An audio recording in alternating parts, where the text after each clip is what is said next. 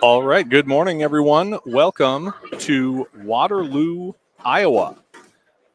You are joining us live right now for the 2022 Peacock Classic, day one. This is a 3-day event here in Waterloo with 8 teams competing. The teams are just starting to practice right now.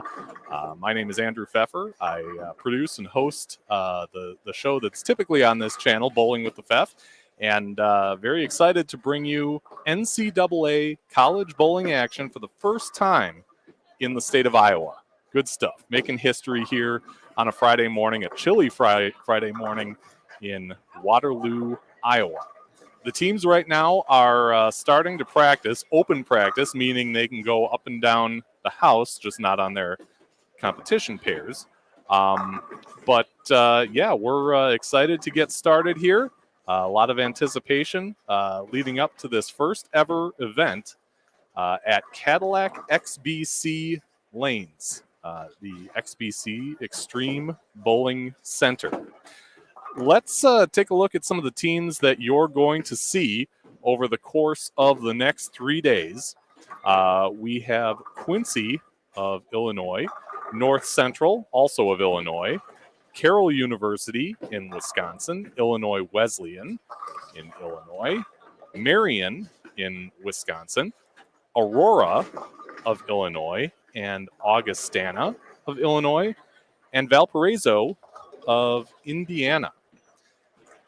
Let's get a look at our live stream pair here. And we're going to be on 21 and 22 for the duration of the event.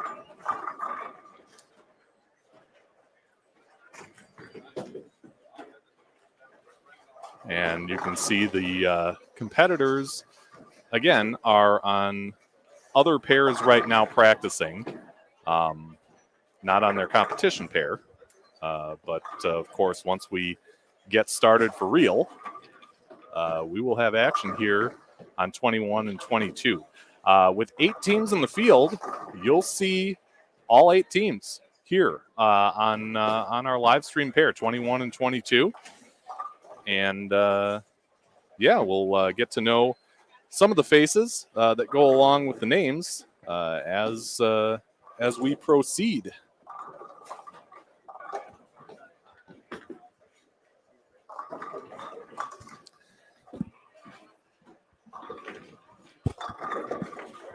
I'll try and give you a lay of the land here at Cadillac XBC.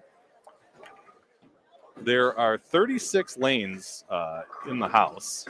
We are on 17 through 36.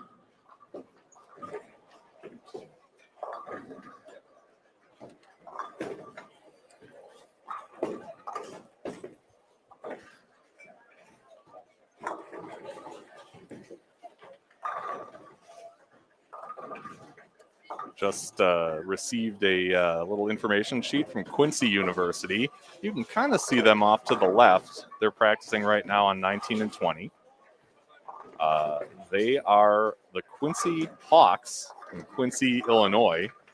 If you're familiar, it's the western side of that state. Their head coach is Nicholas Bohannon. And their lineup is Alyssa Vasquez from San Antonio, Texas, Tegan McAuliffe from Oxford, Michigan, Jessica Ladd from Metairie, Louisiana, Cassie Prill from Bear Creek, Wisconsin, and Carolina Alvarado from Metepec, Mexico.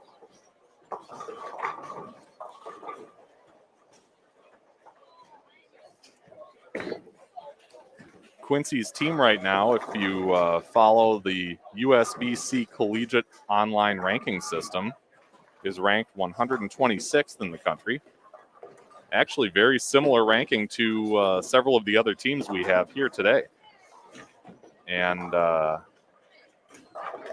Ms. Alvarado is leading their team with an average of 181.2.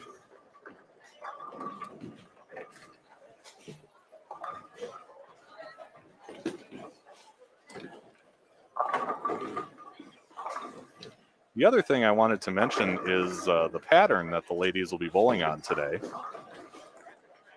You can kind of see the diagram here. And college bowling, you get kind of a variety of patterns.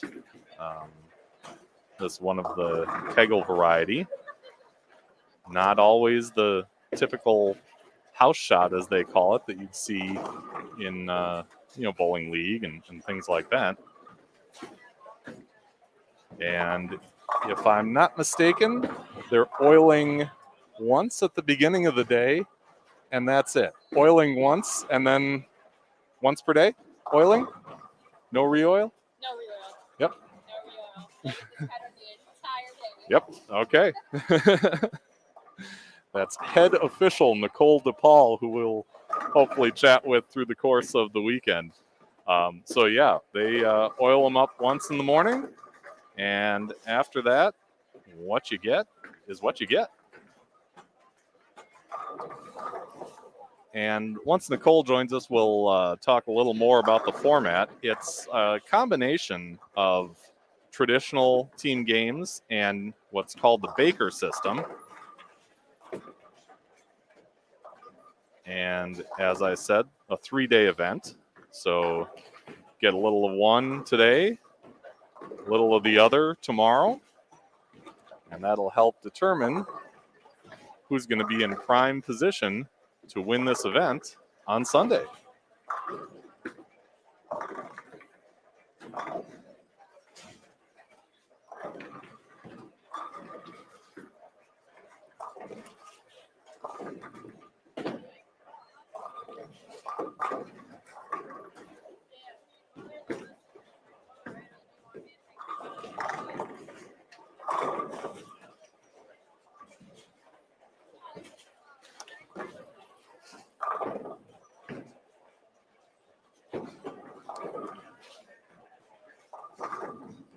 Some of the teams did have a practice session yesterday from noon until 4 p.m.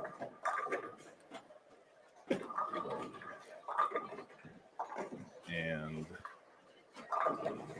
with that, we're able to get ready, get a little familiar with how things are going today.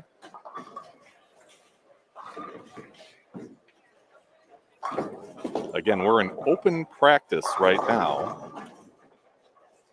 So the teams are essentially practicing on pairs that they won't be competing on. But as we get started here, like I said, we'll be able to match up some of the names, or some of the faces rather, that go with the names, and see how we do.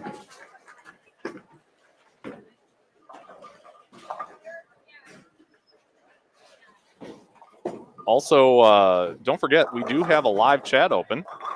Glad to see 10-Pin Life chiming in. He says that I have a wonderful play-by-play voice, and hope there's a great day and great event. Well, thank you. 10-Pin Life, of course, run by Ben Glasscock from the Wausau area. He does a tremendous job. Just tremendous content on that page. So really glad you're tuning in with us today, Ben, and continued success. You're killing it on YouTube right now. If you're into bowling, highly recommend checking out his content. He's got a podcast that brings on some of the best in the world, really. He had a recent trip to the Midwest region qualifying in Milwaukee, the Players Championship, and really talked to some superstars in our sport. So appreciate what you're doing, Ben, and keep it up. We'll keep watching. Again, if you're watching and have questions, comments, throw them up in the chat. We'd be happy to put them up. You are welcome, Ben. Thank you for tuning in.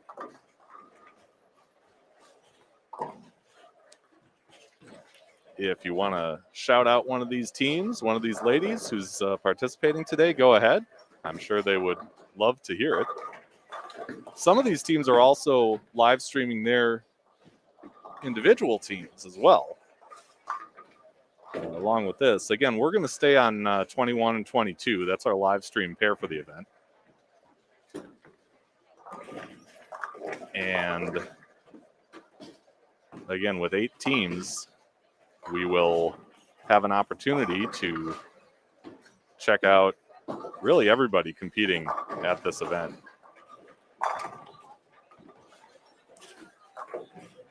Also want to take an opportunity to put out a big fat thank you to Cadillac XBC for all the help getting me set up and in Teams, tune. at this time, please hold up on your practice. At this time, please hold up on your 12-minute open practice.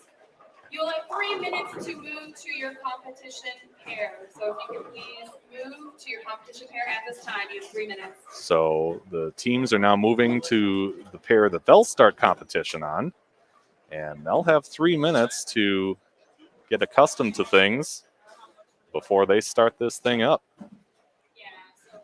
Again, a big thank you to Cadillac XBC helping me out with things like duct tape, extension cords, scissors, things that are very valuable in live streaming, but often forgotten by knuckleheads like me.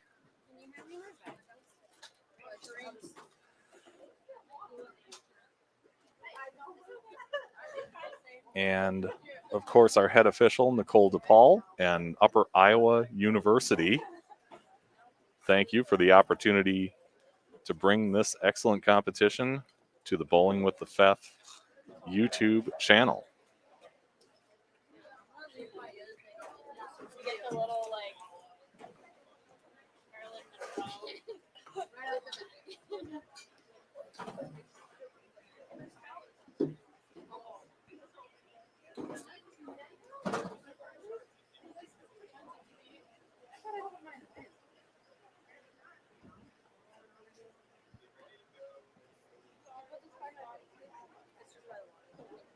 yeah.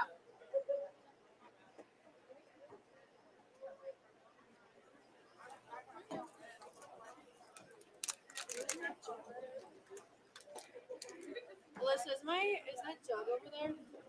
Blue one? Over there? Put your glasses on. Put another pair on. The other pair. We have had really a few format changes during the course of the week, but I believe once we get started here, and it should be within about 10 or 15 minutes or so, we're going to be working on 5-team Baker matches on each of our pairs. And again, on our live stream pair right now, you can kind of see at the bottom of your screen, you've got Marion University from Fond du Lac, Wisconsin, and Quincy of Quincy, Illinois.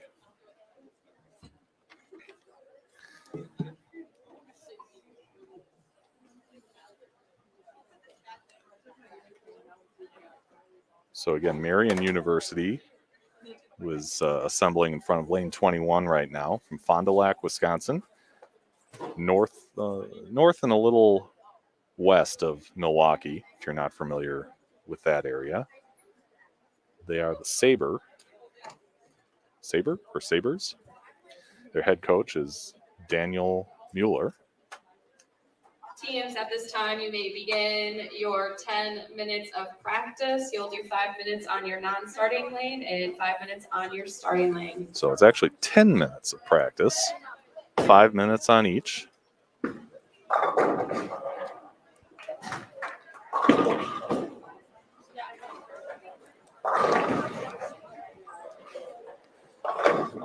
The Marion lineup here. We have Isabel Barber from Sheboygan, Michigan. Brenna Shakira from Waukesha, Wisconsin. Addison Jesak from West Bend, Wisconsin. Jenna Betts from Clare, Michigan. And Alyssa Ritchie from Minooka, Illinois. Others on the roster include Kylie Chandler from Madison, Wisconsin. Alexis Jasak from West Bend, Wisconsin. And Jasmine Kuberl from West Bend, Wisconsin.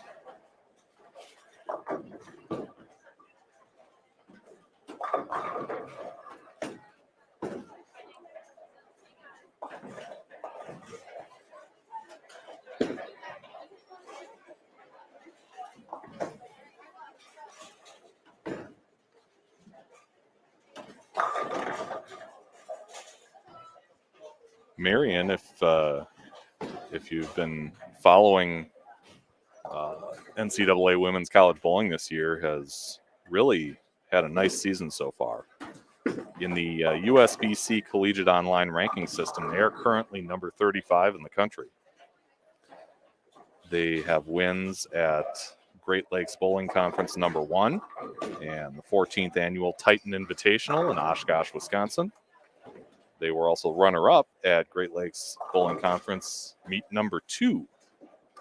And Addison Jesak, who we mentioned before, leading her team and really the field here with an average of 189.24 this season.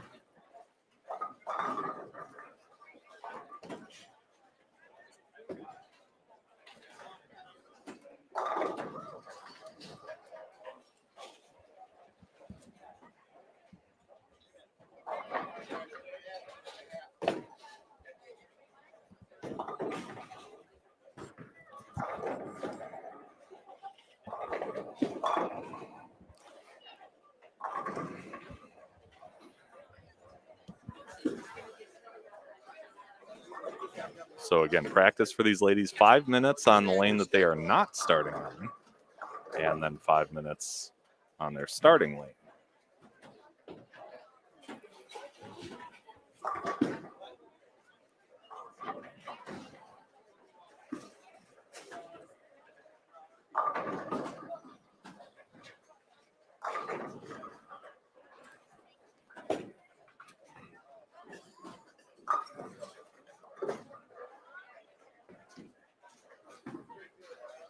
Might be a little tough to see from the live stream, but the ladies, for the most part, have jersey numbers on their left sleeve.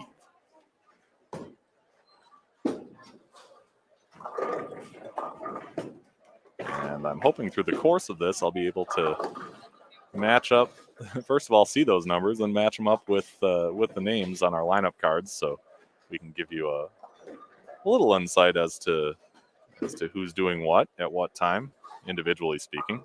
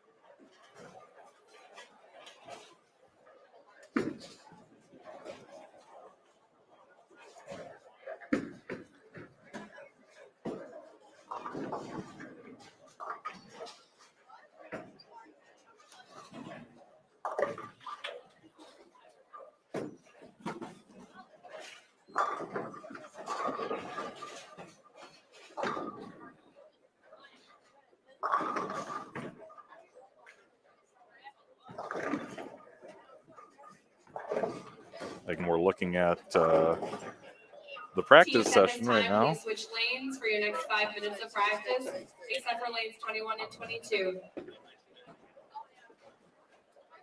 So it sounds like they've got a little extra time on our live stream pair, and then they'll be switching to the lane that they're starting on.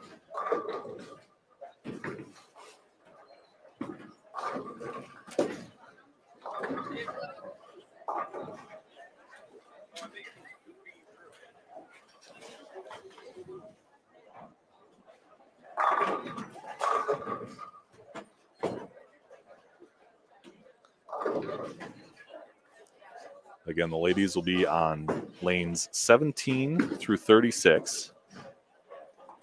And this is really all that's going on at Cadillac XBC right now. So any other pinfall that you hear once we get started off to the side would either be the other teams who are competing or ladies who are on a practice pair.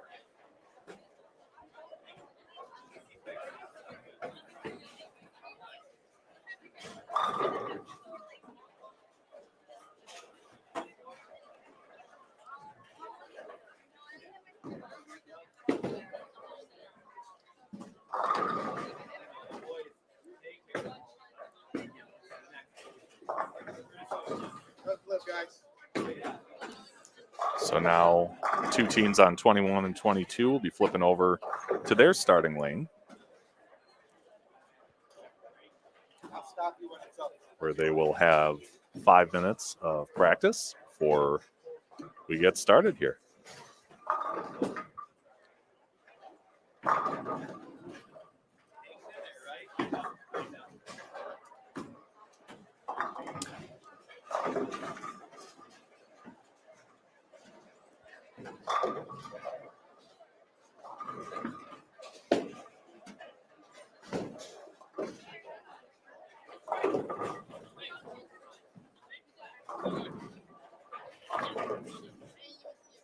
A big fat thank you to everybody who is joining us live right now. You're watching the 2022 Peacock Classic. The ladies are just practicing right now.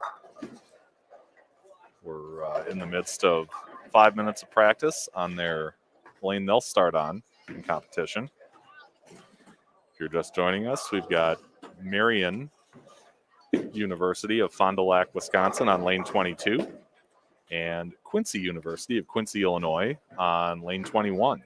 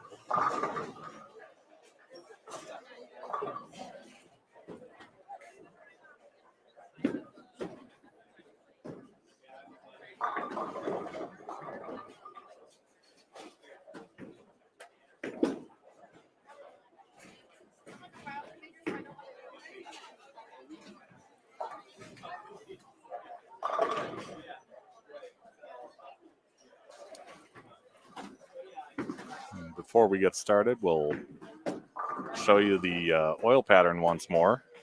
This is the pattern that'll be put out at the beginning of each day. Again, there's no re-oiling, or once they start, they'll burn it up. It is a 40-foot pattern with it's like 17 and a half units or mils of oil going forward, 7.15 going in reverse.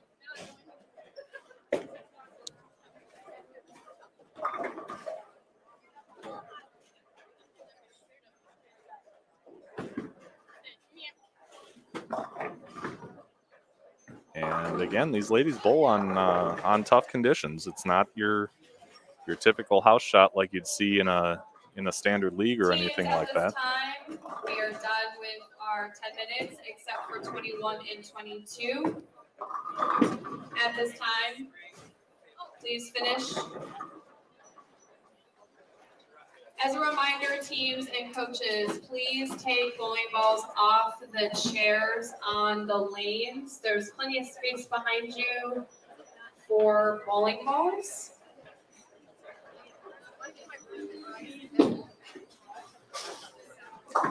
And again, the live stream pair 21-22.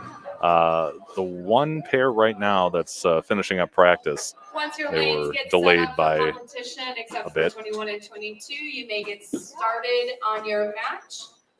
Teams, good luck today. Remember, we are bowling 5 matches of 5 team Baker games. So, again, 5 matches of 5 team Baker games this morning. If you're unfamiliar with the Baker system, a lot of college events have it. High school teams use it. You basically have a team of 5. One player bowls the first and the 6th frame. Second player bowls the 2nd and 7th frame. The third player bowls the 3rd and 8th. Fourth player bowls the 4th and 9th. And the anchor player bowls the 5th frame and the all-important 10th frame.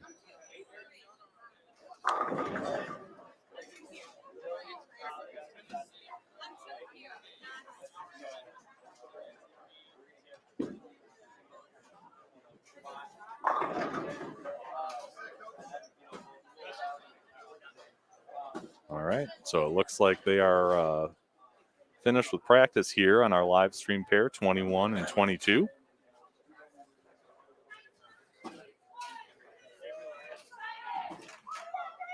Coaches are conferring with their teams before we get things started here.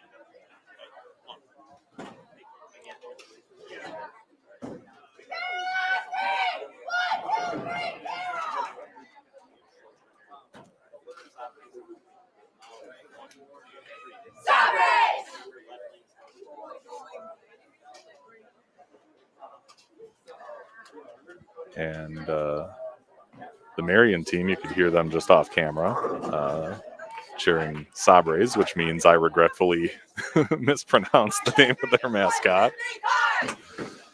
I'll try not to do that again.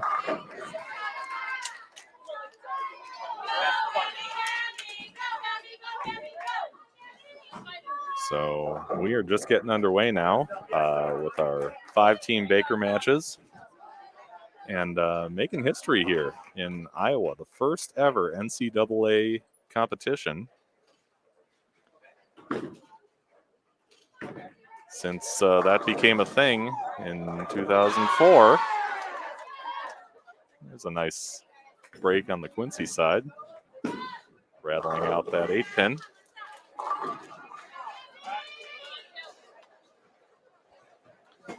On the Marion side, it looks like we've got Isabel Barber faced with a 6-10 there. And a baby split there for Tegan McAuliffe on the Quincy side.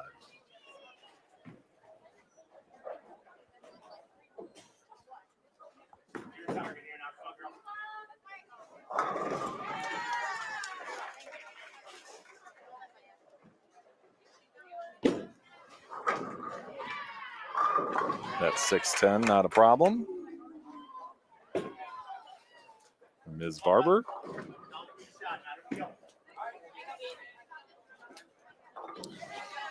And neither is the baby split. So now we'll get our first look at Brenna Shakira from Waukesha, Wisconsin.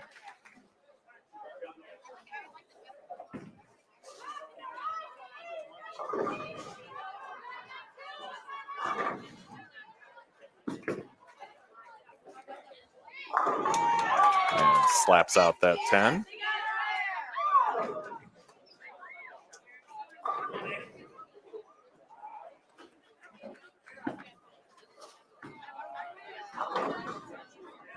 Jessica Ladd rattling out the 10 there.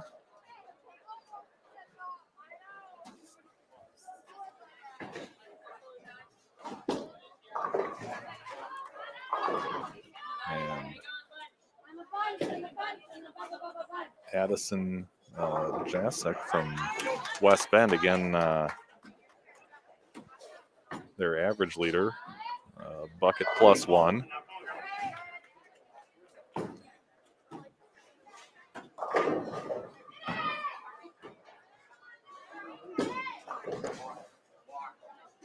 And took care of it.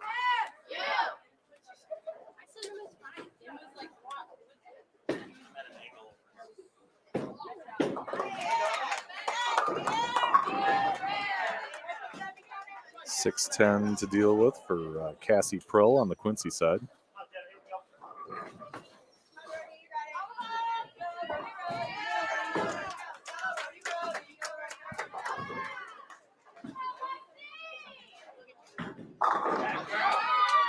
And a nice hit on the Marion side from Jenna Betts.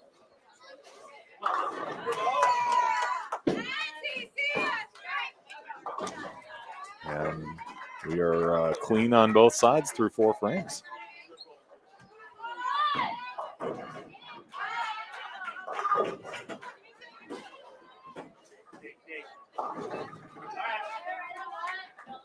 Alyssa Ritchie with a 2-pin lead.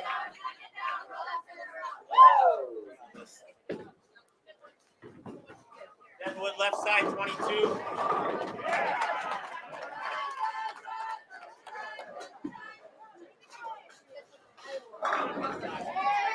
And a nice shot from Carolina Alvarado.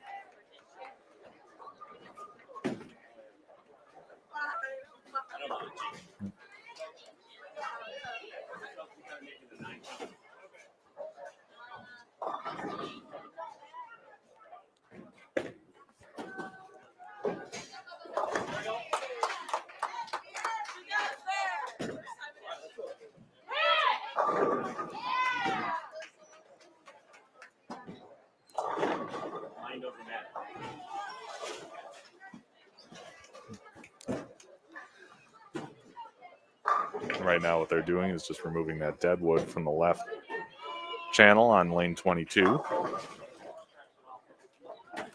And we'll have the head official come on over and deal with that score in the 5th frame for Marion, which is a 9 count. It was marked an 8.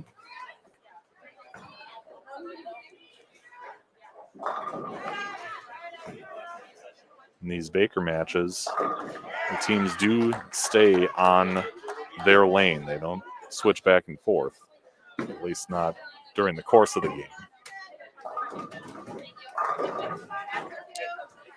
And Vasquez with a high hit, even a 610.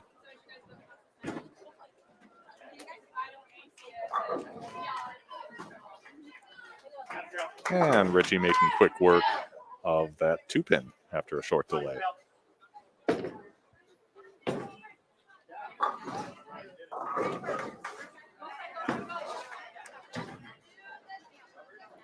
Vasquez with that 2-handed style, taking care of the 610. And just kind of quickly scanning across the house. I can't say I've seen a lot of 2-handed players. I'm not sure if she's the only one, but if anything, one of few so far. And Isabel with a nice shot, slapping out the 10 for a strike in the Marion 6th frame.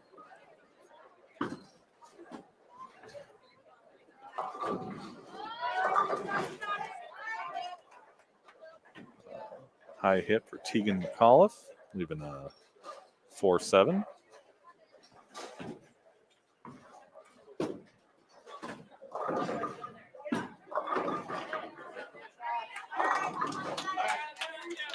And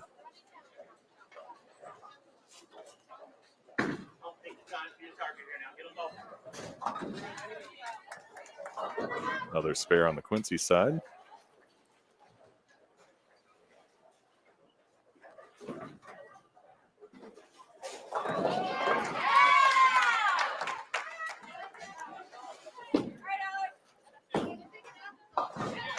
And answers that with a spare on the Marion side.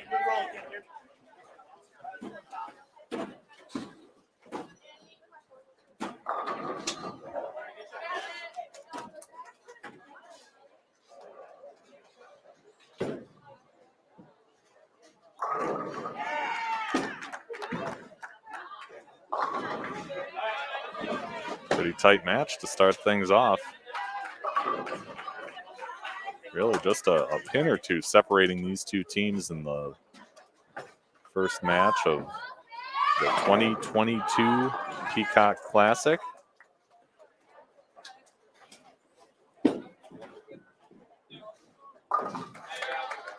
And spares all around in the 8th frame for each team. You've got Cassie Prill stepping up on lane 21.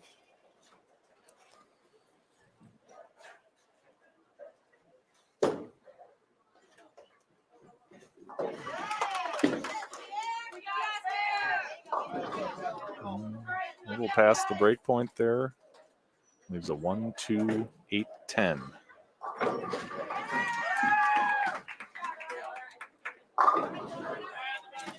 And that one for Jenna Betts stays out past the head pin. She'll have a 1-2-4.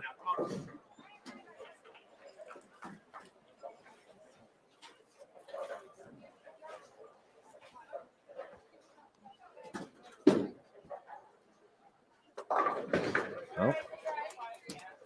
Just missed it. A nice try at it for Cassie Prill.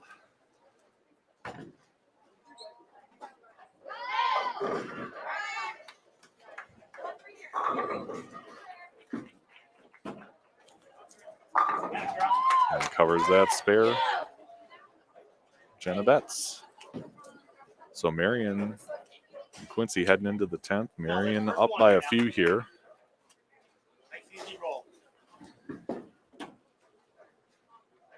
Carolina Alvarado connects for the Hawks.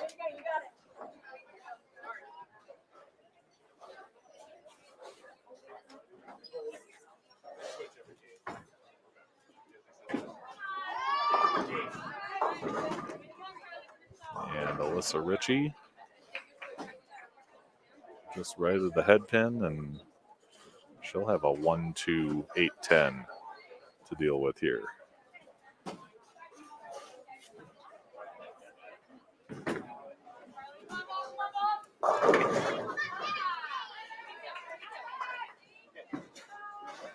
Alvarado splashes the right side.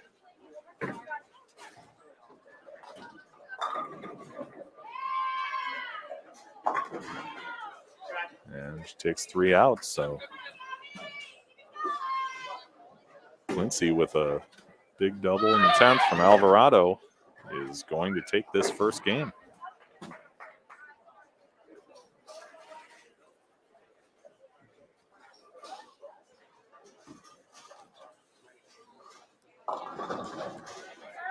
And 7 count on the fill ball.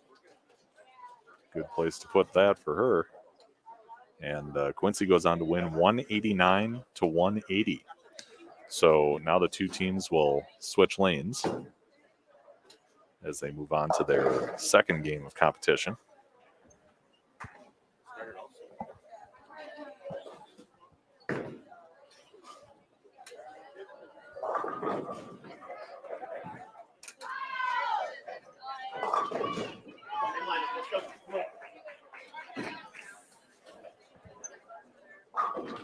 keep in mind, for those of you watching live, the chat window is open. It's a live chat. We'd love to see your comments and put them up on screen. React as we keep going here.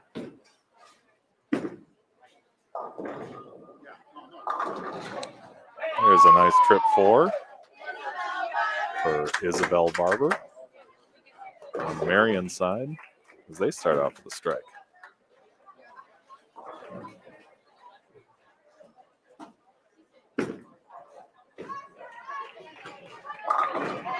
And Alyssa Vasquez matches.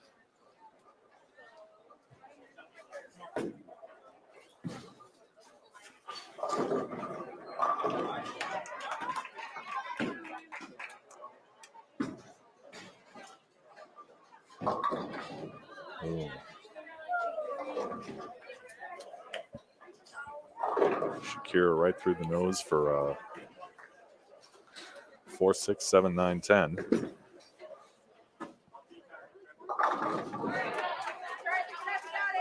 And she'll take 3 out of that.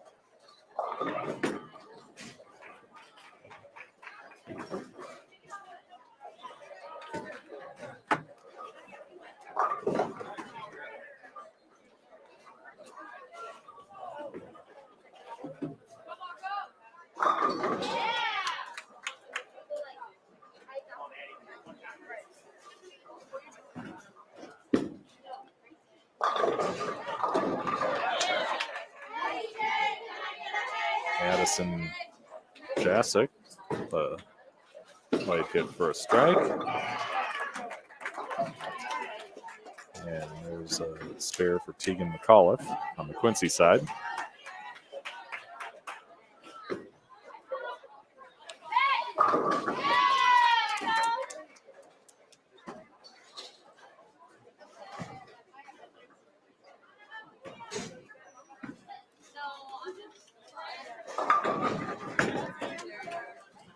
Up high for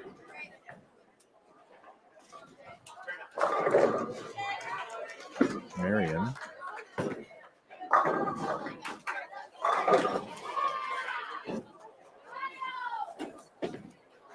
And Jessica Ladd with a 1-3-10 combination up there.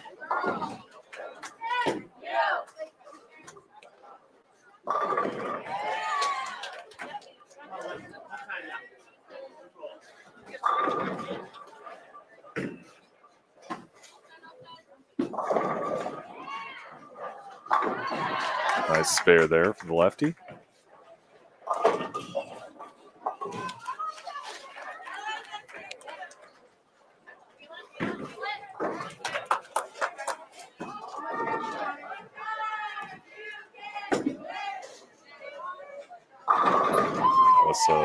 Richie crossing over and connecting in the Marion 5th frame.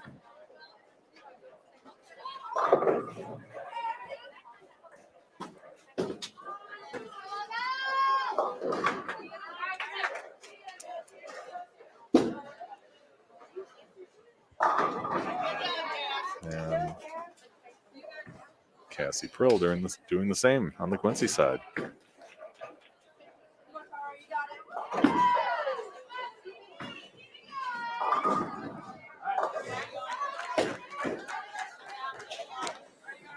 Up high for Isabel Barber. She'll have a 6-10.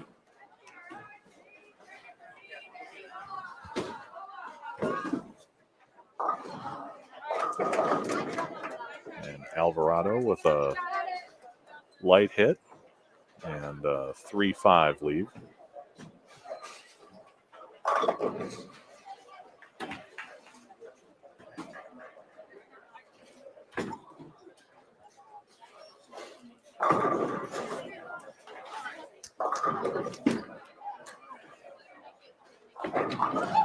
Barber takes care of the 6-10.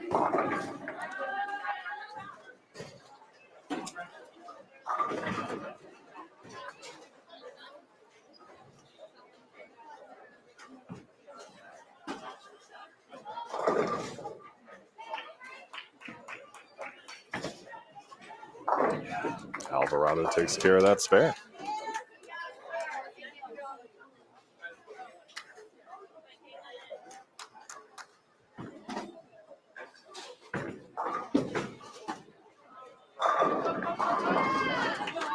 Up a little high and a 4-9.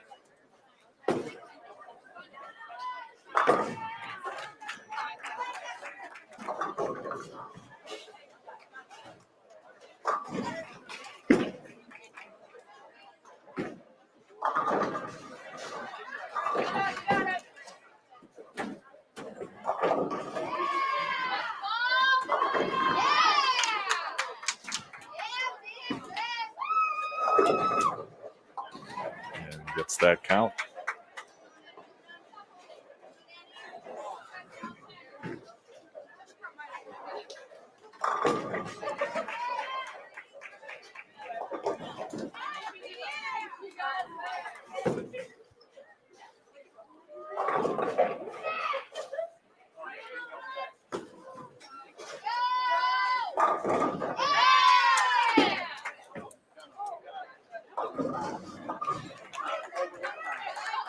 Addison Jasic with a light hit. She'll try and take down that 2-pin. And it's a 7-pin conversion for Alyssa Vasquez.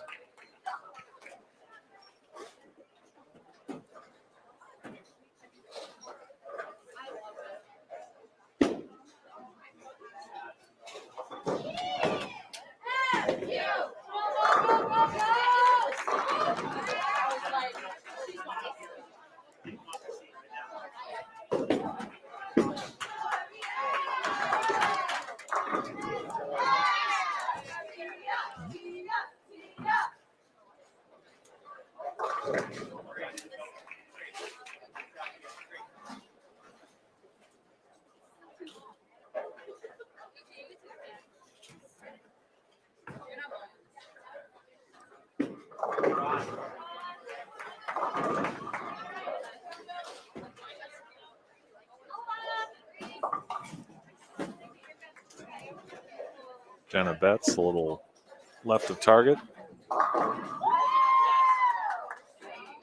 Oh. Jessica Ladd snowplows a strike for a double on the Quincy side. And Betts takes that 3 around the 9. And game 2, Quincy has a commanding lead right now.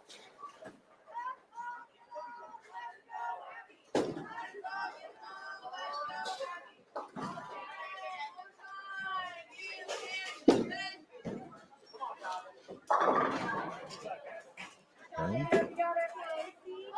4-pin up for Cassie Prill.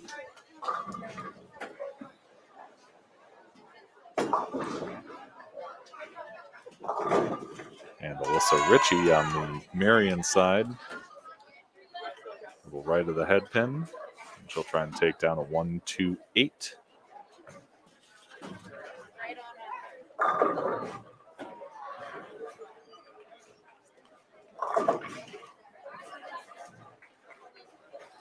Creighton Tipton checking in from the Milwaukee area. Fef Dog. Glad to see you're tuning in. As Ritchie takes down that 1-2-8.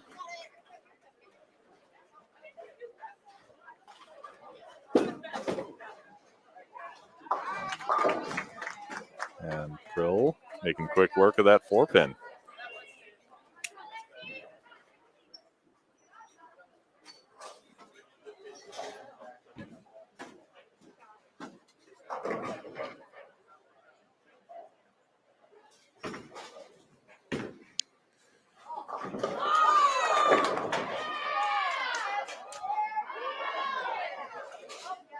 So the fill ball from Alyssa Ritchie goes a little light, giving her a 2-4, and they'll finish up with 158. As Carolina Alvarado gets that first strike in the 10th. And they'll win this one going away.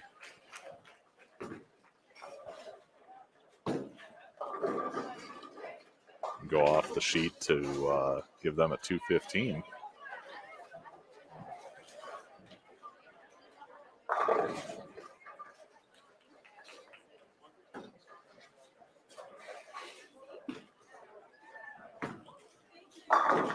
And she gets that second one.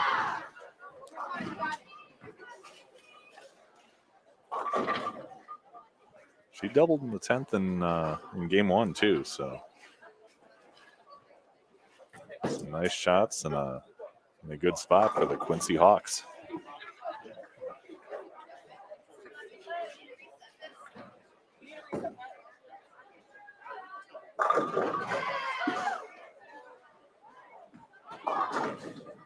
And through the face for a split, but it's a good spot for it as they finish up with 2:12.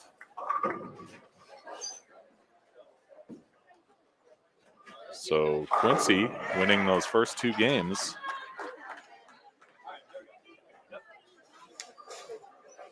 As the two teams will switch sides.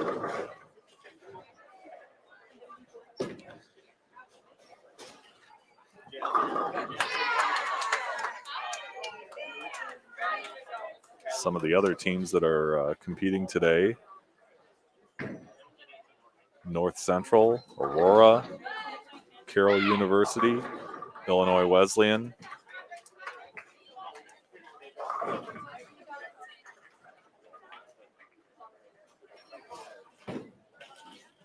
Augustana of Illinois, Valparaiso of Indiana. As we start off with game 3, and Alyssa Vasquez, Quincy, goes through the nose for leaving a 3-6-10.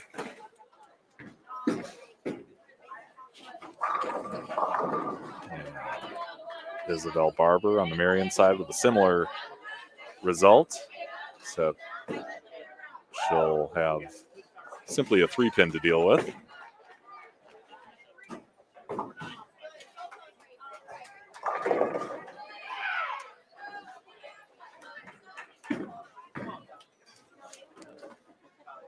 And Vasquez takes just one of those 3. So an opportunity for Marion here to take an early lead.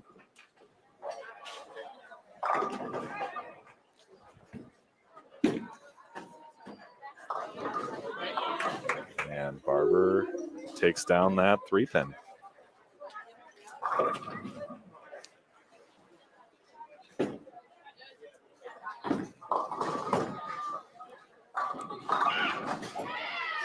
A little bit to the right for Tegan McAuliffe.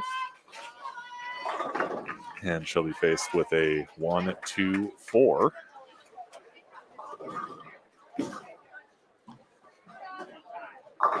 As we see a new face from the Marion side, as Jasmine Kubrel comes in, shakes him up for a strike in her first shot of the tournament.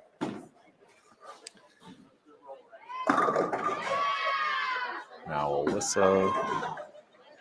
Addison Jasic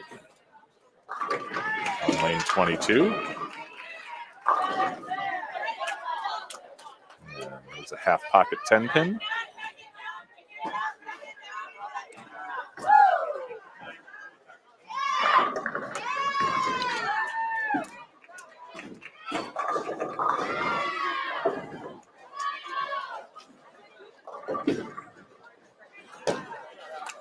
And she takes care of that spare to maintain that lead on the Marion side. Again, Quincy has won the first 2 games.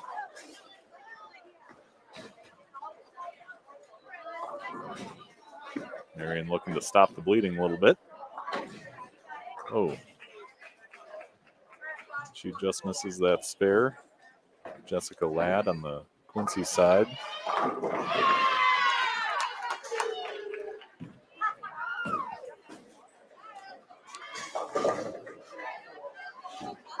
Alyssa Ritchie, Marion, a little bit high for 369.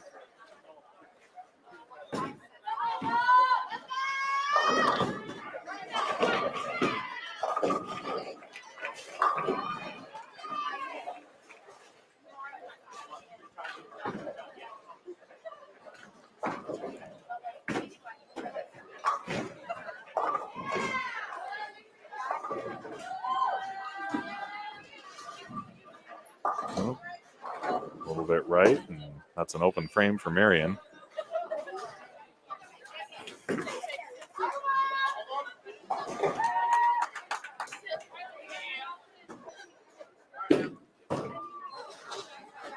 Cassie Krill gets that one a little right, leaves a 1-2-4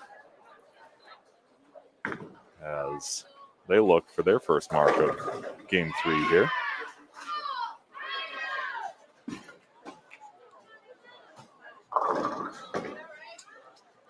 A little bit light for Jenna Betts, leaving a 2-4-5-8.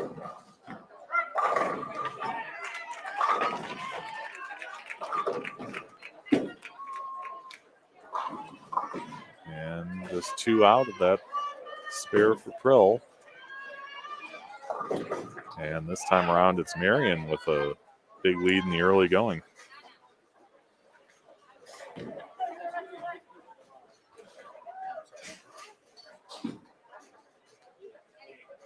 And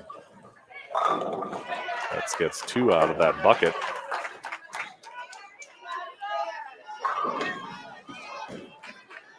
Alvarado on 21. He's had the hot hand, but stuffs the pocket and leaves a solid 9.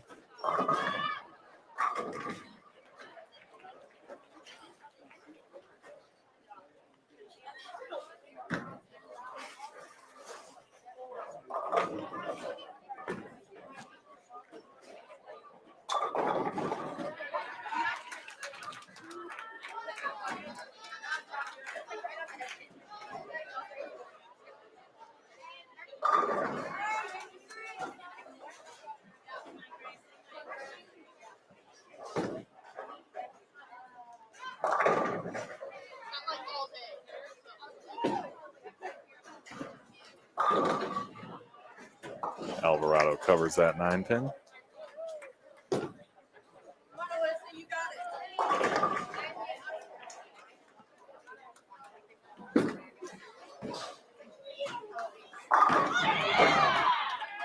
Isabel Barber slaps out the 10 for a strike.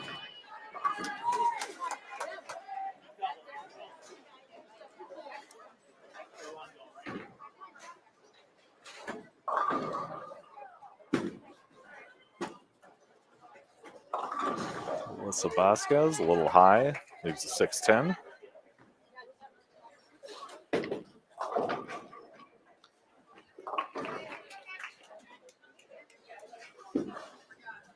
Jasmine Kuberl on 22, a little light. And she'll have a 3, 4, 5, 9, 10. Try and take down to maintain the Marion lead in game 3. There's a spare for Vasquez.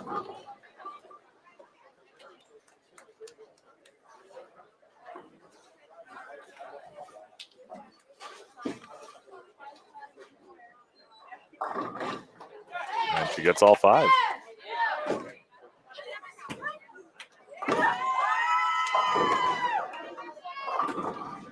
Tegan McAuliffe crossing over, leaving a 6-10.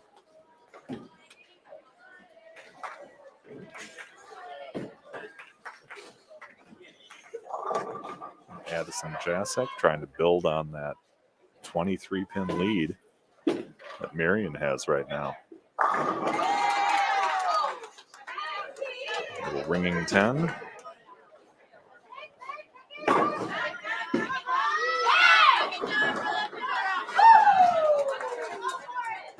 And a spare for McAuliffe.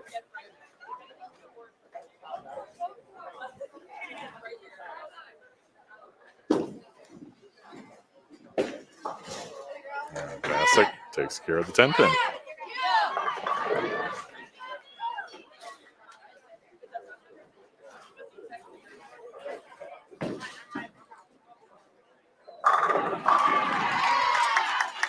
There's a strike for Jessica Ladd as they try and climb out of this hole.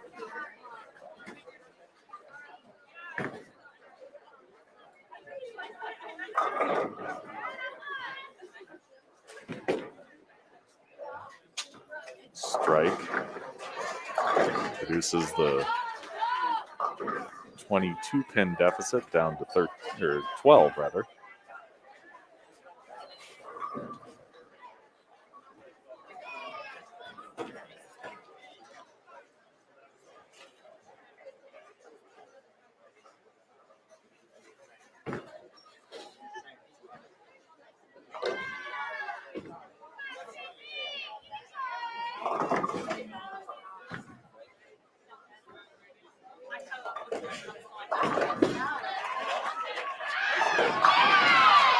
All right, Cassie Krill slapping out that 10-pin for a Quincy double. And they've got some life late in this third game.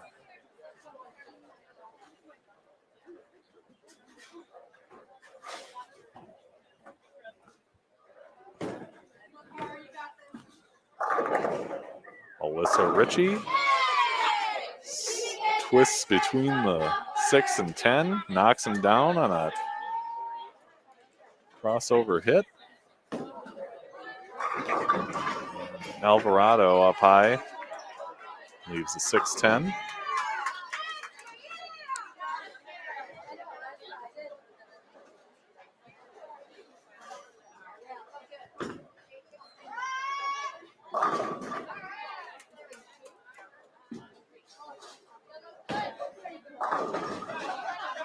Up high and leaves a 4-pin. It's Jenna Betts.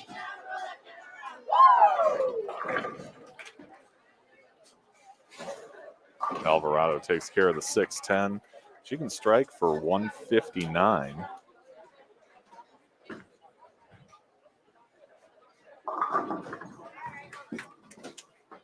And Betts picks up that 4-pin.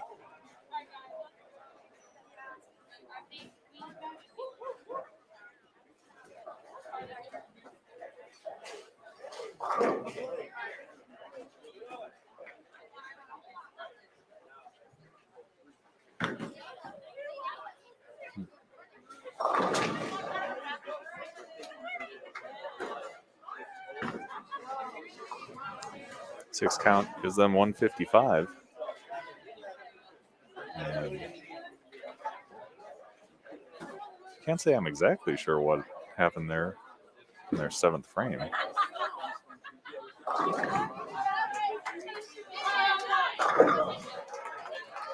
But it's a 113 for Marion.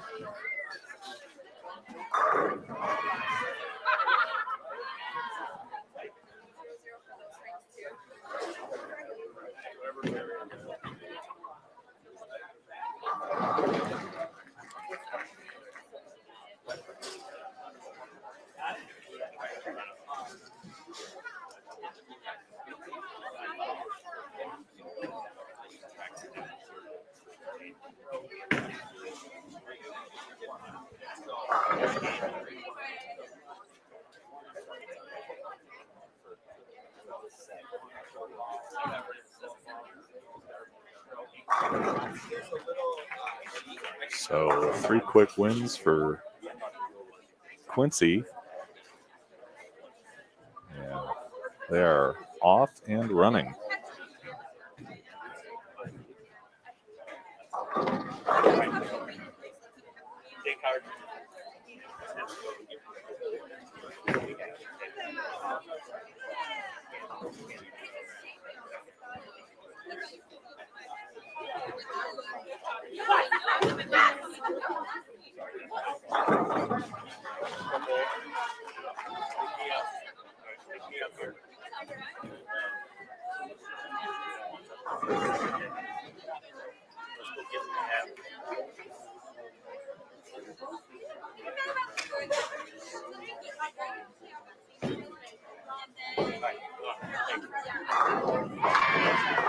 Fighting.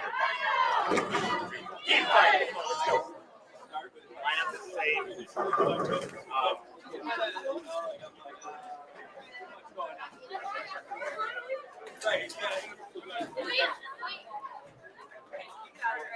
So the ladies switch back for game 4.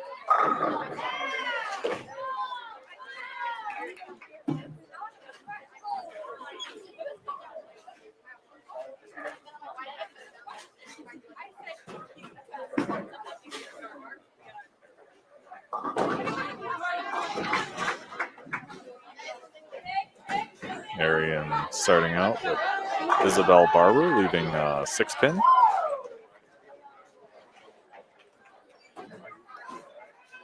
And Alyssa Vasquez will try and pick up a 4.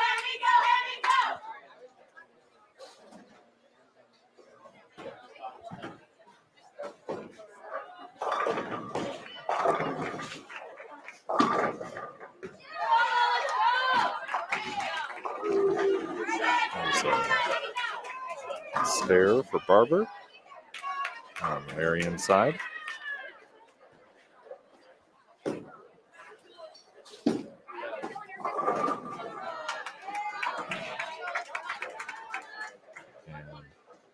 Vasquez with a spare of her own.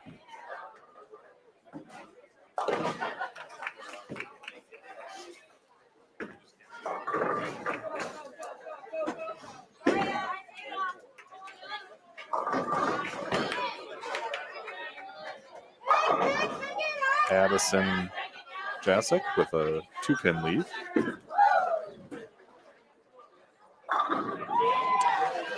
So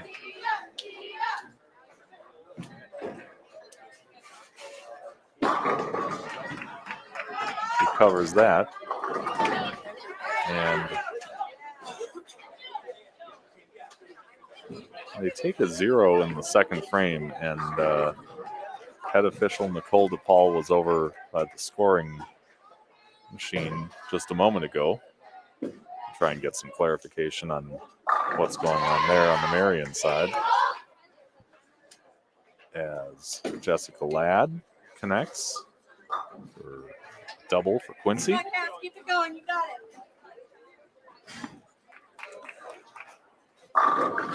So Richie with a strike in the Marion 4th.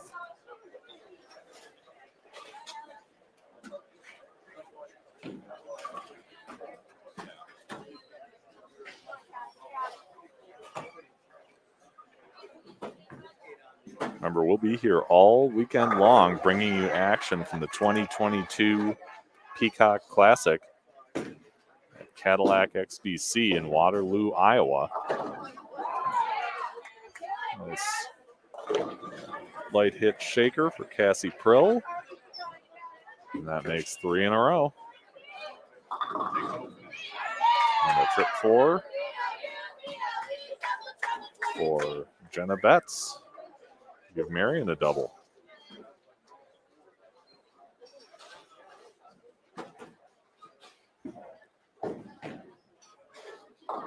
Carolina Alvarado. Try and pick up a 3-pin on a light hit.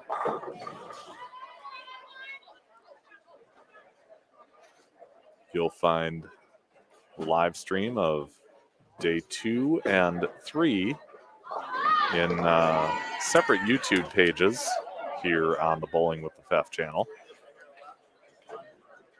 This particular page will take you through the rest of day 1. Isabel Barber connects to give Marion 3 in a row.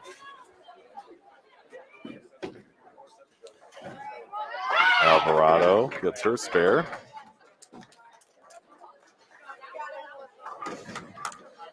So now Nicole is again over by the scorer. So, what's the deal with the zeros for Marion? So they had a young lady who bowled and then took her out and she went to the practice fair. And so you're not allowed to do that during the match. So Gotcha. if you get pulled out of the lineup, you can potentially get put back in later on in another game, but you can't go down to the practice fair. Ah, got it. So in the lineup, you have to put in zeros for this game. Okay. Yeah.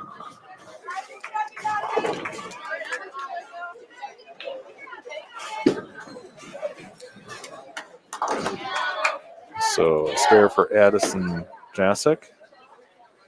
In case you didn't hear that, they had a player who was in the lineup and then went down to the practice pair, which is against the rules, so they'll have to take 0 for that frame, the 2nd and the 7th. Alyssa Vasquez converting her spare.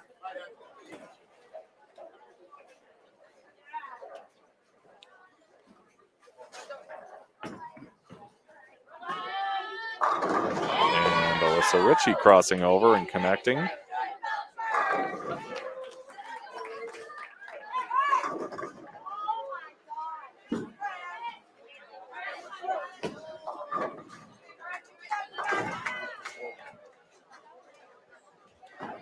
Up high, Tegan McAuliffe try and take down a 3-6-10. As Jenna Betts steps up for the 10th frame on 21.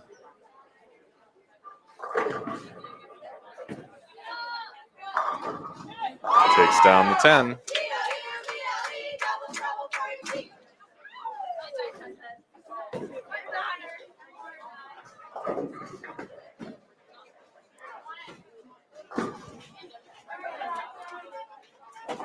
And McAuliffe picks it up.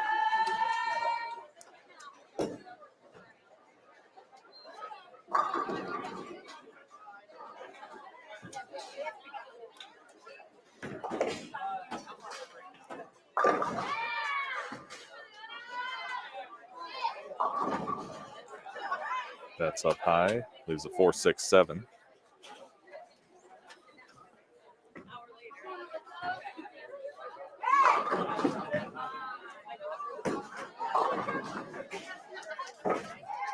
As Jessica Ladd, high hit,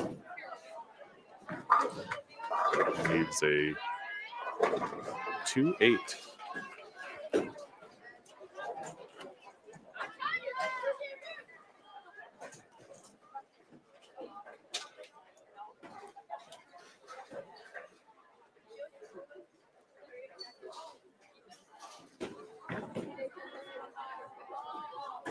Marion finishes with a 156.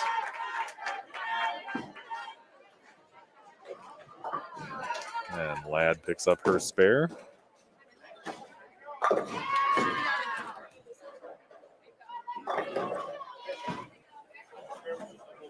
And move on to the 9th. And Cassie Prill.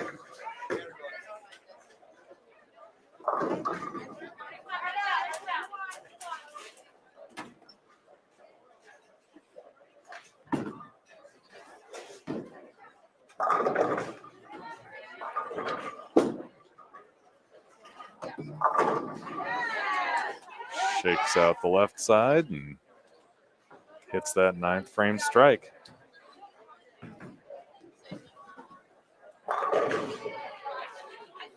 And that'll bring up Alvarado, who's been making great shots in the 10th frame in the early going here. His first 3 matches. First 3 games, that is. Goes up light, leaves the 3-pin.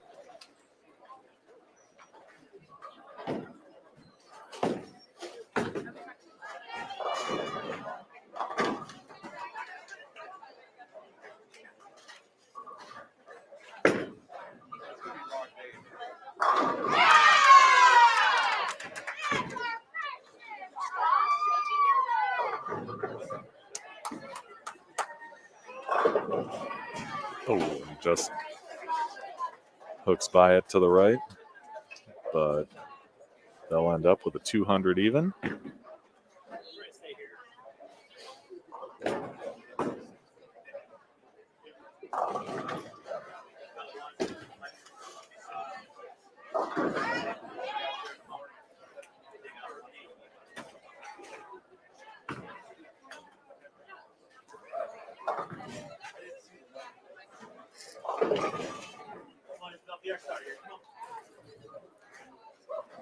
As we get set for game 5.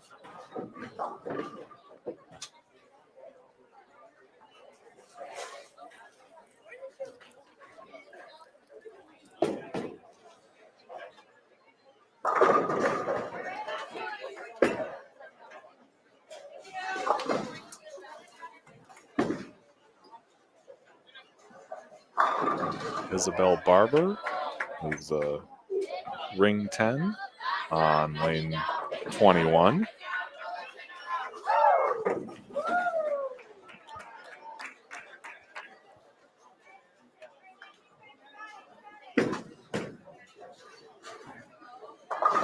And Alyssa Vasquez, a little high for a 4-pin.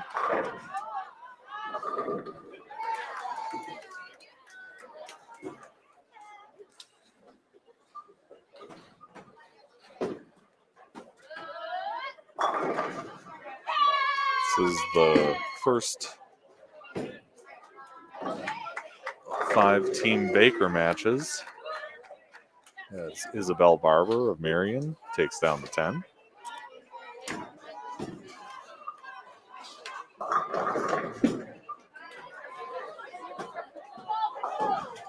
And spare for Vasquez.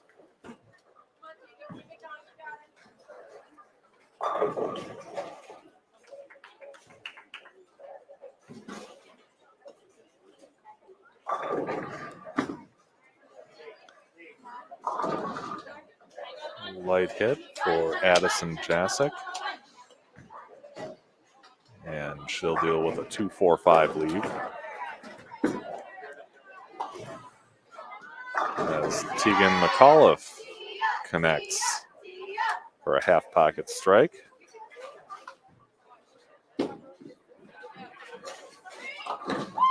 Jasic just takes out that 2-4-5.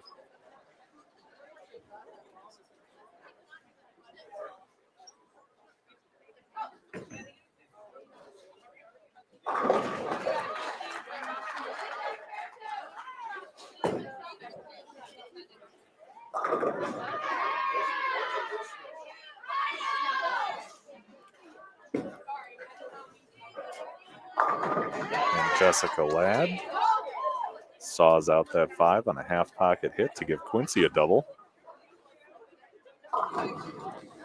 And a high hit for Alyssa Ritchie, Marion. And she will shoot at a 3-6.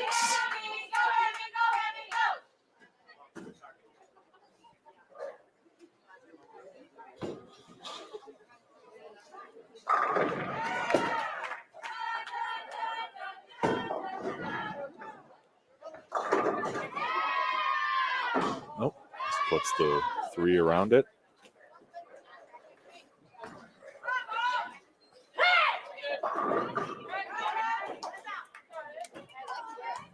Cassie Prill trying to extend that lead. Ooh, goes high.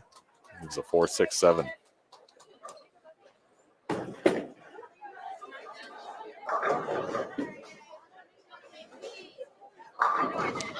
a strike for Jenna Betts.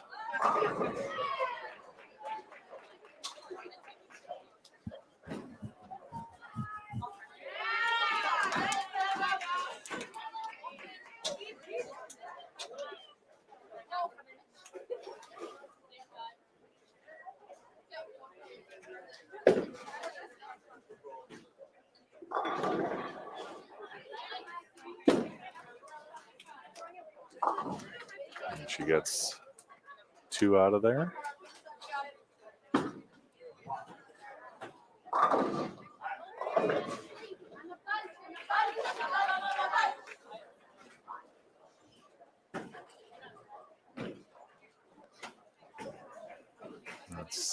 Alexis Jasic on lane 21. Moving a 1-2-4.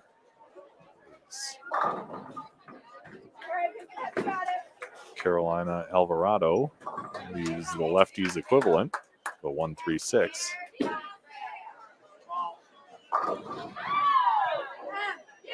Jasic takes care of that spare.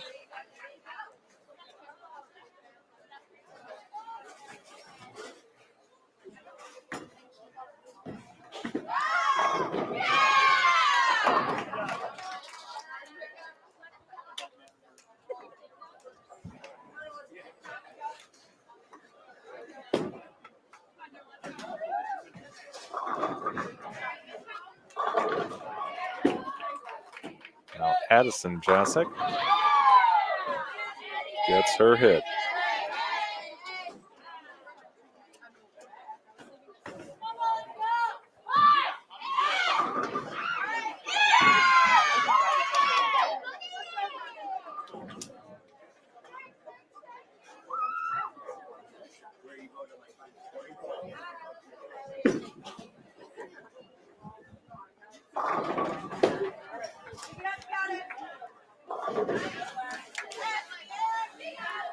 So,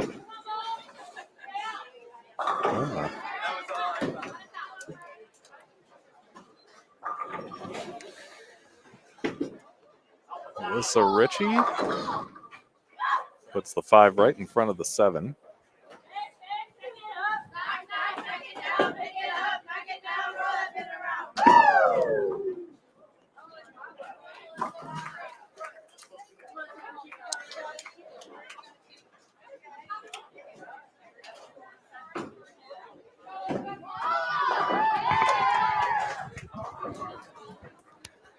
And head official Nicole DePaul is joining us in the in this thing that's like kind of like the broadcast booth, but that's live. It is live. Yeah, you can talk. I'm actually the head coach for the Upper Iowa team. I am not running. I'm the tournament host. How about Tournament host? There you go. That works. Yeah, it looks like we're getting most of the teams finishing up their 5th Team Baker game to complete matches. It's running smooth so far, so good. Hey, we'll see how it goes throughout the weekend. The plane's in the air. I mean, Yeah, you know, right? once that happens, it's smooth sailing. So far, I mean, it's great having 8 teams here. COVID protocols and other factors had us originally we had us at 12. We had to drop teams, so hoping in future years we'll end up with a field size of 16 teams. It'd be nice. Yeah. Tell me what it takes what it takes for you guys to put on an event like this. I mean, this is the first time we've had an NCAA event in Iowa, which is awesome. But that doesn't just happen, right? No, it doesn't. It takes lots of planning, working with the center, working with the university, working with officials.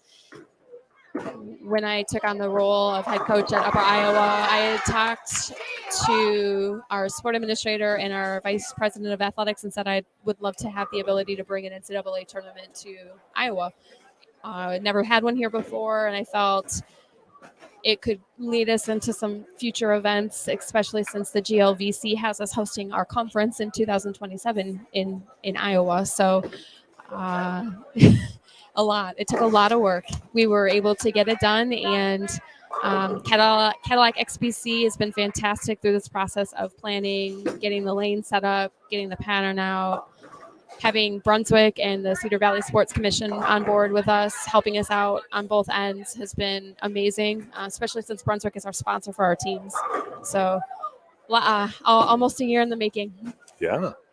I know you were very excited about this event back when you were on the show. Gosh, how many months ago was that?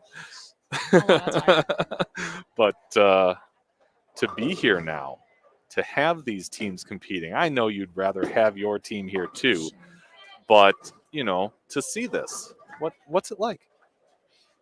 I'm so excited. While I'm stressed out, you want to make sure a tournament runs smoothly. The centers not having any issues. The lane machine works. Format's correct. You know, the format's so important to us. And so yeah, I'm smiling from ear to ear. This is awesome. I'm excited to have the teams here, and I look forward to watching this tournament grow. The goal is to get it to the 16-team max one day. Yeah. We'll see how it goes. We will see how it goes. In which case, I need to jet off to go get the teams move into their next round. So I'll come back. All right. Fair enough. I'll wait here for you. as we watch Caroline Alvarado shoot at a 2-pin and pick it up. Marion finished with 115 that last game. And Quincy and Alvarado can finish with 177 if she strikes on this shot.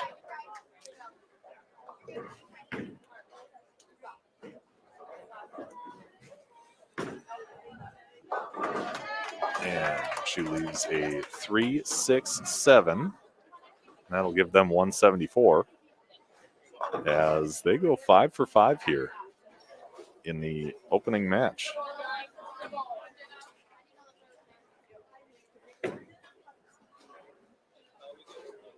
As the teams tell each other good bowling and get set for their next match. Big thank you to both coaches. Daniel Mueller of the Marion side, Nicholas Bohannon of the Quincy side for getting me those rosters. That certainly helps my cause.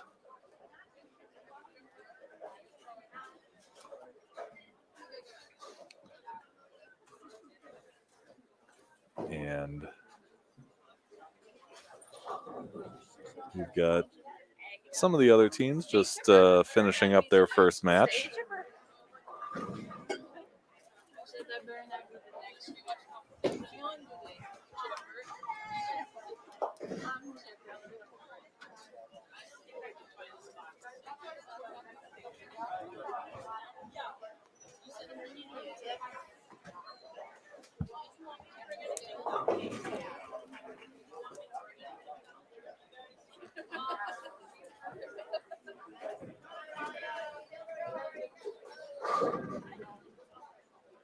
And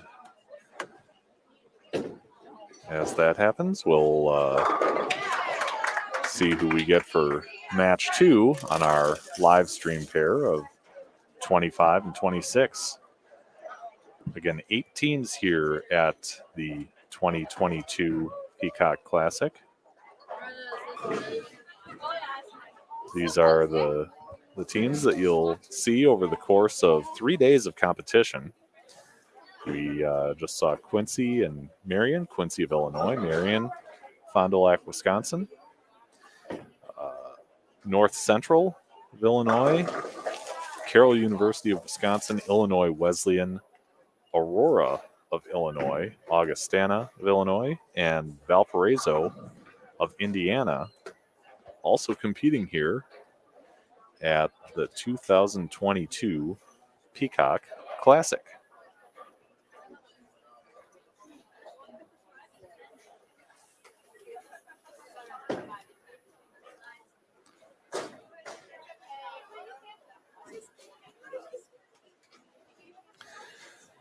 We've been watching our 5-team Baker matches as we just watched Quincy of Quincy, Illinois take care of Marion University of Fond du Lac, Wisconsin, 5-0.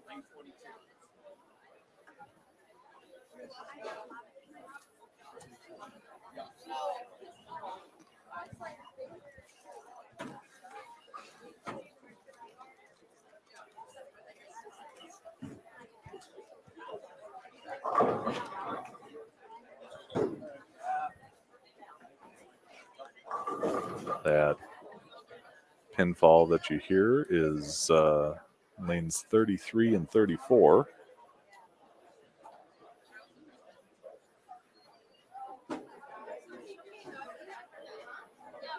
And 36.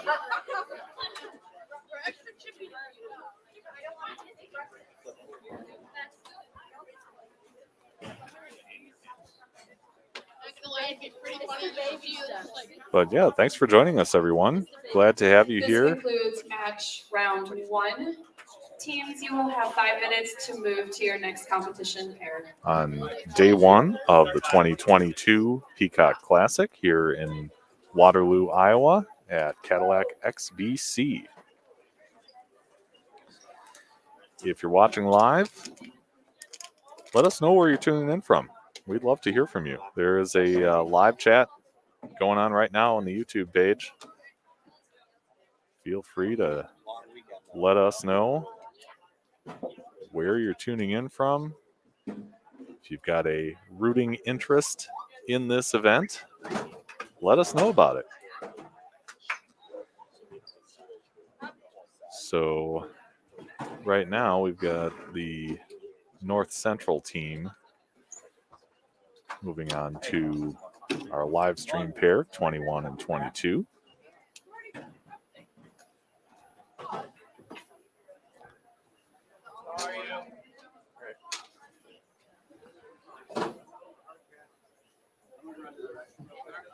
Okay.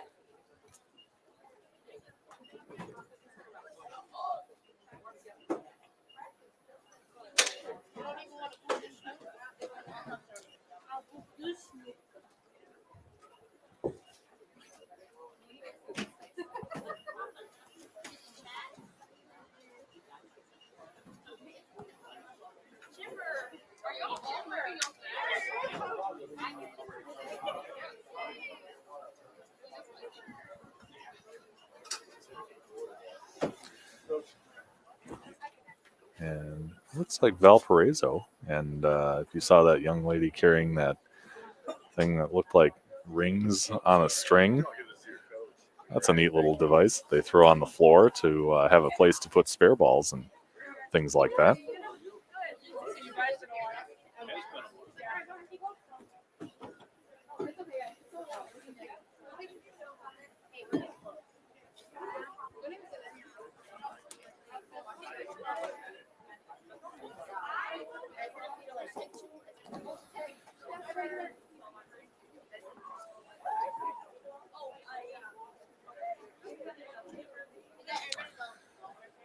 Valparaiso of Indiana and North Central of Illinois. Okay. All right. Listen up. Hey. Well, let's give them some space.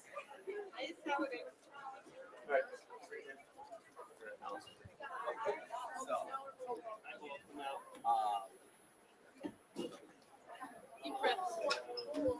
Well, what we decided was to Logan right next to that other house. So, we're gonna switch it up. Teams, at this time, you may begin round 2. Lindsay, Lily, Caitlin, Tyler, Jessica. Lindsay, Lily. So the teams have the green light to get underway with round 2 of these 5-team Baker matches as the coaches get them set.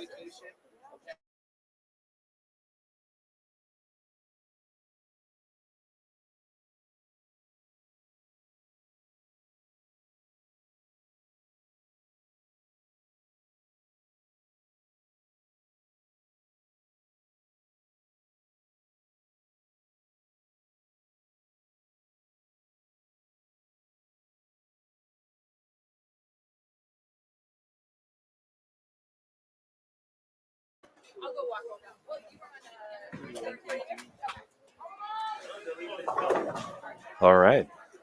Valparaiso and North Central, and hopefully we can get some rosters so we can tell you who is bowling for each team.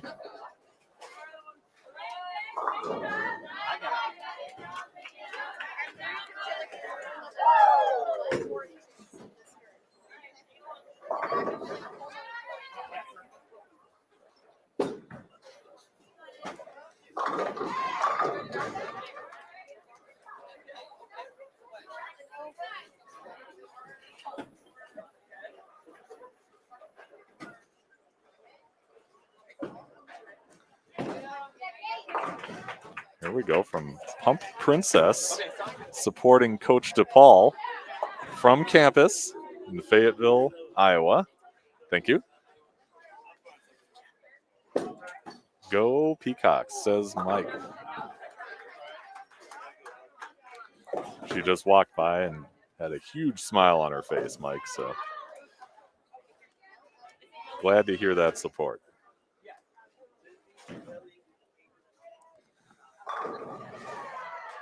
All right, so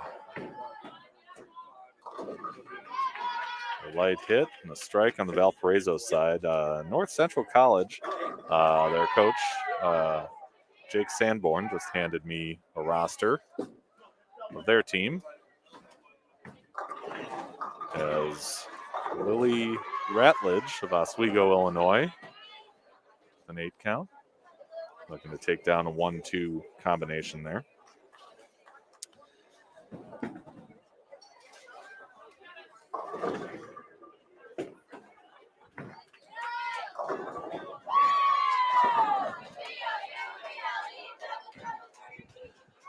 They are from Naperville, Illinois, and they are the Cardinals.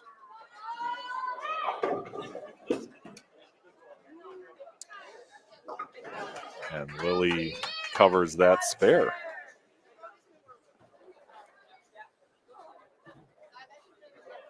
Following her is Caitlin Frunt, also of Oswego, Illinois.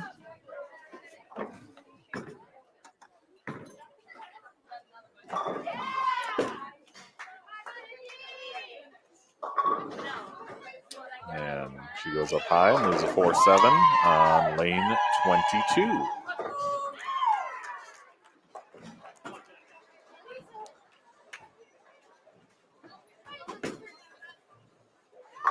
Valpo counters with a flush strike.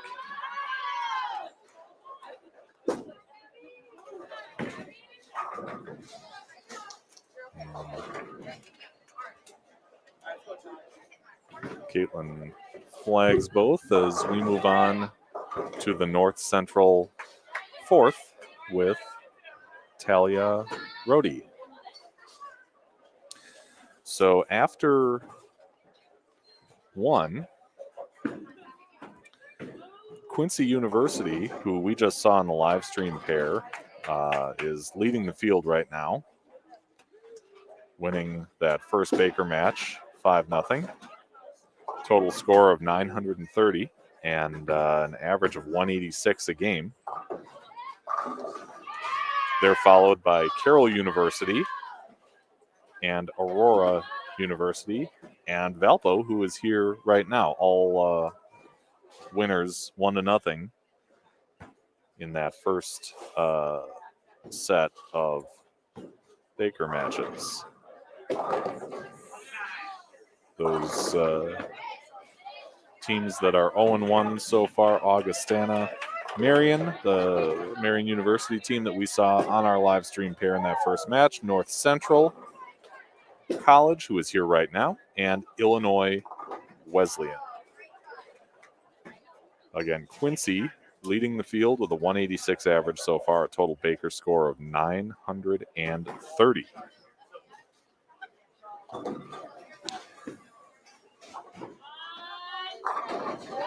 So we move on to the fifth frame here, and Jessica Ramirez, who comes into this leading her team with a 172.867 average.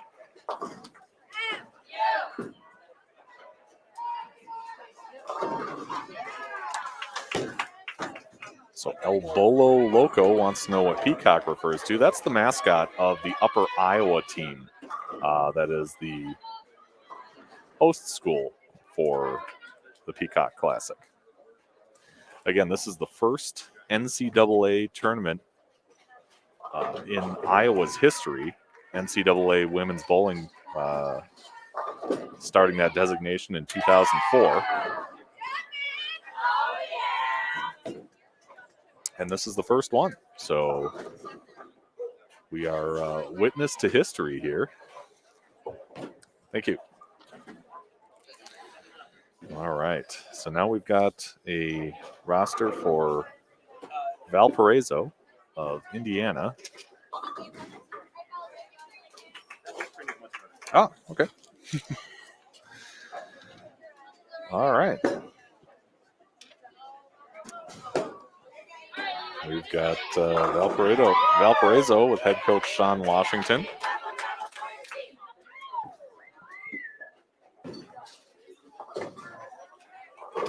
And they're stepping up in the 8th frame, game 1.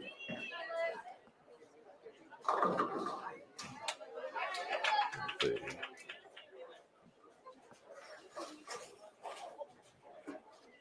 7 count there. I believe that's Lilu Smith.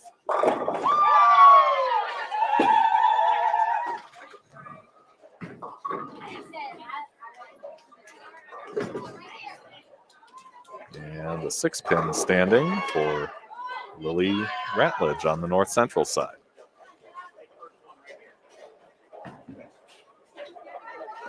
And takes 2 out of there.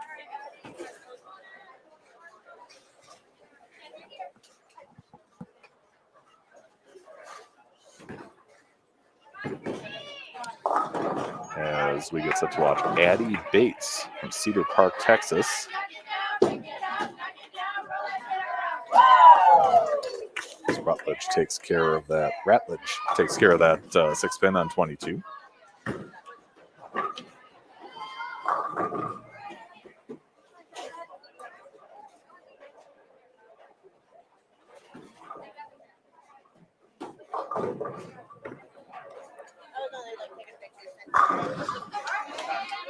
And 7 count there.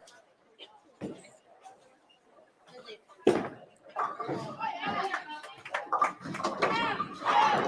a light shaker for a strike.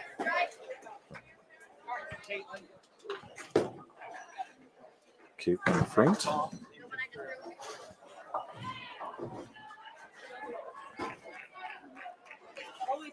Every time.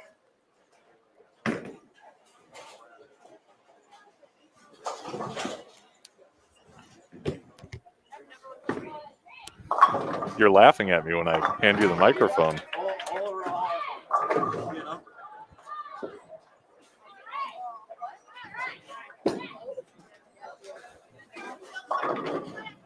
And a 9 count there for Talia Roti. She'll try and chase down a 4-pin. Man, spam callers. Every day. They're everywhere. Can't escape them even when you come to Iowa. Correct.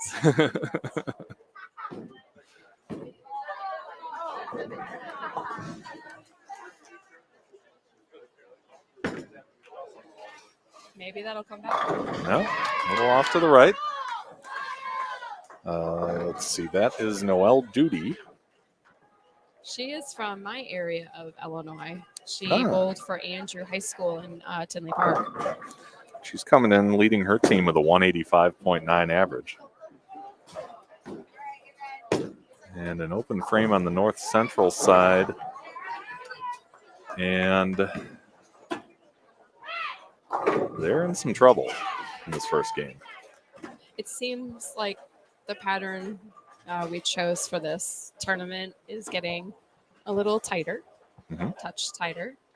I feel like as we're moving throughout the day, it's going to potentially force the ladies more to the right.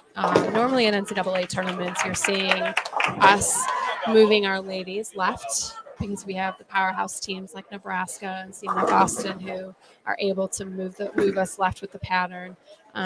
The teams here this weekend, more down and in, more up the boards. Valparaiso's got some strong ladies who can move inside and play inside. The key, though, is not to go outside of a certain area at the end of the pattern because it's not going to come back. Sure. That's what I've been watching so far. Yeah.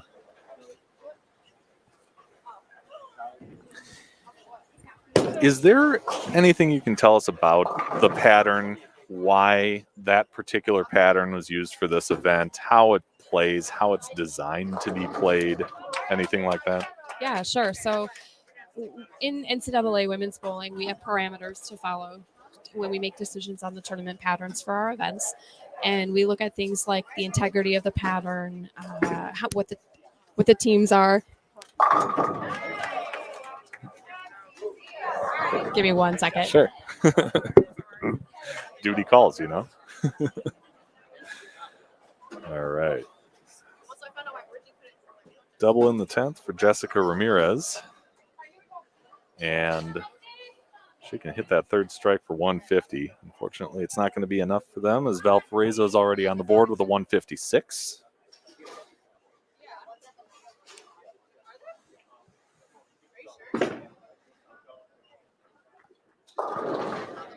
And she leaves a washout. So it's a 10-pin win in game 1 for Valparaiso.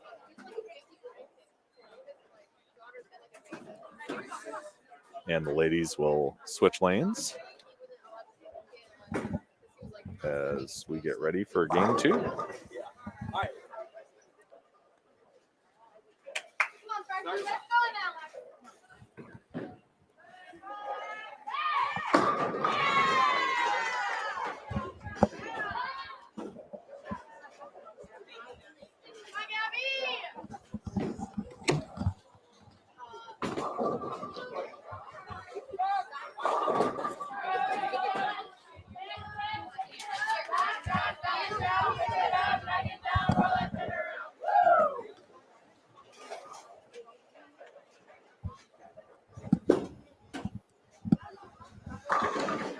And with game 2 underway, we've got Lindy Yanti on the north central side. And Caitlin Cavender for Valparaiso. I'm going to butcher these last names throughout this weekend. It won't be the first, not the first time, won't be the last. We have a lot of unique names Yeah. here. And sure, we'll try to remember these names and not butcher them. When we do the announcement for the all tournament team, we sometimes, our tournament officials and our event managers will go and ask the players so we can pronounce it correctly because they have butchered them from time to time. Sure. It's nice though when you have like a traditional name. Mm-hmm. So what was I talking about before I had to go take care of something? That's okay. You were talking about the condition, the pattern, why it is what it is, and kind of what goes into that. Yeah. So when we choose a pattern, we take a look at the characteristics of the center. We decide based on like the lane oil in the lane machine, what side of the center we're bowling on, and we are on what you would consider the newer side of Cadillac XBC. The center used to be a 50-lane facility, and 19 through 36 was added on later on. While the entire center surface is the same age, there's some characteristics with how this center plays from one side to the other. And so I was trying to find a pattern which would allow for players to stay on top of it and make parallel moves and give a medium scoring pace across the field, because we don't want to have it too high, but we also don't want to have it too low. And spares are going to be premium this weekend, especially going into the bracket matches on Sunday. So a couple of weeks ago, we were running the winner of Peacock Classic here, and Carroll had created the pattern for the tournament for the GIBA, and it was 39 feet. And watching how it played, the fact we had men and women bowling on the pair, ultimately I took number 3 from the NCAA lane pattern bank, which is 40 feet, and said, I think this is what we're going to do. So was it a good decision? I guess we'll find out at the end of the weekend. Yeah. I don't know. We'll see. Well, it's been challenging for some, not as challenging for others. And that's kind of, what you get at an event like this is, some are able to adapt and score well. Some are not, Well, the key, though, is spares. Yeah. NCAA tournaments, the premium is on spare shooting, and it's usually what makes or breaks a match for us.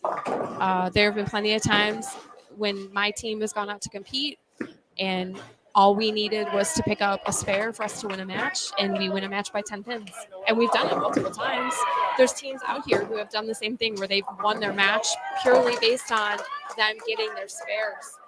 Sometimes we wait until the other team has made that mistake, and then we capitalize on it versus continually throwing strikes. These teams are in Baker matches right now that last 5 games each, so it's basically first to 3. When you're down by a game or by 2 games, as is the case now with North Central being down 1 game to nothing, what do you tell your team to try and rally the troops, get them back into it? Rise up, find a way to control the pocket, pay attention to our spare shooting. There are matches where we've made up pins purely by picking up our spares, and a lot of us will tell our teams this because it takes one split in a Baker format and you lose a considerable amount of pins. It's working together, communicating with each other, making sure you're paying attention to what's going on the lanes, asking the questions about bowling ball choices, transition. So those are the things for me is what I talk about with my team when we're out there competing. Yeah. And that's certainly factoring into a lot of what we're seeing today is choosing the right bowling ball, lining yourself up for those spares. Got a situation on lane 21 where we're looking at a 2-8-10. And takes 1 out of it. Sometimes it's good to go after the count. Yeah. Absolutely. Especially off of a strike because 1 pin becomes 2. Mm-hmm. Yeah.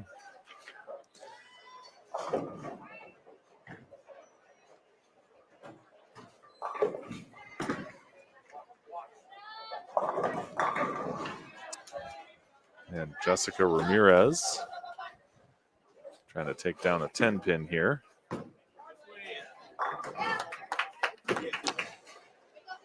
And a nice pickup of the bucket on the Valparaiso side. I will be right back. You got it. Nicole DePaul, the head coach of Upper Iowa's men's and women's teams. And helping to get this 2022 Peacock Classic off the ground and going for us today.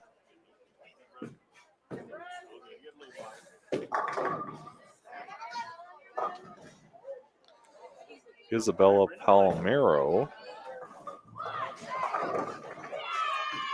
from New York. 9 count.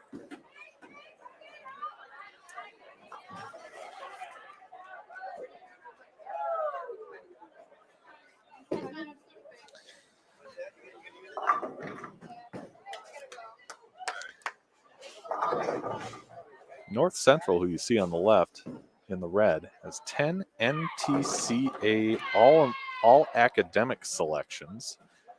The 2020 NTCA all academic team.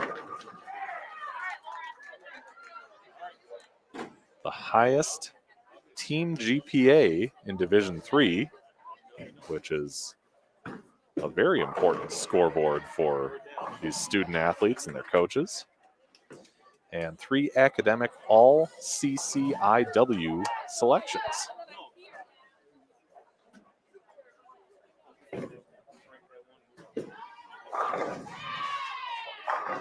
It's definitely a lot to be proud of, not only on the lanes, but in the classroom.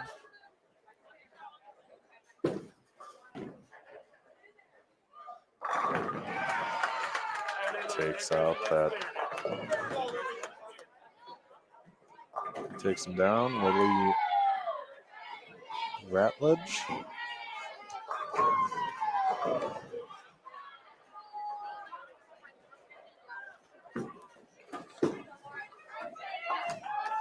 And Lulu Smith takes care of the 7 pin.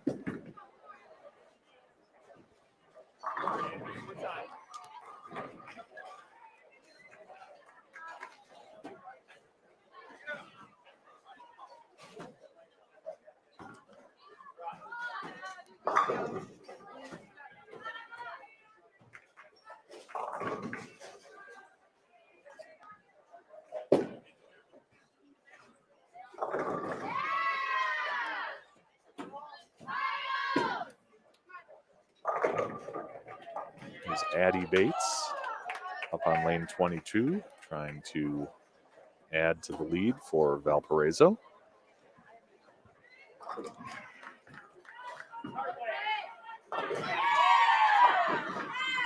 And up high, but does not pay for it. Rattles out that 6 pin.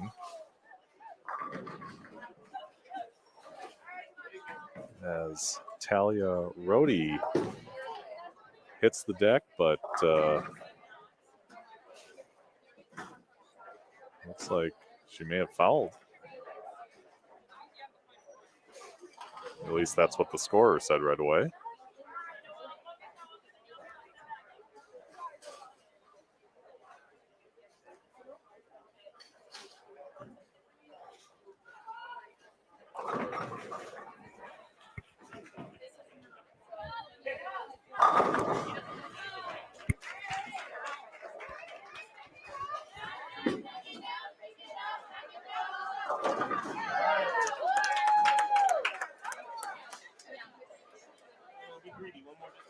Valparaiso gets that double with a strike from Noelle Duty from Tinley Park, Illinois.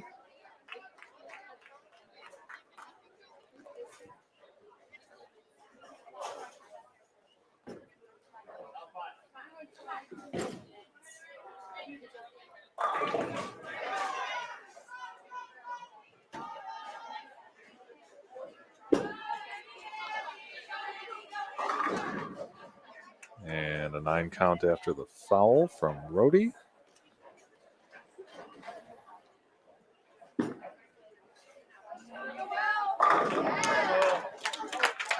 Duty hits another one, and they're going to win game 2 going away. Coach Washington urging his player to be greedy and go off the sheet here.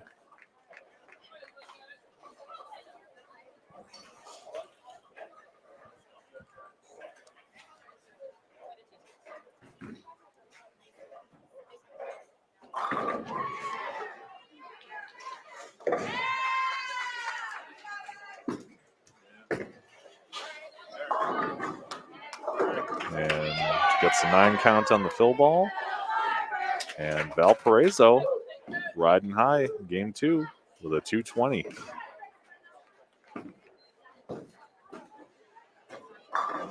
Ramirez leaves a 10 pin.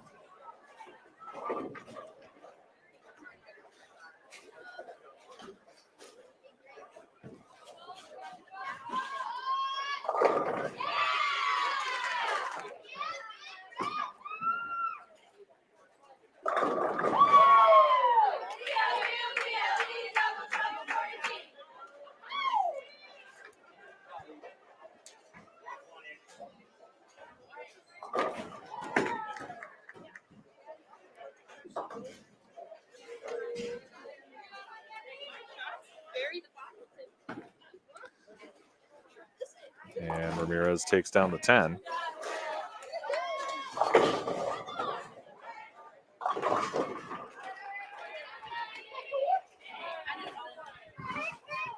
Ramirez from Lockport, Illinois. North Central, from which is based in Naperville, Illinois, has an all-Illinois roster today. pair from Lockport with Brody and Ramirez. Another pair from Oswego, Illinois, Lily Ratledge, Caitlin Frunt, and Lindy Yante from Grays Lake, Illinois.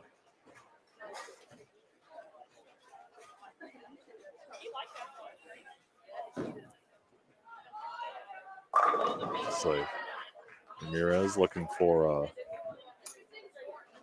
another ball to change to on the fill ball, presumably to get some information on what her equipment is doing on lane 21.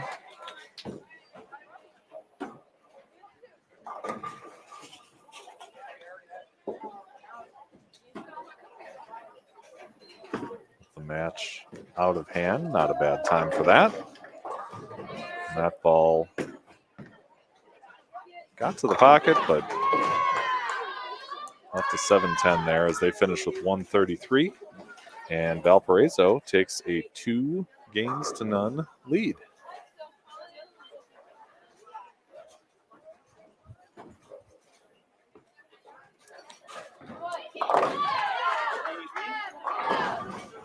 Valparaiso won their first match.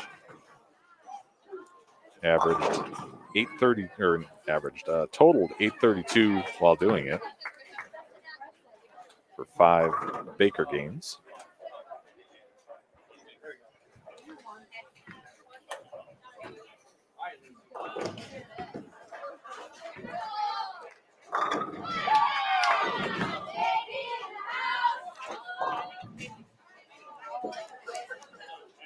So now we switch back where Valparaiso will be on lane 21 for game 3. North Central returns to lane 22.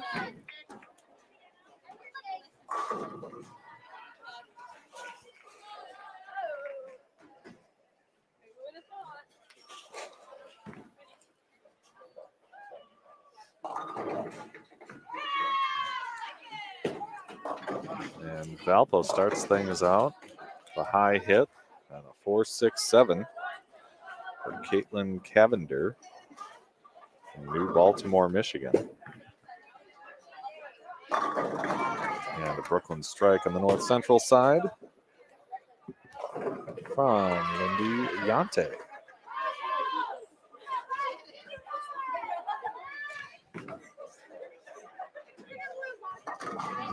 Gets the count. Does Cavender, and they'll end up with 9 for that first frame.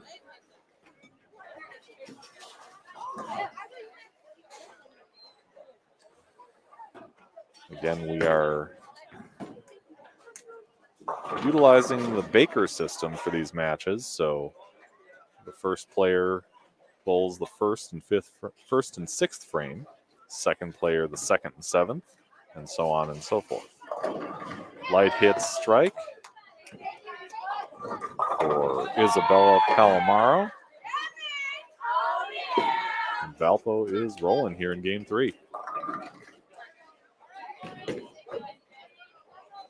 High hit for Lily Ratledge as she will try and cover up the 3-pin.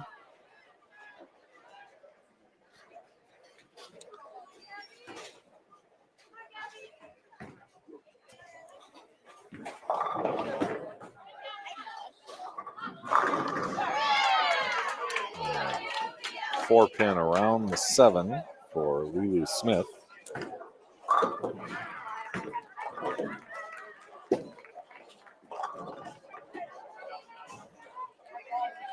And Ratledge can't come to terms with that 3-pin.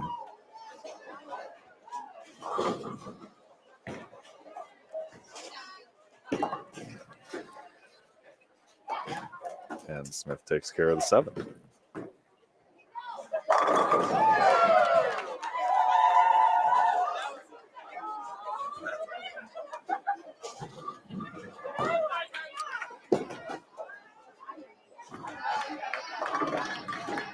Another 3-pin for North Central.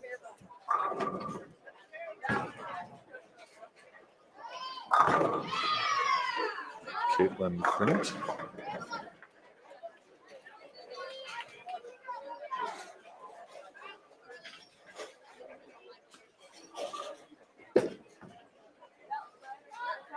And she takes it down.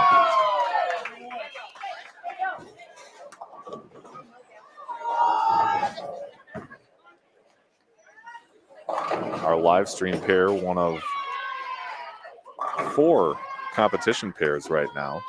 They are spaced out with a pair in between or distancing between teams. And a ringing 10 for Talia Rhodey.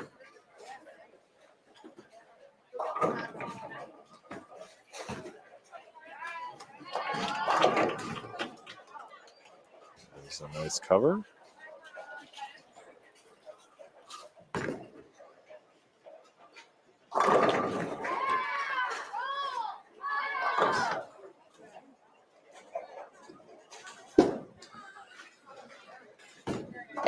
And Rhodey covers it up.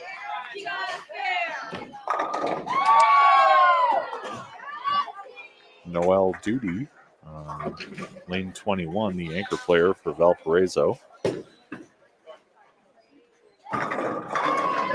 Crushes the pocket, takes all 10 back.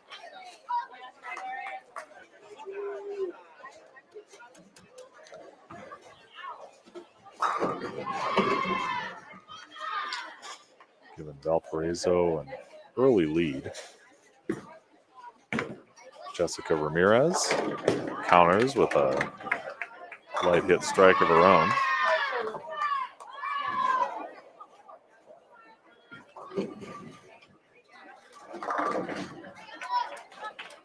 And a 4-pin for Caitlin Cavender. There is a strong CCIW presence here at the Peacock Classic. You got North Central in that conference, Carroll University, Augustana, Marion, Aurora, Illinois Wesleyan. Lots of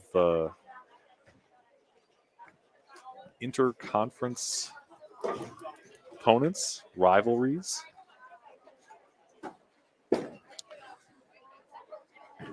Ooh, just gets that spare. Lindy Yante on that conversion.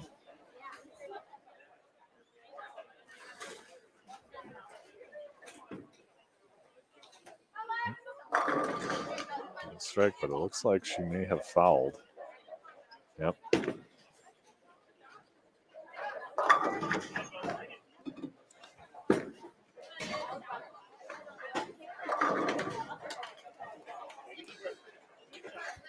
Lily Ratledge with the 4-7.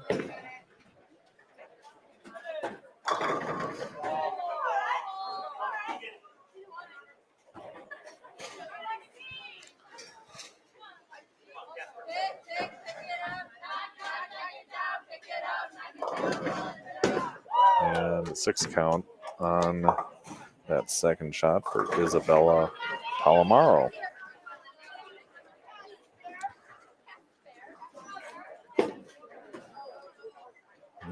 Ratledge imploring that ball to hook, but slides by the 4-7. North Central is still maintaining a 9-pin lead going into the 8th.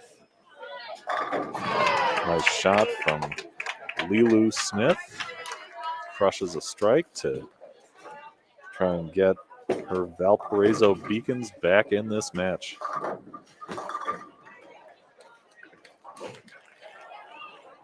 And Caitlin Frunt hooked by the head pin. She'll try and take down a 1-3-6.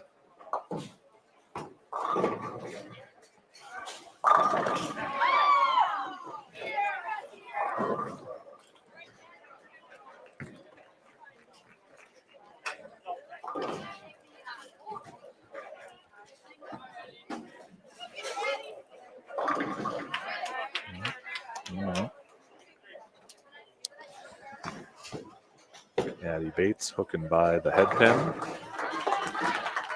139 that she's left with. Well, the second shot hooked as well for Caitlin. And another open frame.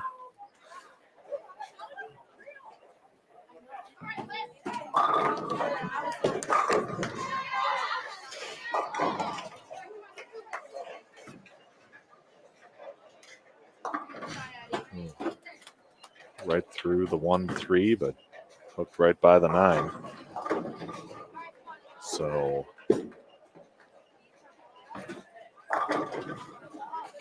Valpo with 132 in the 9th. Talia Rhodey leaves the 10 pin. Try and take that down and give them a lead heading into the 10th.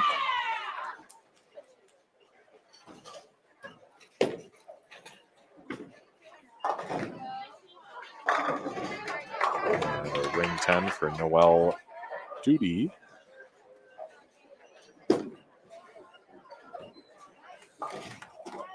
Brody makes quick work of that 10 pin.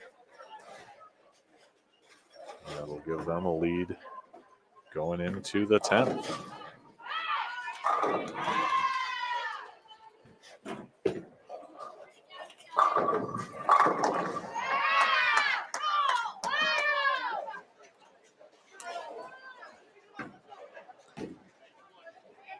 Judy takes down the 10.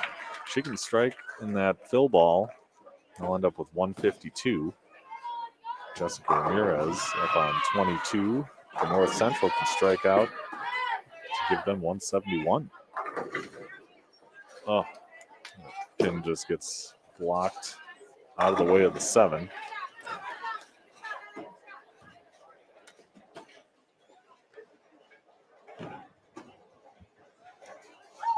And that 7 becomes pretty important, given what Valparaiso is doing on 21.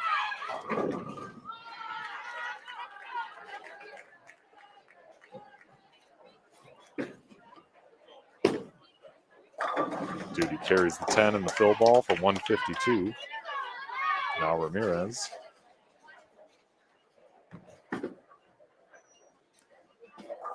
Covers up that 7.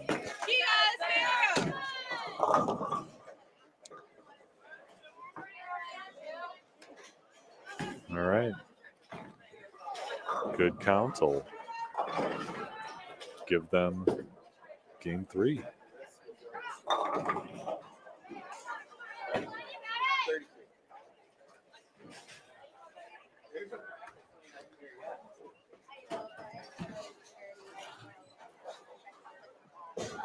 Really, even a 3 count will do it.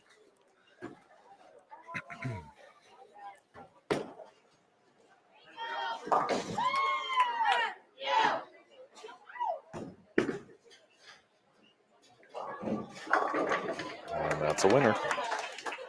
So North Central wins the 3rd game.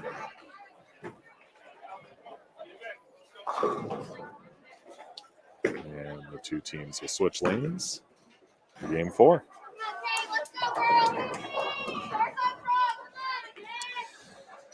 And as Nicole had mentioned earlier, bowling brought to you by Brunswick, the Cedar Valley Sports Commission. We thank them for their support of the 2022 Peacock Classic. If you're just joining us, this is the second of 5 Team Baker matches. Valparaiso leading North Central 2-1.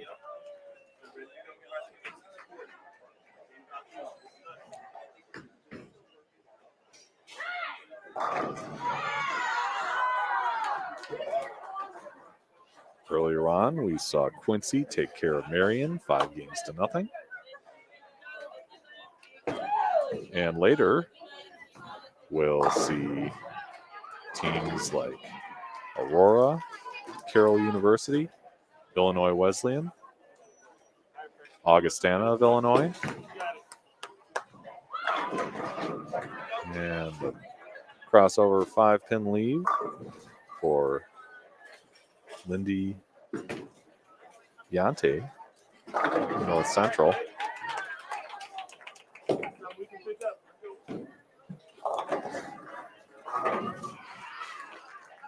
Caitlin Cavender will try and cover up a 1-2-4.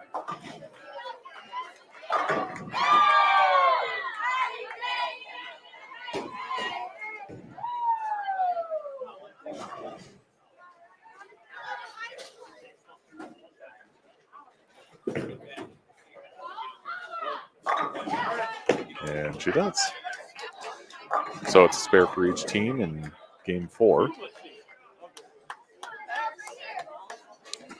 As Lily Ratledge comes up on lane 21.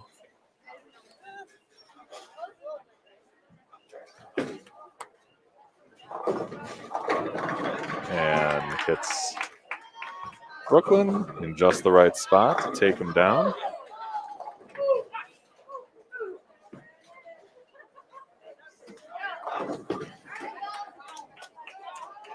And Isabella Palomaro will try and cover up the 2-4-5-8.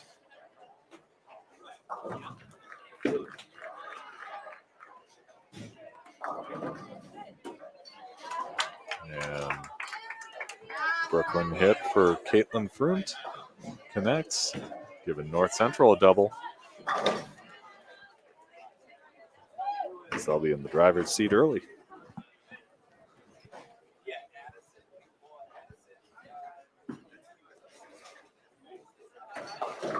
And a nice cover. Isabella.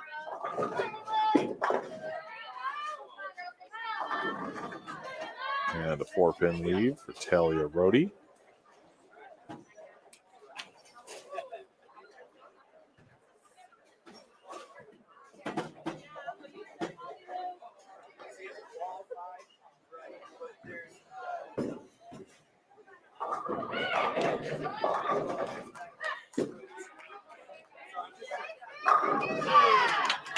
That's a nice hit from Lulu Smith.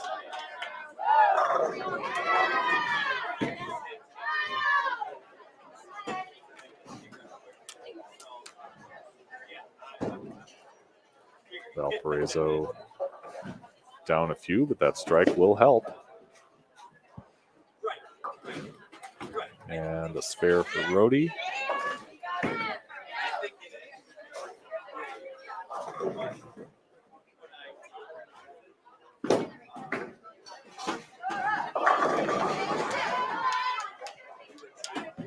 That one ends up left and leaves her with a 5-9 to deal with.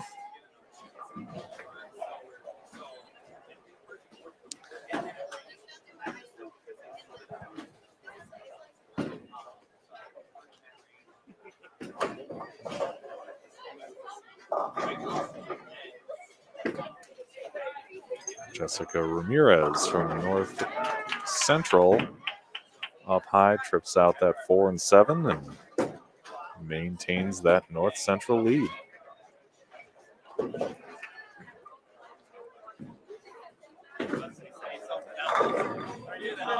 And there's a spare.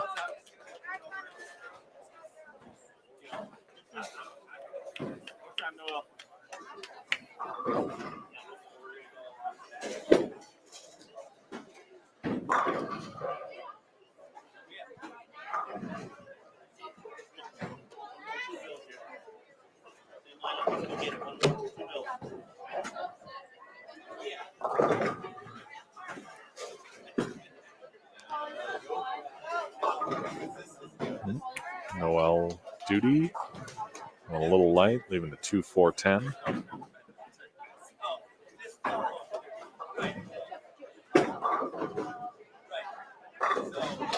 And there's a spare for Lindy Yante.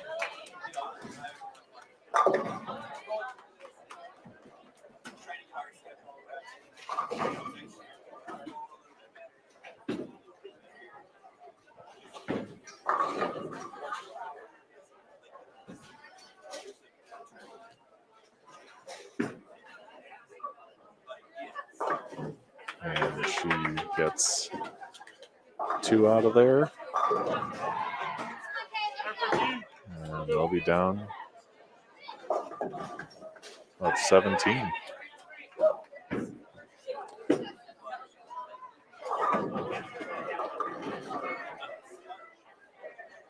.610 lead for Lily Radledge.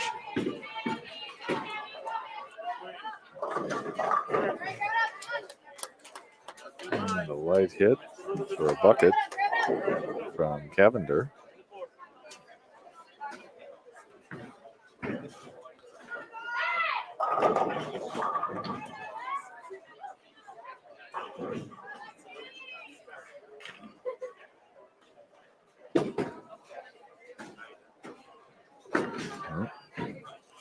There's an open frame on the North Central side.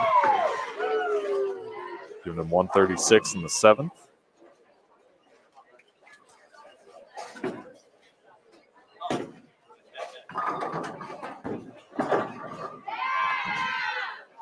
Cavender takes care of that bucket. They need to get some striking done here if they want to get back in this match. Meanwhile, Caitlin Flint with a light Brooklyn hit that carries out the 10.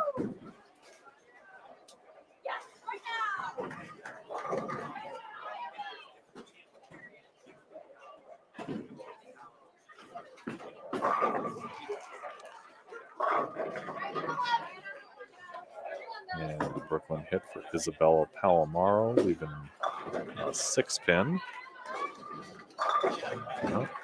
Now, Talia Rhodey puts it past the head pin and ends up with a 1-2-8-10.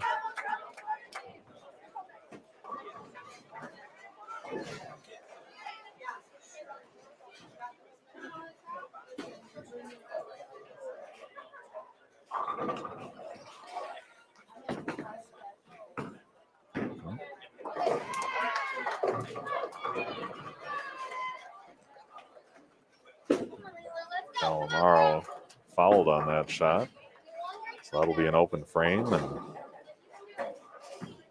Rhodey gets a 3 count. So that leaves them with 164 in the 9th. North Central, Jessica Ramirez can strike out. They'll end up with 194. Valpo still has a 200 out there. They can strike out, and Lilu Smith starts that up with a strike in the 8th.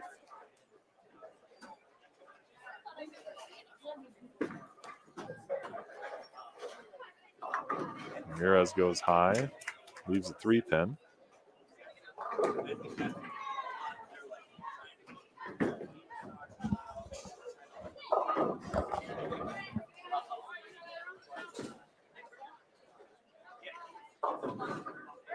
And that one, a little right for Addie Bates.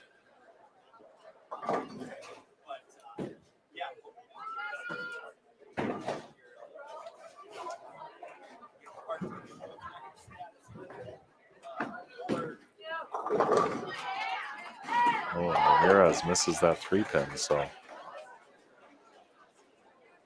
there's still life out there, but Bates is going to have to take down this spare and get some strikes in the 10th. And she does. So now Noelle Duty up in the 10th.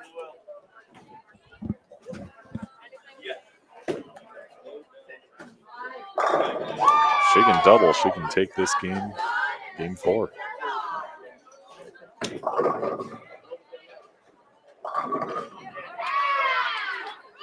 And the match is that'll be 3 for them.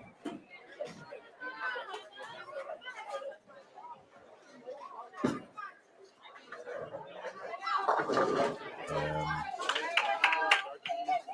couldn't climb the hill. North Central will take game 4. And all of a sudden it's 2-2.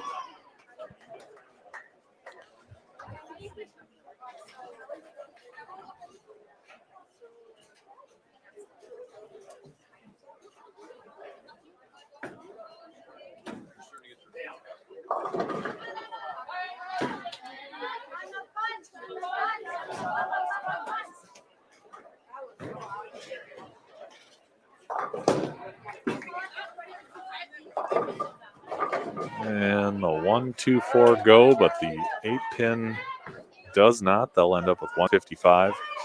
And North Central wins game 4. So now we're on to game 5.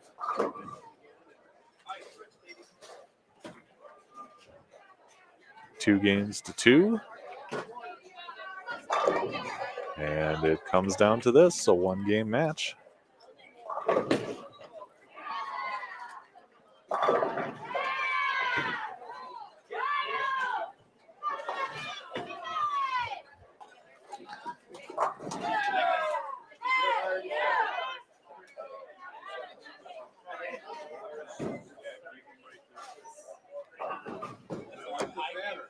Here we go. Here's game 5.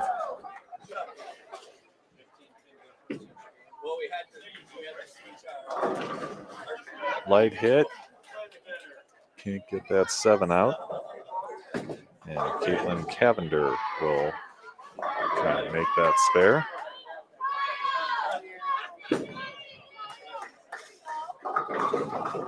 And a high hit, even a 6-10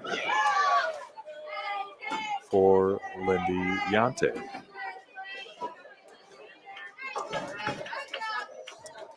Caitlin covers her spare.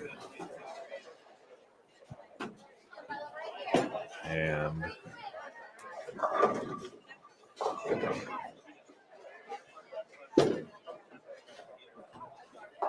nice shot, spares all around in that first frame.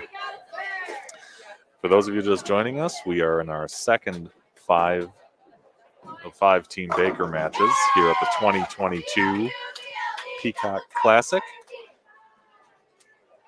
Valparaiso on the left in the gold and brown. North Central on the right in the red and white. Both teams have won 2 games. So now we are down to the all-important game 5 to determine who's going to win this match.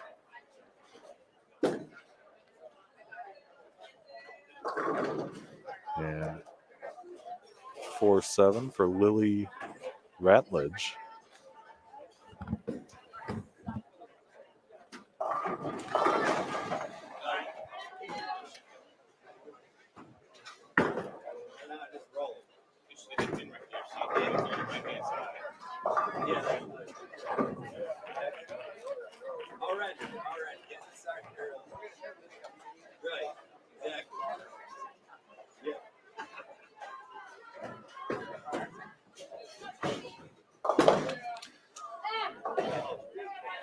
And Ratledge gets that 4-7 to fall.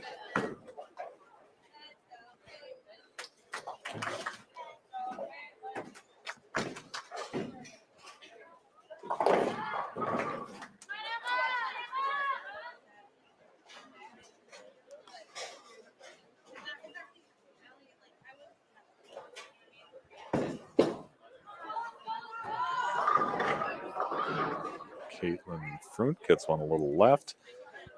She'll have a 1-3-8 to deal with.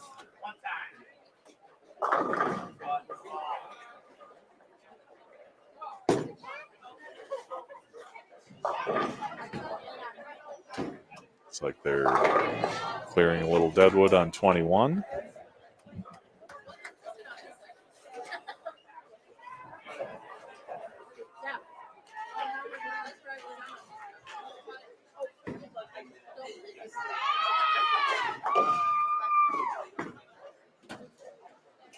And she takes down that 10-pin.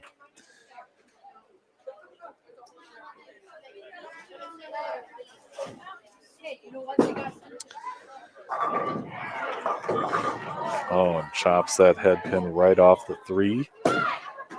That's an open frame in the 3rd for North Central. Lilu Smith from Valparaiso with an opportunity to take control of this game 5. Didn't quite climb the hill. A 3-9-10 lead.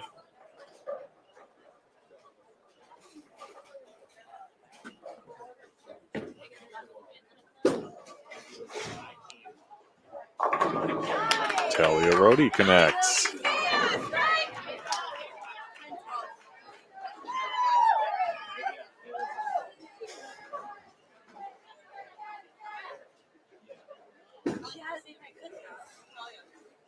And Smith gets 2 out.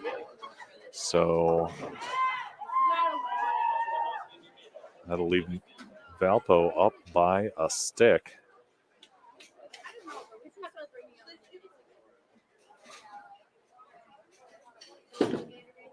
North Central answered with a strike in the 4th. And Jessica Ramirez snowplows one to give them a double.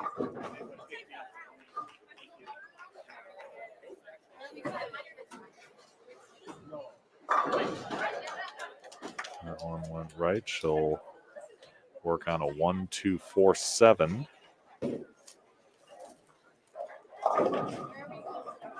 Addie Bates.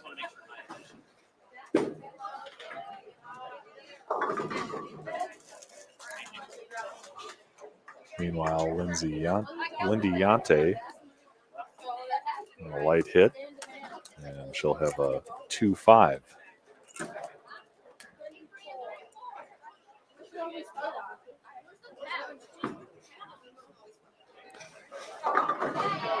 And she takes care of the spare there.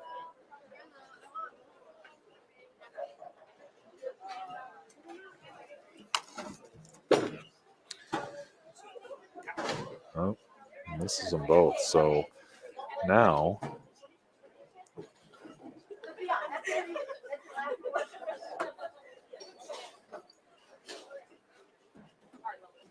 Valpo come up here and take the lead back with a couple of good shots. There's one, Noelle Duty.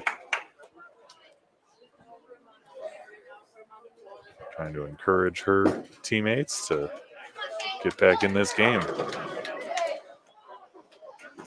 And a half pocket 7-pin lead for Ratledge.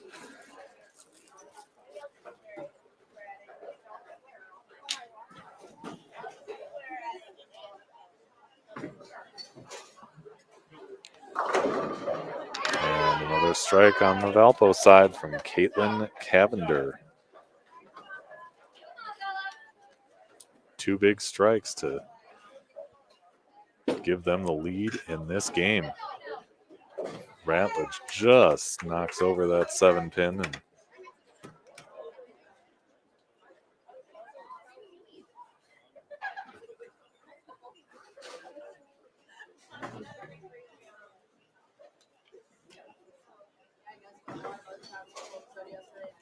Isabella Palomaro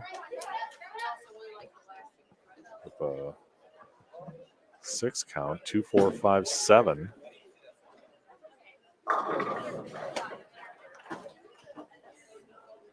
And a 10-pin from Caitlin Frunt.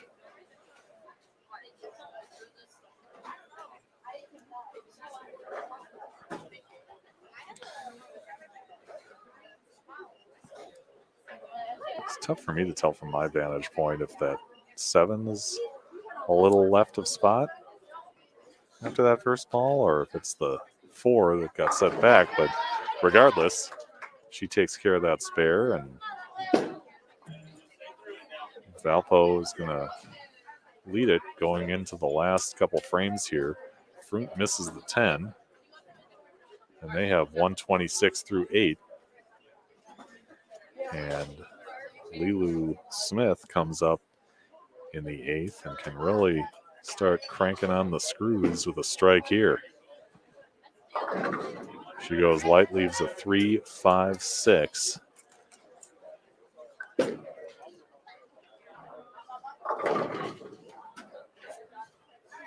Brody with light pocket hit leaves a 7-pin.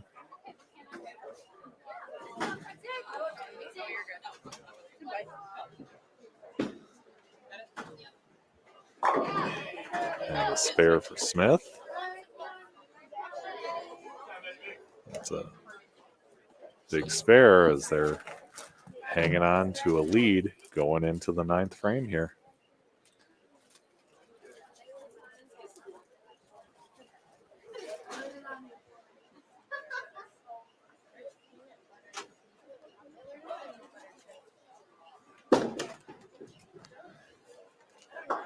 Brody takes care of the 7.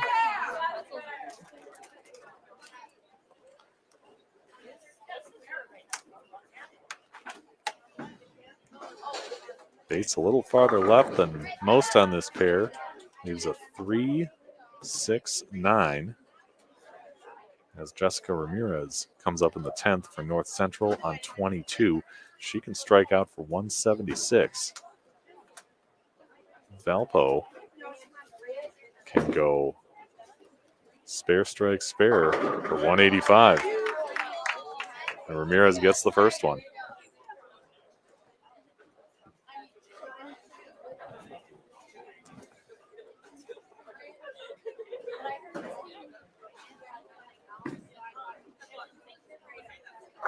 Bates gets 2 off of there, leaving the 9-pin, and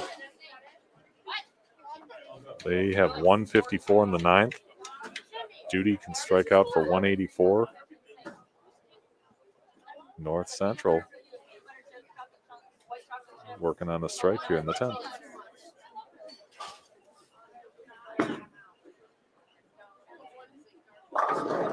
Ramirez crosses over, carries a strike.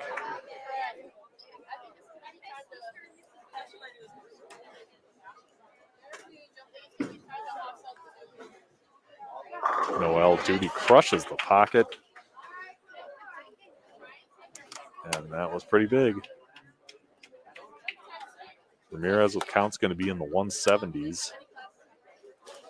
And count is important here because if Duty does not strike, they can end up with 174.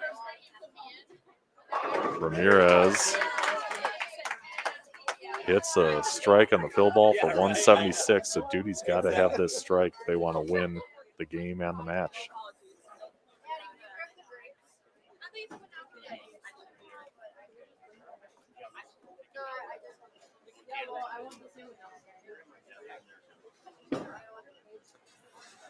Looks a little left, and yep, crept up high, left a 6-10.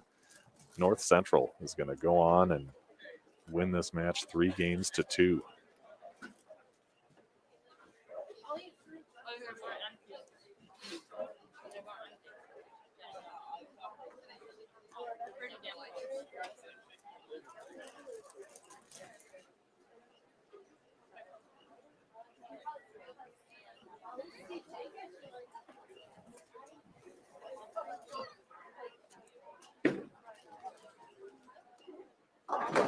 There's a spare from Duty. Hard-fought match between these two teams, 176 to 174. North Central takes it 3-2 as they head off to their next pair. And the third match.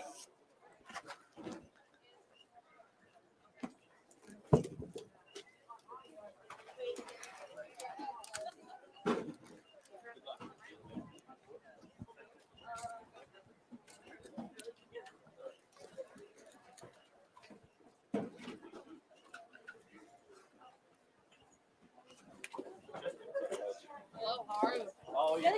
Yeah, Getting back to it.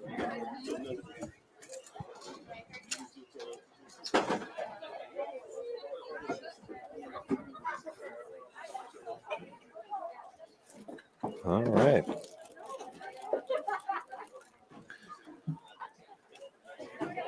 So, moving on to our third match here on our live stream pair of 21 and 22. Looks like we've got Carroll University of Waukesha and Aurora University of Aurora, Illinois. Head on to our live stream pair here in the 2022 Peacock Classic at Cadillac XBC in Waterloo, Iowa. Had a great day of competition so far. We watched Quincy take care of Marion in the first match. North Central grinding one out against Valpo, match 2. And now we have Carroll versus Aurora.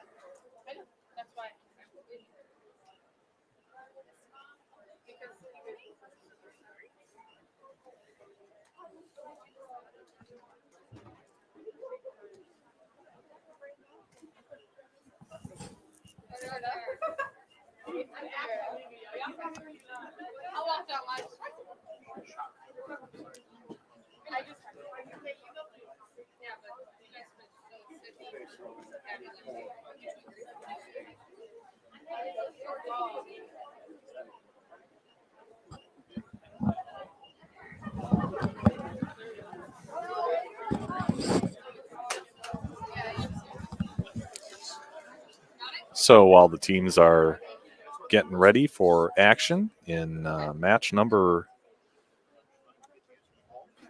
3 here, we'll take you into our broadcast booth, as it were. You're watching coverage of the 2022 Peacock Classic here at Cadillac XBC. I'm Andrew Pfeffer from Bowling with the Pfeff. Proud to give you live coverage today, tomorrow, and Sunday as we try and determine a winner here from the 8-team field. This is the first NCAA tournament in the history of the state of Iowa. NCAA being a part, or women's bowling being a part of NCAA since 2004. So we are, in for some great action here. We've seen the participating teams, and they are just about ready to start it off here on our live stream pair of 21 and 22 as we get set here with Carroll University and Aurora University.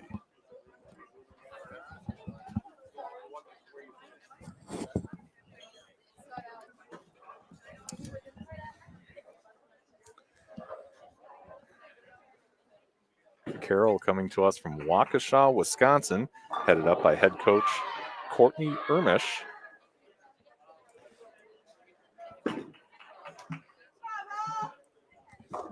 And Aurora, Spartans from Aurora, Illinois. And their head coach, Rich McElmere.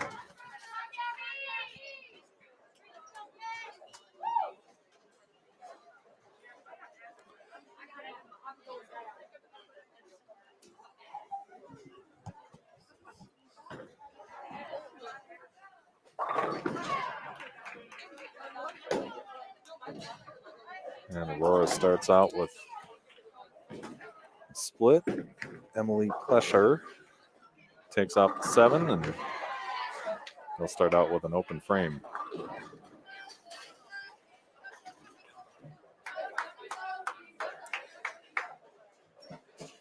Gabby Voskel up on 21 right now for Carroll.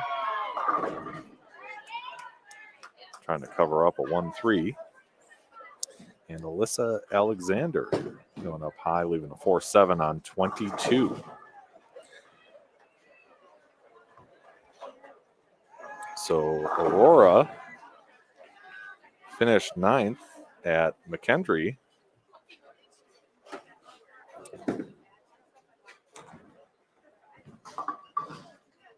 And Voskel chops the 1 off the 3 there. And there's a spare for Alexander. Carly Cesario, who we will see later on in this match, is the 19th finisher individually at the Stephen F. Austin tournament. She's also leading their team with an average of 187.867. And Alex Bergen,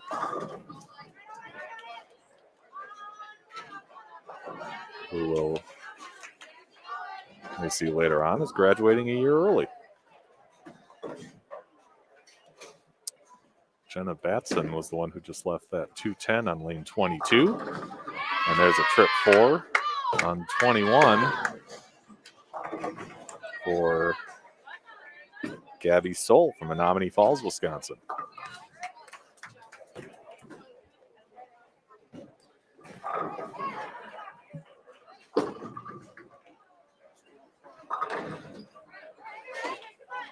Emma Baffle in 21 goes a little right, leaves a 1-2-4. And Carroll features an all-Wisconsin lineup, all in the southeastern part of the state, Milwaukee suburbs. Bosco from Sheboygan, Sydney Roderman, the leadoff bowler from East Troy. And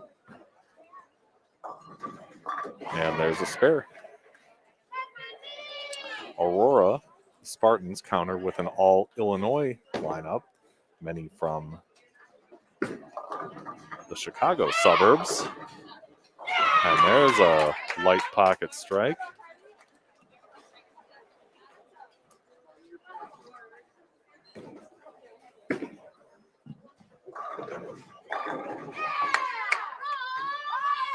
That's Carly Cesario on 22.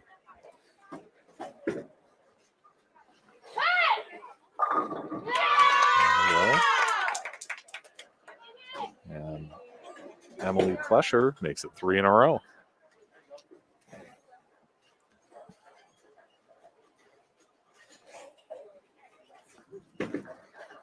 Here's Gabby Voskuhl. Right in the pocket. Can't shake out that 7. She'll try and cover that up.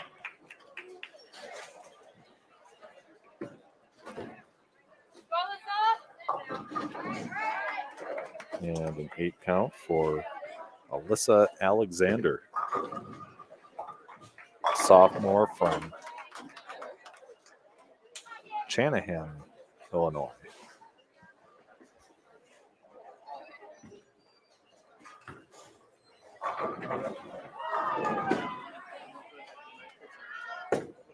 Bosco makes easy work of that 7 pin. And spare on the other side for Alexander. And we are in a tight one here, just 1 pin, the difference in game 1 between these two teams. That one with the left leaves a 2-8 for Lexi Seesmeyer.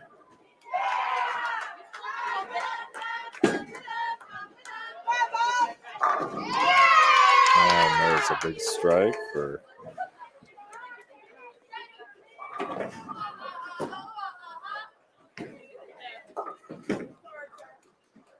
Aurora. Seesmeyer takes care of that spare, and Aurora jumps out to about 11 pin lead.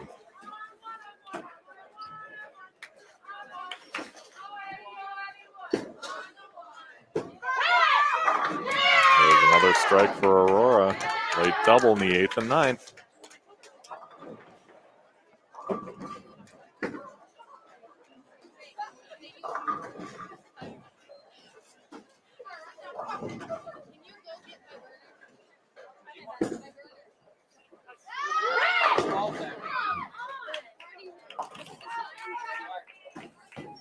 And a 10 pin on the Aurora side from Carly Cesario.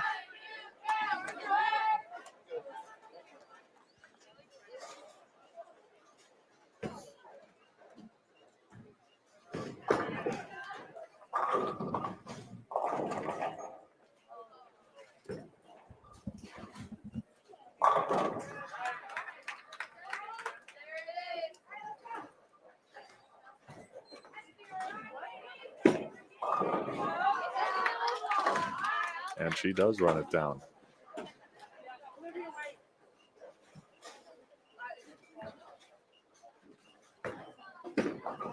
Gabby Soul from Carroll takes down the 3-6-10. They've still got 199 up there if Emma Faffel can come up with a 3-bagger here in the 10th. Meanwhile, Cesario up on the fill ball. She can strike for 202.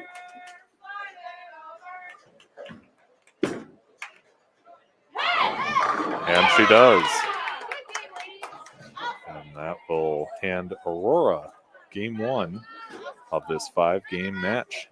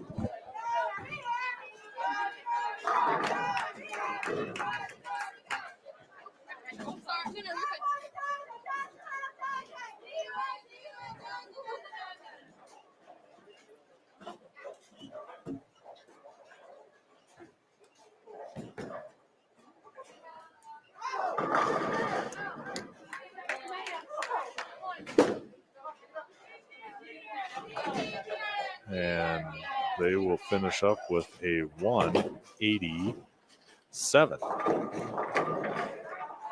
So a game 1 win for Aurora. The ladies will switch sides and get ready to go at it again in game 2.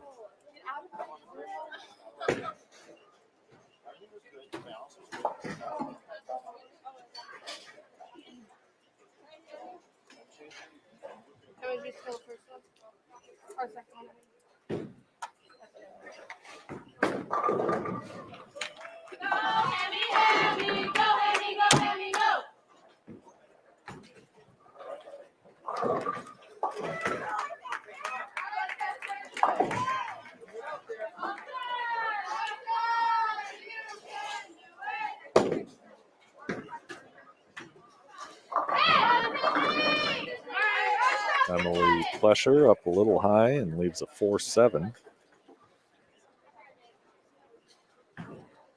And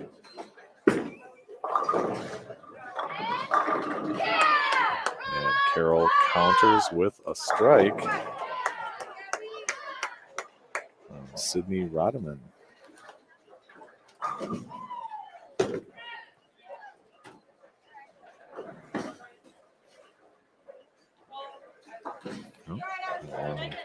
Hooked by the 4, just took out the 7. And that'll give Carroll an early lead. Carries that Brooklyn hit. Gabby Vasco. Give them a double.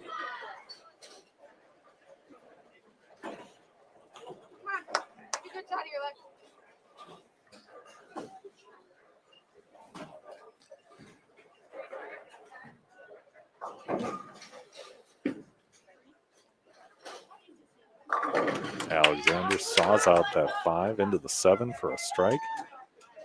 And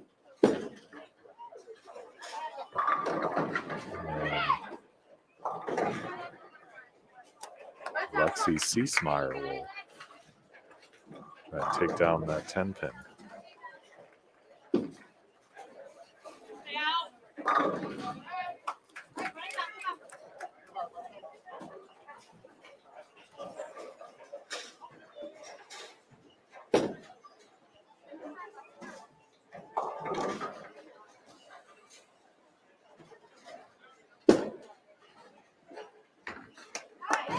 Does. You can kind of see on the left side of the screen a couple of the ladies practicing off to the side on 17 and 18 and 19.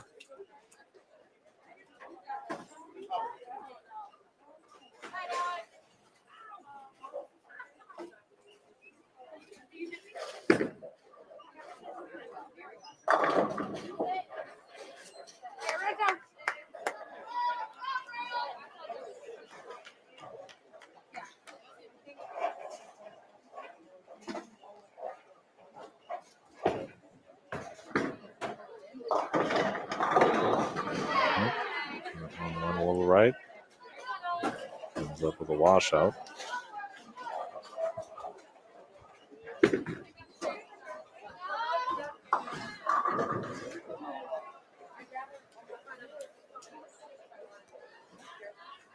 That's Gemma Squares on 21, I believe.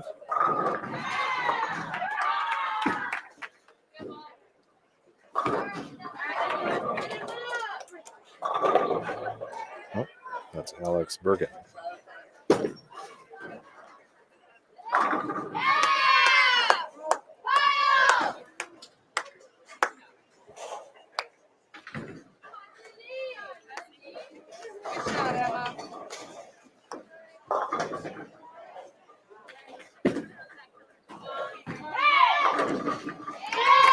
Cesario with a strike on 21.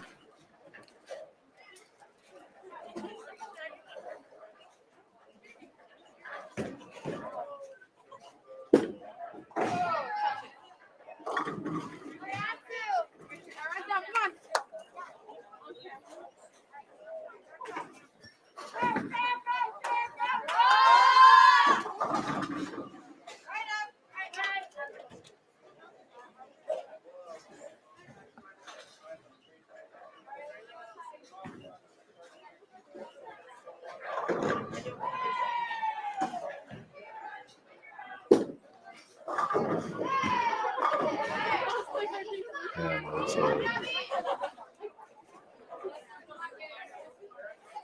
spare for Sydney Rodman. Carroll has built up a nice lead in this second game.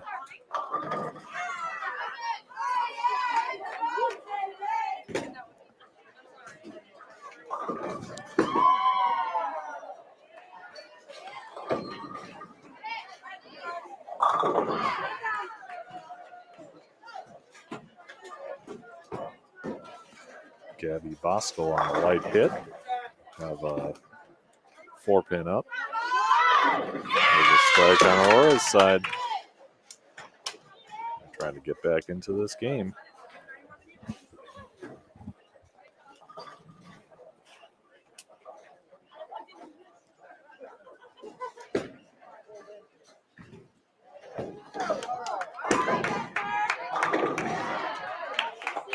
Bosco takes care of that 4 and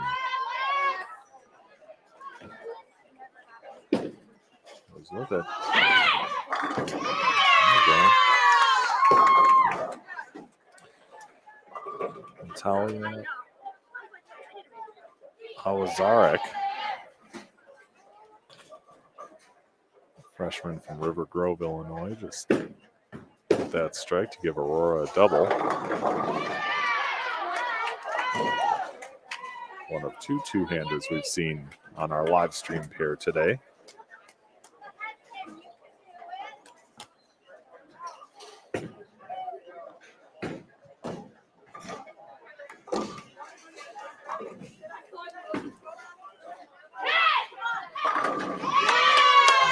And Aurora keeps pouring it on. Alex Bergen makes it 3 in a row. And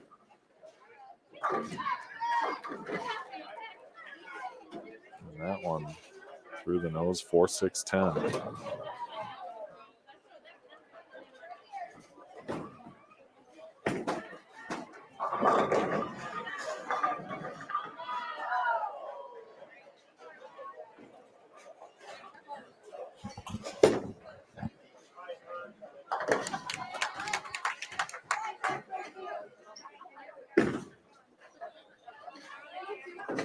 Caddy Soul gets 2 of them.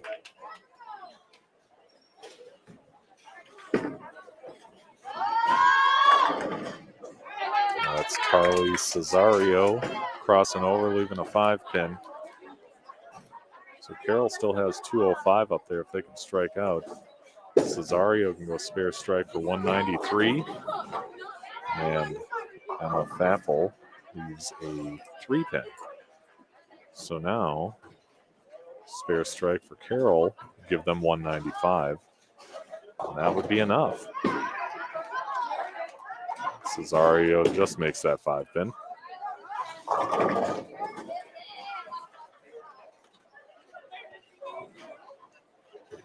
So Faffel on the Carroll side, a spare, and 9 would shut him out. She gets the first part of that done, picks up that 3-pin.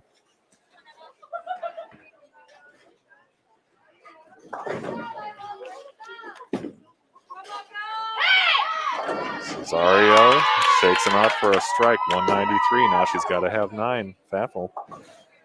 8 will tie, 9 will win. So will strike.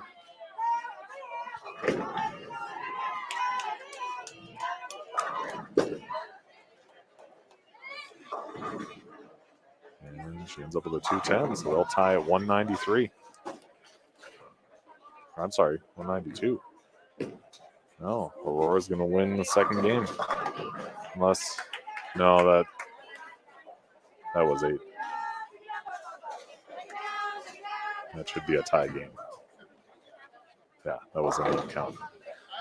So the two teams will tie at 193 in game 2. Yeah,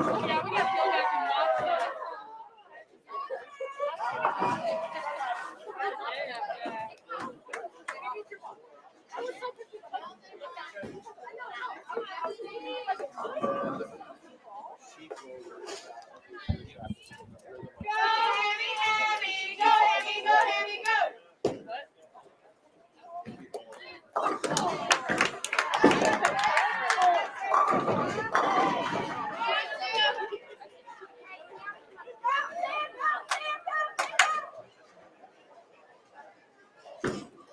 So Aurora takes game 1.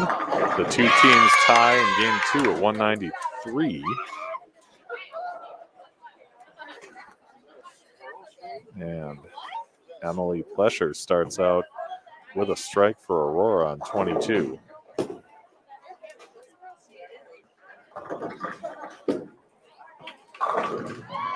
Sydney Rodeman covers her spare for Carroll's first frame.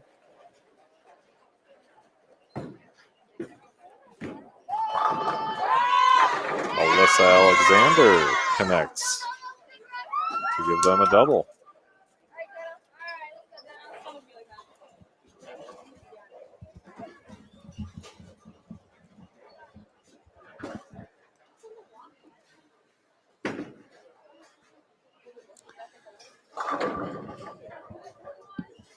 High Brooklyn hit, and she'll leave a 10-pin. That's Gabby Voskel. On the Aurora side, Jenna Baston. Going up high, leaving a 3-6-10.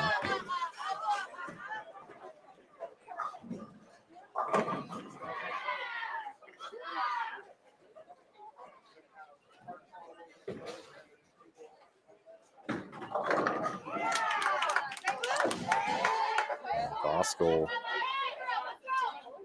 pulls it left, misses that 10-pin, and Carroll's going to have some work to do if they want to get back into it in this third game.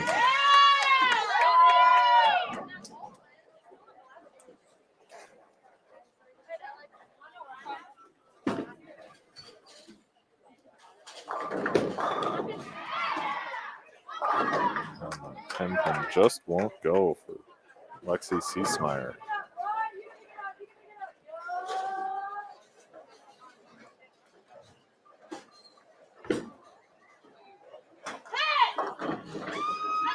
Well, Messenger came across, took out the 6, but not the 10 for Alex Bergen.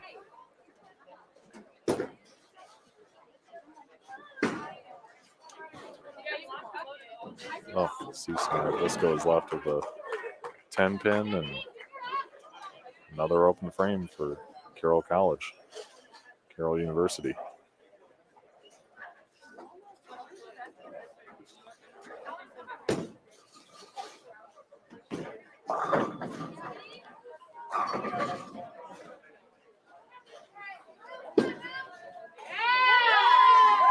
And there's a spare.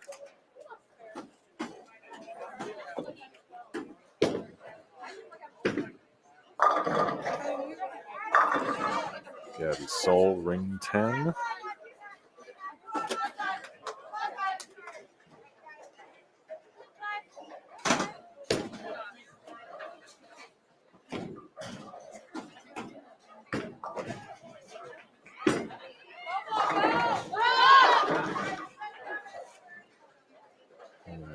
High for Cesario.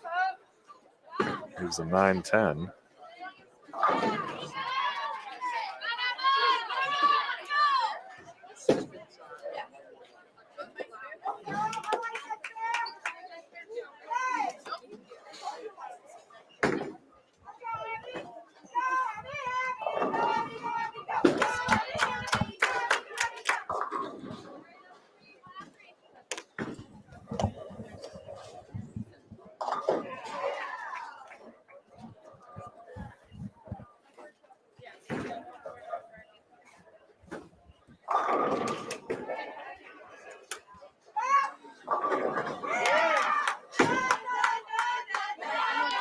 And she puts it right in between.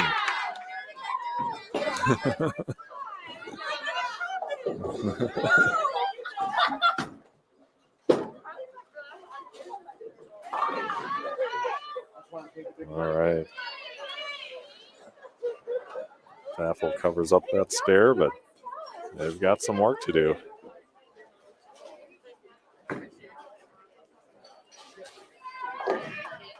.30-pin lead going into the 6th frame for Aurora.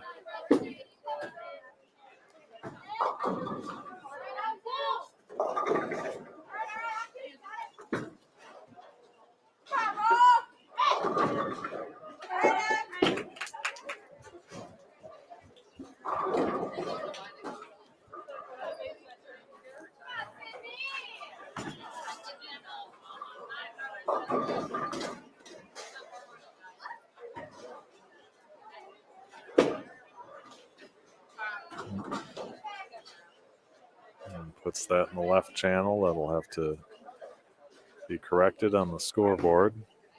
They'll end up with 80 in the 6th. As Aurora pours it on with another spare.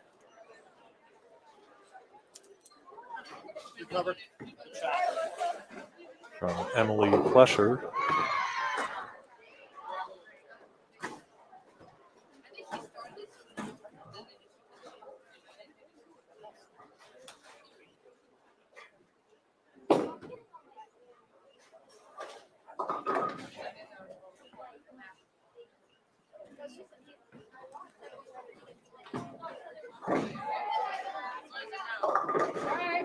Up high, leaves at 310.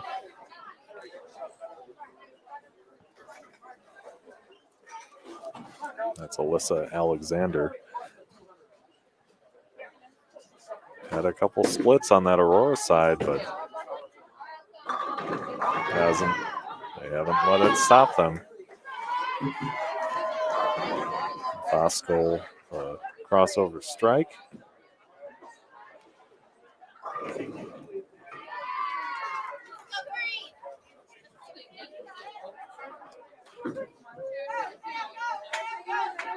And Alexander gets just the 10 out.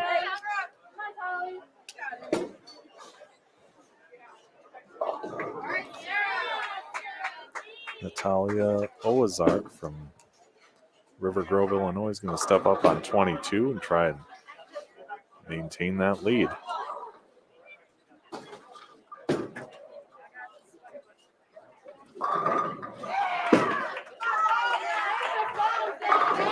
Second two-hander we've seen on the live stream pair today, and she crosses over and connects.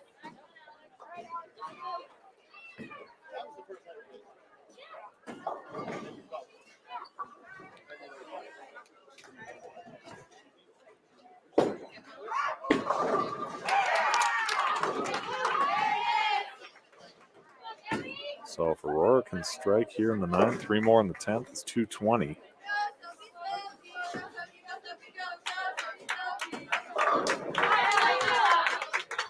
Carroll needs all 4 for a 190. That one goes high. Leaves a 6, 9, 10 for Alex Bergen. Meanwhile, Gabby Soul leaves a 10-pin.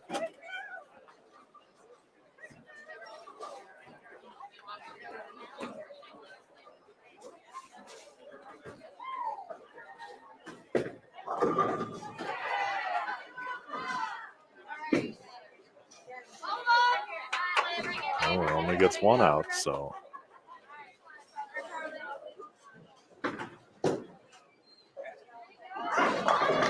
So Carroll can strike out for 169. And that will force Carly Cesario to mark. And she gets that strike in the 10th.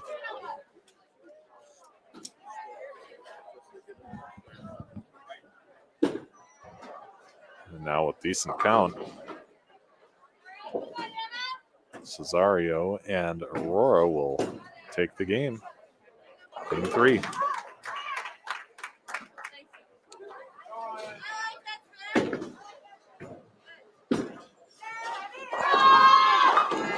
Actually, they've already taken game 3. So 2 wins for Aurora and that tie in game 2.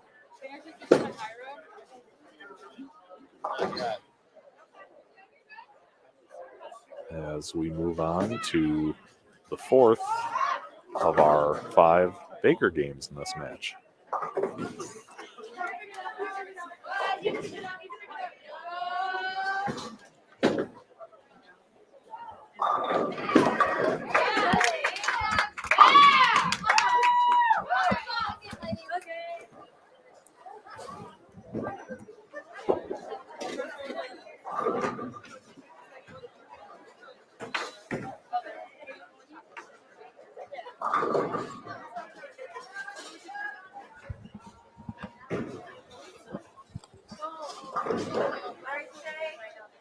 So 176 to 145.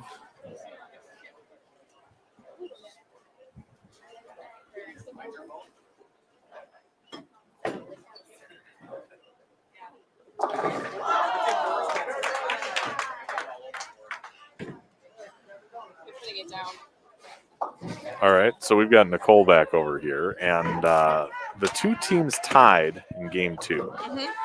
So if they should get back into this, what happens? it's two wins for Aurora and a tie. So right now it's when we do the team Bakers on Friday, it's total pinfall for the win. When we're doing win-loss for Bakers, it's the best 4 out of 7 bracket play. Okay. If that helps. Yep. Yeah.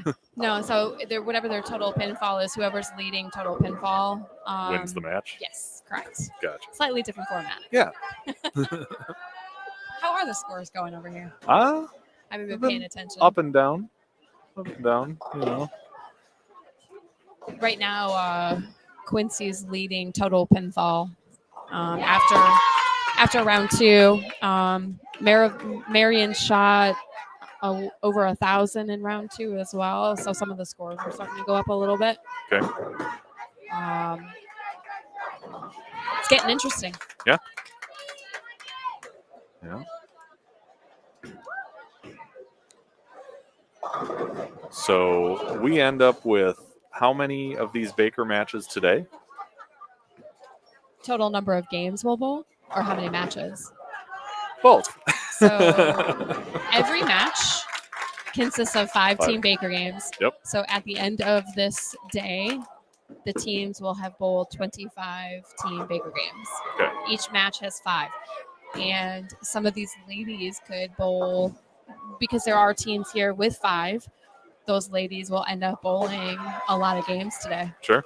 And then tomorrow we'll do traditional team games where it's individual games. And that's 25 games total, so 5 per team. And then Sunday we'll do another traditional team game, so that makes it 6 games. Yeah, it's a lot of bowling in one weekend. And then on top of practice too. Yeah. Is this going by as fast for you as it is for me?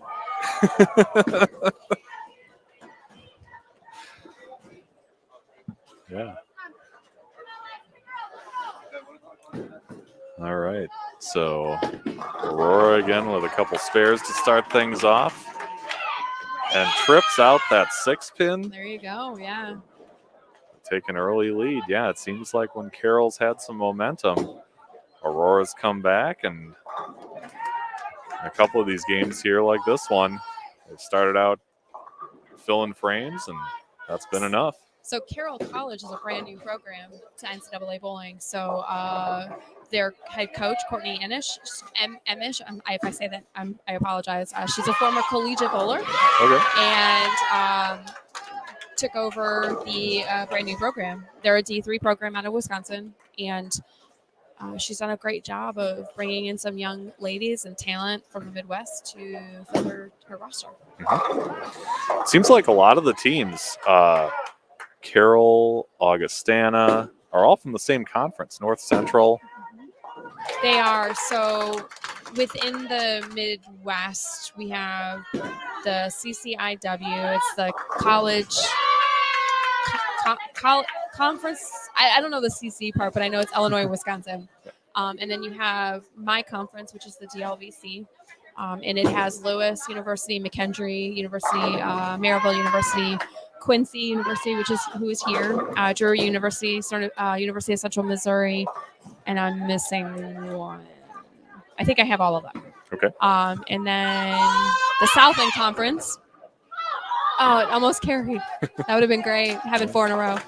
And then the Southland Conference in the Midwest is the biggest conference for the D1 programs, and that's got Vanderbilt and Tulane, Stephen F. Austin, Sam Houston State, and so on. There's a lot of them in this conference. Those are the dominating conferences. And then as you go into Indiana, Ohio, then you've got the Northeast Conference, the MEAC Conference, the Coastal Carolinas, the Eastern Conference. So there's a lot more conferences when you go towards the East Coast and the Northeast. Sure.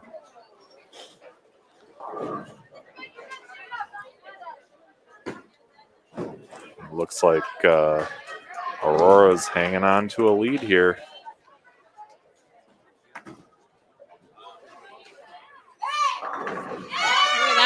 High hit.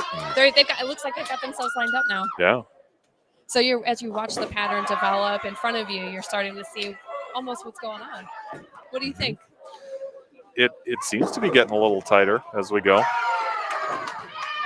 And it's cold in the center too, so it's actually. I think the last time I checked, the temperature outside was -6 here in Waterloo. Okay. That's cold. That is cold. Yeah. So we are watching Natalia Awazarek. And unfortunately threw that one in the ditch, but she's one of two-handers we've seen on this pair so far. And I don't know if there are any others in the rest of the field, but I know. So Quincy has one. Yep, we saw her in the first match. I know they have theirs. I haven't seen any other ladies two-handed. It's becoming more and more popular. My team has got one right now. We've recently had a second commitment of a two-hander, so we'll have another one for our team next year. Yeah. And Tuscaloosa, I know, has one. It's getting popular. Mm-hmm. It's because they see the men do it, and now they want to do it. And the difference is watching two-handed men versus two-handed women is so. It's you watch the women, and it's more finesse, and it's more controlled, I guess you could say. So it's nice to see it popping up now in the NCAA world. Yeah, there's so many different ways to do that. So many different styles. Just like traditional one-handed, there's so many different styles, and it's kind of cool to see each player's really interpretation of how it's most effective for them. Absolutely. That's what I love about our sport, the uniqueness, seeing different styles, some unconventional styles, from now watching two-handed lefties to single-handed, and now even some backup bowlers. You're seeing backup bowlers becoming highly competitive and entering collegiate bowling and getting into the ranks of the PWBA and the PBA. So it's cool. I love this sport. The sport's fantastic. I want to go out here and bowl. No kidding. I should go find my skirts. All right.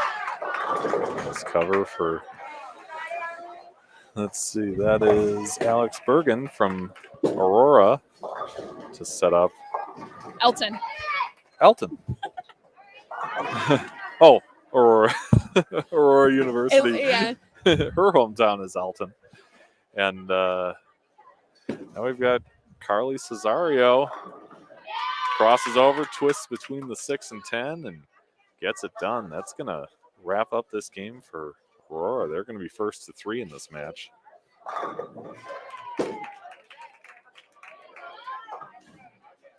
I can see our scoring pace is starting to go up Yeah. now. As the lanes break down more, they're learning what the pattern's doing. They're helping each other out as a team, communicating well. You can see which teams are working together to get the pattern to play the way they need it to play for high scores. Yeah. And we've had a few 200 games already thrown by several teams, so seeing them having almost a 212 if she strikes out, that's fantastic. Mm-hmm. And the dynamic of doing this in a Baker setting is just so much different than a traditional setting. And I don't think you truly know that or understand it until you've done it with, 4 others and trying to figure out how to form that chemistry that you really need. To me, what makes or breaks a competitive collegiate program is their team Bakers and how they communicate with each other. With intercollegiate championships and all Baker format, you have to rely on your teammates. For NCAA, our conference, we do Baker format, and then we do an individual team game. And then if we are tied 1-1 in the match, we go best 4 out of 7 to determine who moves on into the bracket. They do the same thing at the NCAA championships. Their focus is on the team. And so dynamic of a team bowling Baker could ultimately determine whether or not you win a match. Mm-hmm. It's the excitement. Yeah. And they can be won or lost so quickly. One open, one double shifts things really fast. So now we're into the 5th game here. So it looks like Aurora. So one of the things we do as in NCAA bowling is if you are going into the 5th Baker game for Team Bakers, you are the highest pinfall total. You get to choose the lane you bowl on for your 5th game. I noticed that a couple times Yes, when the coaches told each other. Yes, Yeah. And so we also do it in the best 4 out of 7. Higher seed gets to do lane choice. Okay. And so it looks like Aurora stayed on the pair on the lane, which they threw their score 212 on. So their strategy is because they threw a great score, they might as well stay on that lane to help continue their increase in pin total. Yeah. Well, that makes a lot of sense. There's sometimes coaches will make this strategy of is one lane harder over the other, and if your team can do it right, figuring out the hard lane before the other team does can determine a win. Sure. There's plenty of us who will do that strategy. Mm-hmm. You mentioned that Carroll is a new program in NCAA, and you have a relatively new program. I mean, what does it take for coaches like Courtney to not only get that program off the ground, but get them competitive in short order? It takes a lot of blood, sweat, and tears. It's getting to know your players' personalities individually and getting to know their personalities together as a team to create the team dynamic when you're on the lanes in a competition. And it's I need you to throw a strike for us to win this match, or I need you to pick up this spare for us to move on to the next round. And so when you're thinking about creating a program and trying to get them to this level where you're comfortable and confident in their abilities, it is a lot of blood, sweat, and tears. It's the right combination of every coach has got a different type of personality. So what are we looking for our team to become successful out here in NCAA bowling? And sometimes it's a matter of great physical game, and we can work on your mental game when we're practicing it in our practices, or it's your mental game is fantastic and we need to work on your physical game when we're in practices. So there's so many different variables and combinations we look at. can't be one size fits all for one player. For all the players. Every program's different too, because every one of us have different expectations of what we want to have out here and in practice. Because it's also, think classroom, your grades in the classroom, education's first. If you're not cutting in the classroom, it's going to make it difficult for you to get out on the lanes and practice, and vice versa. So, yeah, a lot of blood, sweat, and tears. Yeah, a lot of tears, a lot of tears. For sure. Yeah.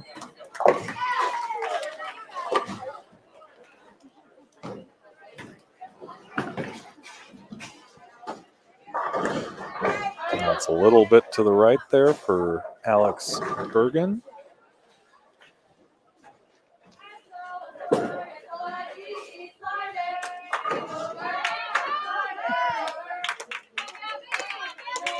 We've seen that some of the players have worn masks, some haven't. Is that up to the player's discretion, the coach's discretion at this point? So most college programs, most college and universities have their own COVID protocols in place. The GLVC has our protocols in place. Since this is a GLVC hosted conference, we have our protocol we recommend players follow. In most cases, universities and colleges expect their teams to follow what the university is. Some of them are more strict, some of them are less strict. And if it's less strict, we fall in line with the hosting conference. So Waterloo in the state of Iowa, Black Hawk County has no mask mandate, and it's you're unvaccinated, please wear a mask. All of them have, at their various programs, either have been tested prior to travel, or we have schools fill out forms saying either they've been fully vaccinated or they've tested 72 hours PCR test or rapid test before they come out here. But as a traveling team, you could encounter different sets of guidelines or rules. Absolutely. Depending on where you go and who's hosting. Correct, we do. And so this is part of the organization and planning of a tournament, making sure every program, when they're traveling to an event, they get this information so they can prepare for it. With NCAA events, we start on a Friday. Thursdays are official practice days. So then the timing of getting the testing done, especially if you're doing a PCR, which you need a couple of days to get the results back. And so every conference has information. They send it out to us when we go to it from the tournament host. They send it out to us, and then we follow whatever their guidelines are. Yeah.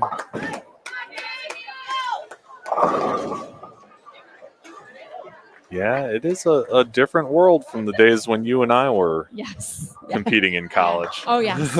Well, and we had talked about it when we had our interview.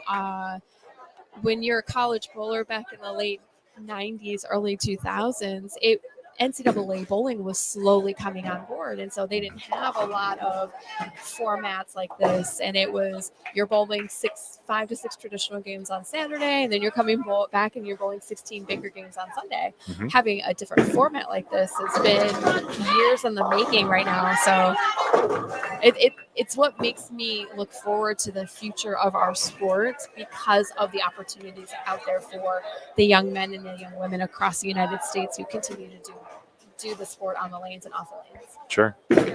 And a lot of what, there's a lot that goes into it from the player's perspective that we're not seeing here on the live stream. I mean, when I got in this morning, seeing the teams come in, adjusting surfaces, they're stretching out. This isn't just arriving at Cadillac XBC and throwing the ball. Yes, there's a lot more to it. Yeah. All the things you don't see behind the scenes an hour before we compete. The centers open an hour to 2 hours before we start. Most college programs like to come in an hour before we get on the lanes for official open practice, stretching, surface changes, getting things organized. We have to fill out a registration form for our bowling balls. We are allowed a maximum of 6 bowling balls per player who's competing in a tournament. And so then it's checking to see what bowling balls we want to use for the tournament. There's a lot we don't see.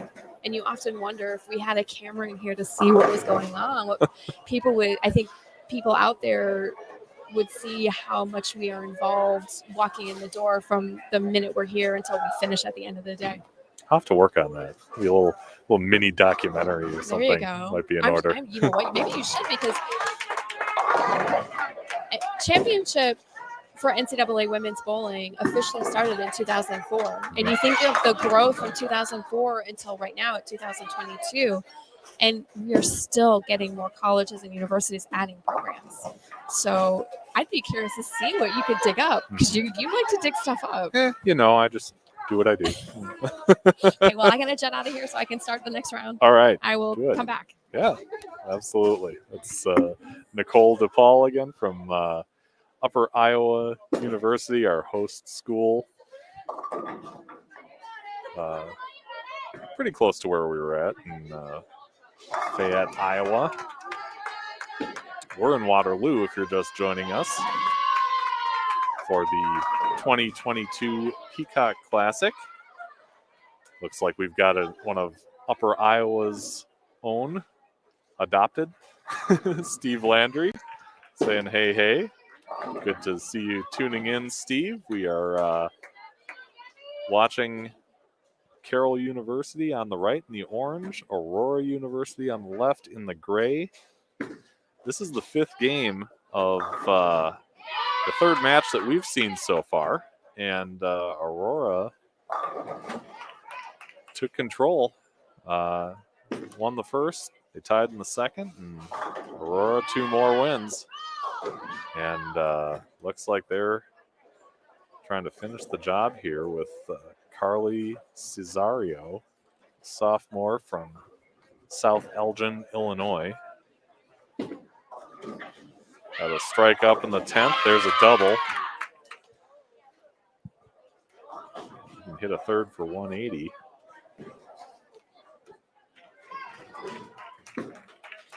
Meanwhile, on the Carroll side, going high for a 310.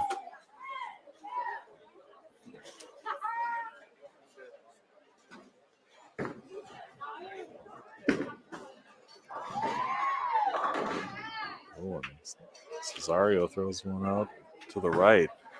They'll end up with 177. They'll make it and win this game. And she does. Gabby Soul coming up big in the anchor spot there and giving Carroll a 1-pin win in that last game.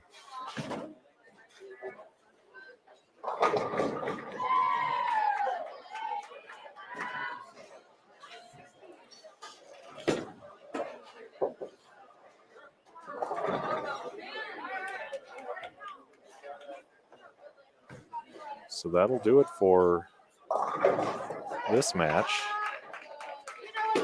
We have seen Quincy defeat Marion first time around.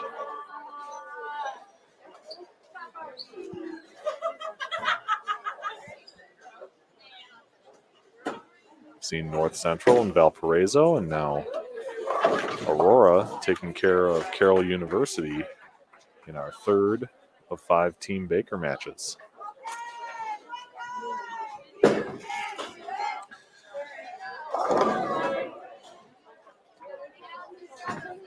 So we've got a little ways to go here before we get our next pair of competitors here. What I'm going to do is I'll keep the stream rolling, but I'm going to mute the mic just to take a quick break here. And we'll be back here at the 2022 Peacock Classic at Cadillac XBC in Waterloo, Iowa.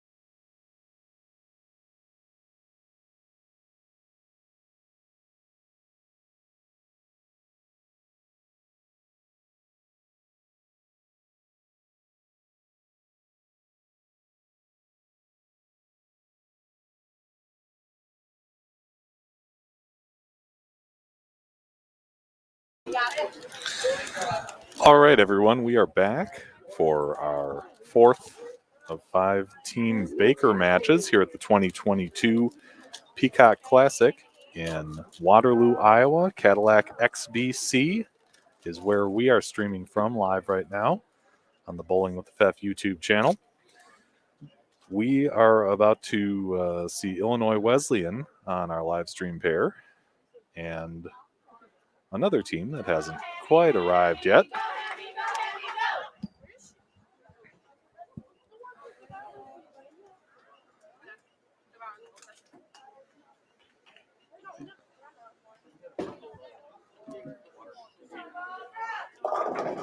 Remember, if you're watching live, feel free to leave questions or comments in the chat. If you've got a rooting interest, want to shout out one of your teams or your favorite player, let us know. We'd love to see it.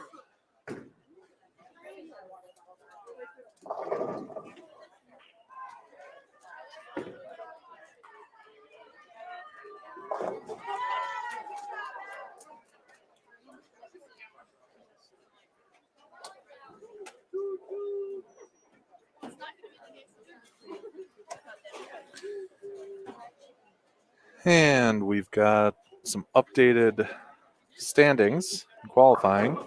Quincy University is holding down the lead right now. Total pinfall of 27-17. They've won 2 matches, lost 1. An average of a little more than 181 per game. Second place right now is Aurora, who we just saw on our live stream pair. They're undefeated. They're 3-0 so far, with a pinfall total of 2,696 and an average of 179.7 per game. In third place, Marion University in Wisconsin. 2 wins, 1 loss. Their total 2,622. Carroll University in fourth place, 1 and 2 in matches on the day, 2,590 total pins. Valparaiso in fifth, 3-0 in matches, 2,589 total pins.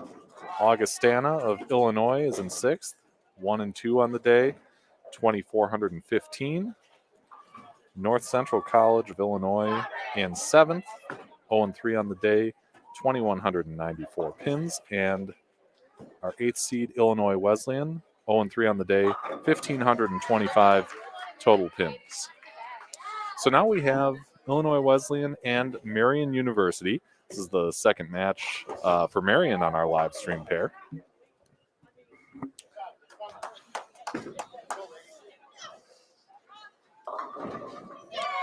That's a way to start things off. Earlier we saw them bowl against Quincy University, and Quincy took that one going away. And they are our top seed right now. Isabel Barber starting out with a nice break for a strike.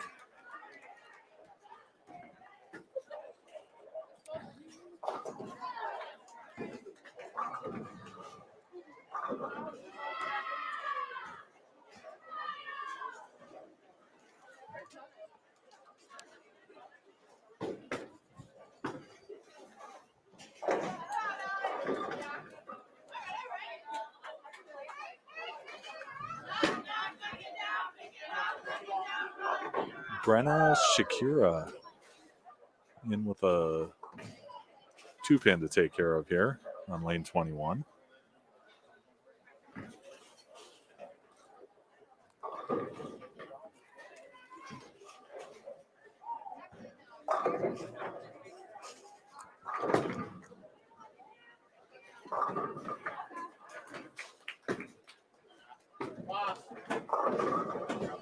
And she does with no problem.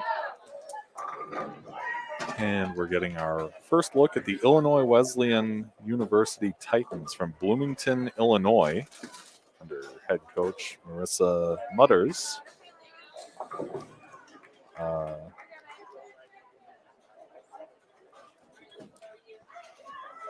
We have Lena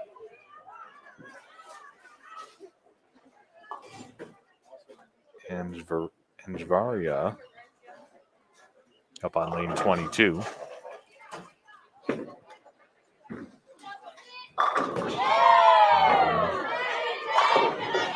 That's Addison Jasic connecting with the strike on lane 21.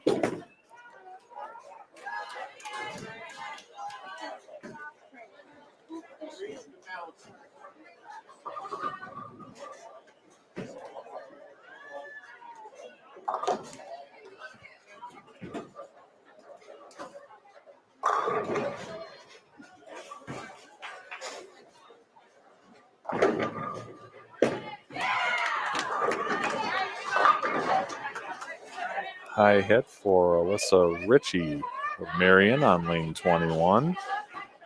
She'll have a 3-pin lead. And this is Aliva Katie on 22, coming up high with 3-6.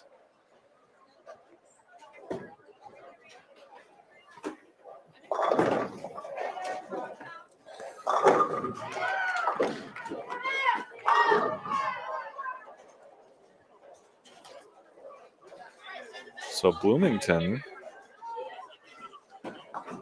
Illinois, in the center part of the state, kind of close to the state capital of Champaign, if you're familiar. About 220 miles from where we sit in Waterloo, Iowa.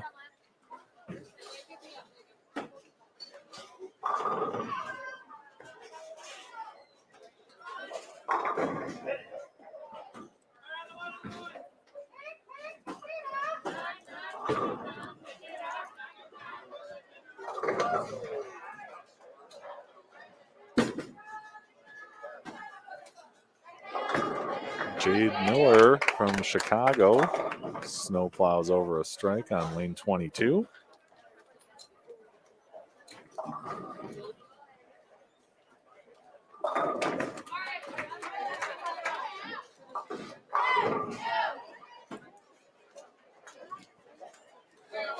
And that was Jenna Betts taking care of the spare on 21.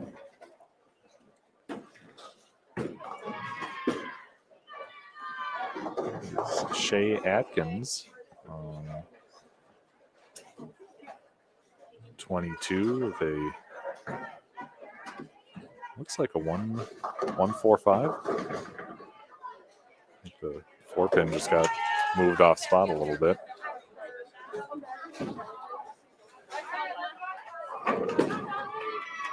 Scorer called it a 6 count, but that should work itself out. She takes care of at least one of these.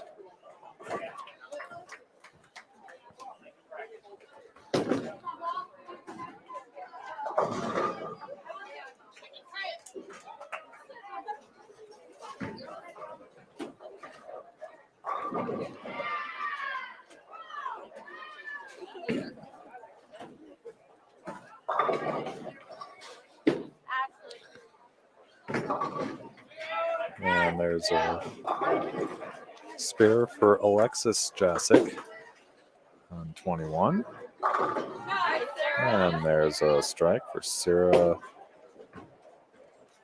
Buchman.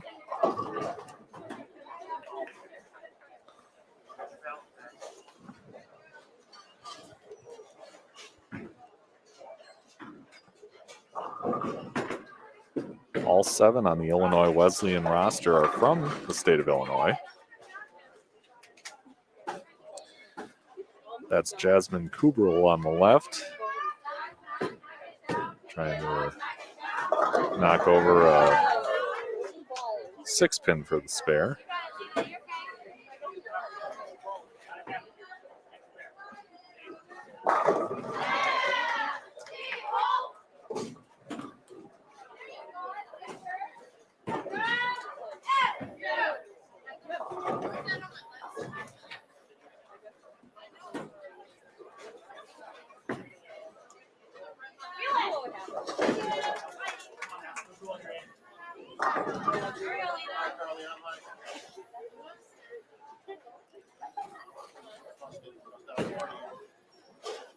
So Addison Jasic is up on 5:21 in the 8th frame. Again, she's the average leader coming into this event, not only for her team, but for the whole field. Half pocket 10 pin there.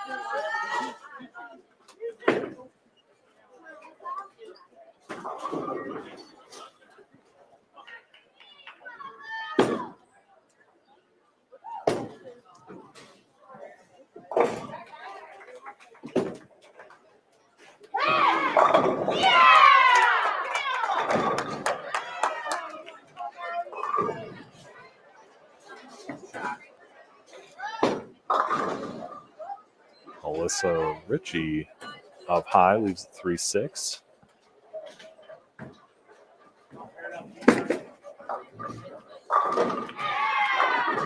And Jade Miller crossing over. She'll have a 5 to take care of.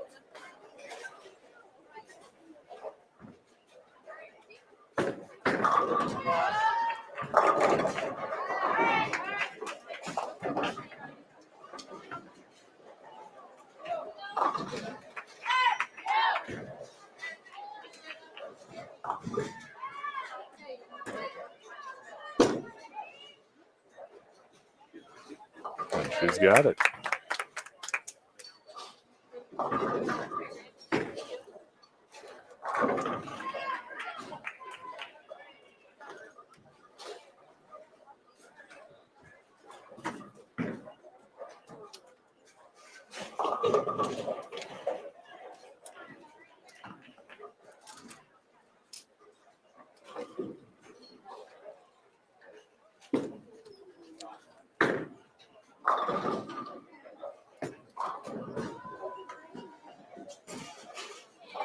So Jenna Betts ends up left of the head pin. She'll try and take down a 1, 3, 8, 10.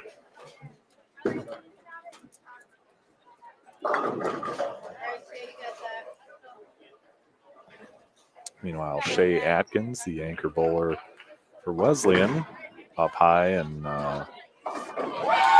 looking at a 6, 9, 10. Betts takes care of that spare.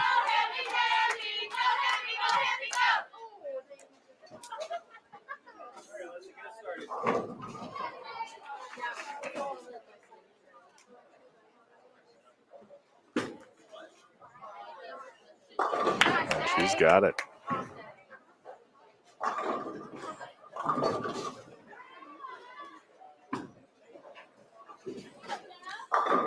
Betts slaps out the 10 on the fill ball. A 188 total for Marion.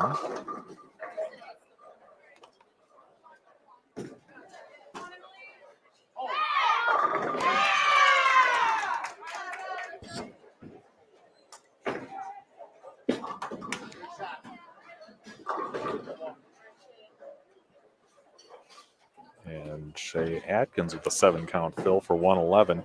These ladies will switch lanes for game 2 with Marion up 1-0 after 1.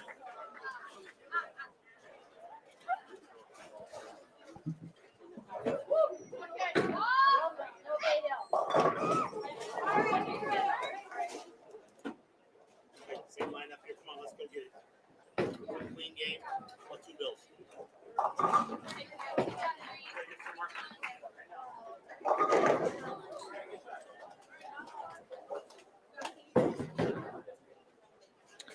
Illinois Wesleyan, another CCIW team, along with Marion and plenty of others in this event.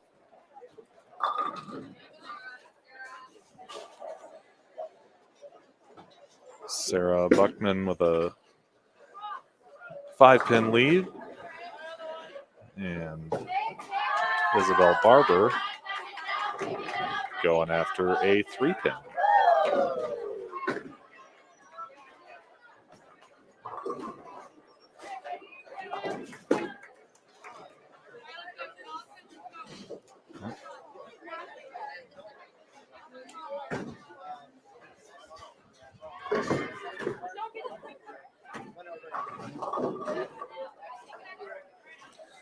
That pinfall you can see off to the right on lane 25. That's the Quincy team that is leading the field right now.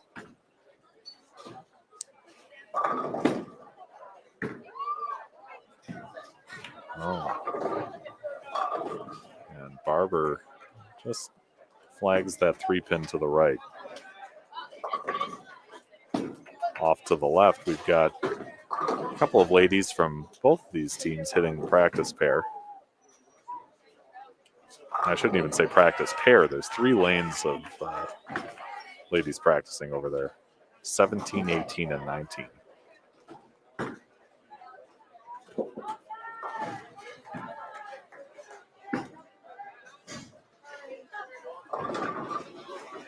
Light hit for a 2-8-10.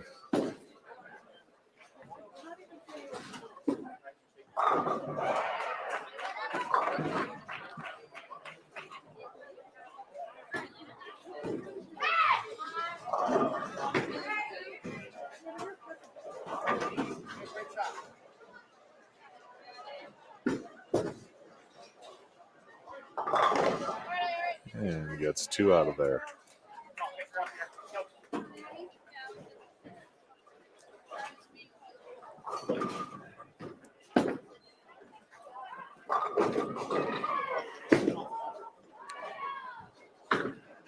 Olivia Cady, we'll right of the head pin. She'll try and pick up that 1-2-4.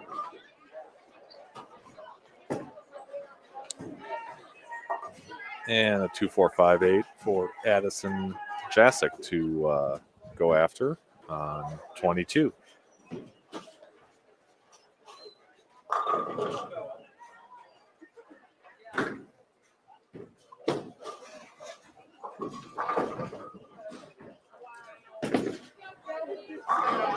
Bowling today and all weekend brought to you by Upper Iowa University, Brunswick, and the Cedar Valley Sports Commission here at Cadillac XBC in Waterloo, Iowa.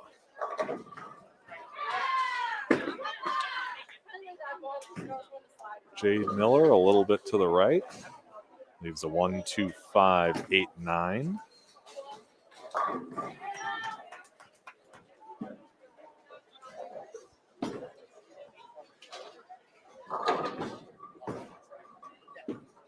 And Alyssa Ritchie crushes the pocket and follows up that Marion spare with a strike.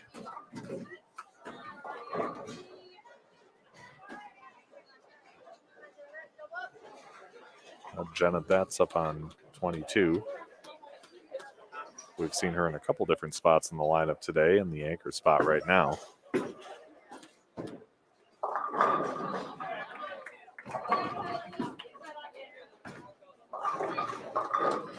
Up high, leaves a 6-10.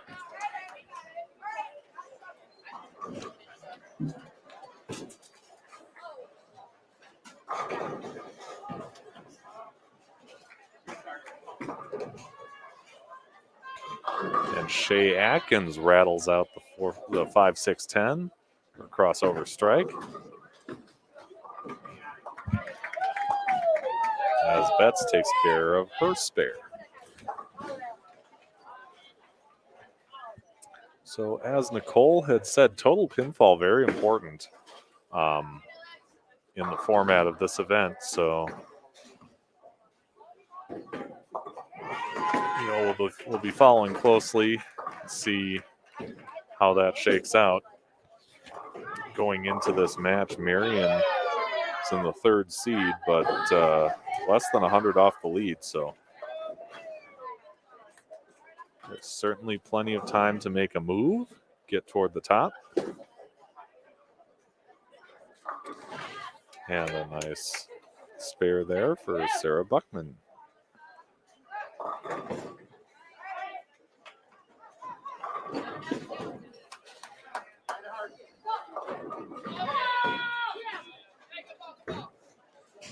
A little bit light in the 1-2. And Jasmine Kubrel ends up with a 9-pin.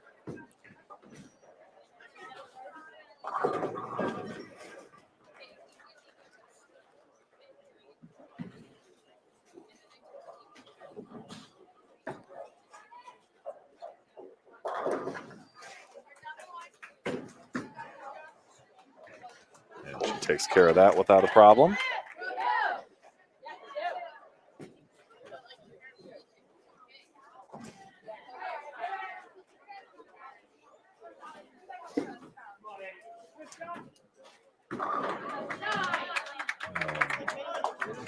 There's a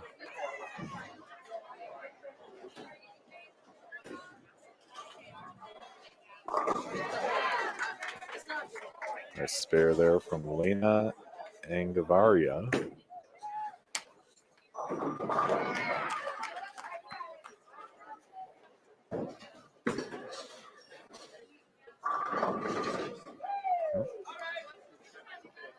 Run off to the right.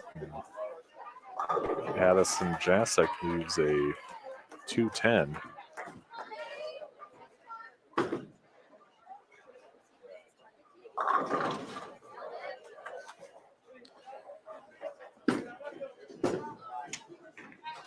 And she was going for it, but just slides by the 2.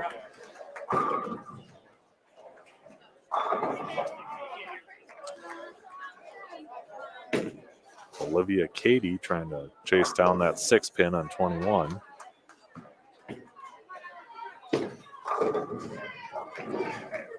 And just slides off to the right. And Alyssa Ritchie will step up in the 9th on 22. As we had mentioned earlier on, this Marion team, plenty of success this year so far. She connects with a strike, ranked number 35 in the country in the USBC Collegiate Online Ranking System. They've piled up wins at the Great Lakes Bowling Conference meet number 1, at the Titan Invitational, and a runner-up finish at Great Lakes Bowling Conference meet number 2. I believe that conference has another meet coming up next weekend.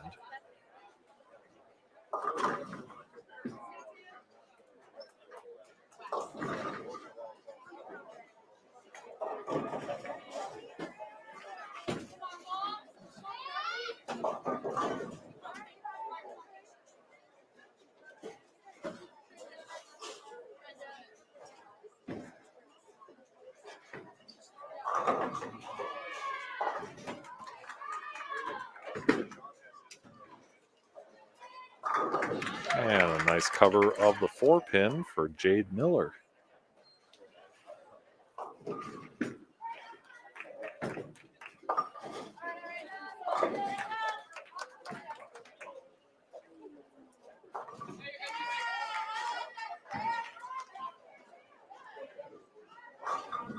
So 152 for Jenna Betts and Marion team. That's going to be enough. Shay Atkins hits a strike, start off the 10th frame for Wesleyan.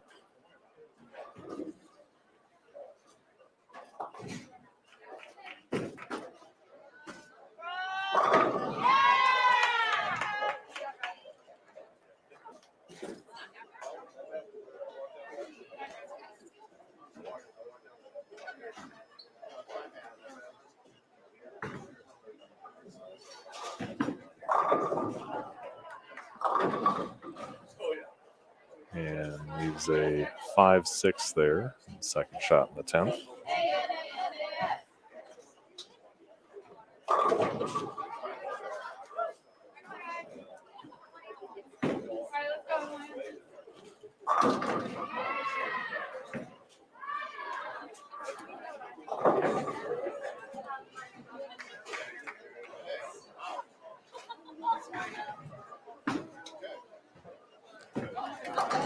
Oh, just took one off there. They'll end up with a 124.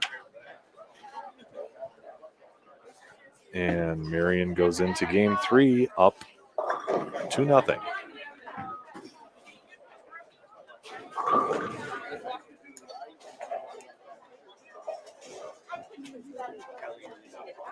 Same order athlete going in the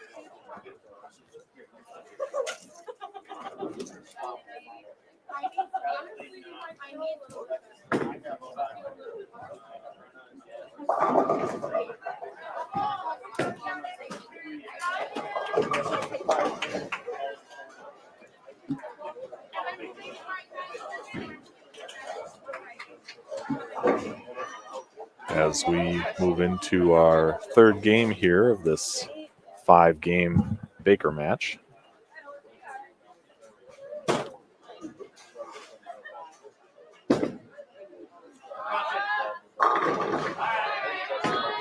So,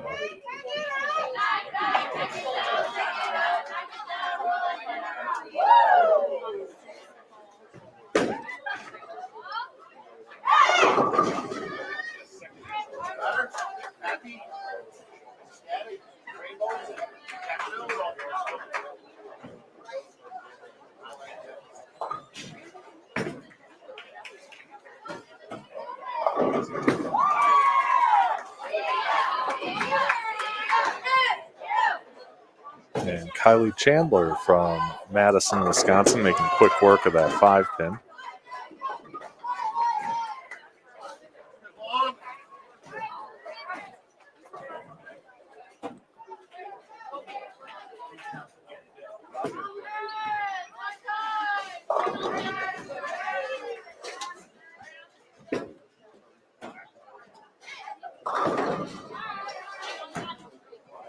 Brenna Shakira crossing over, leaves herself a 6-pin.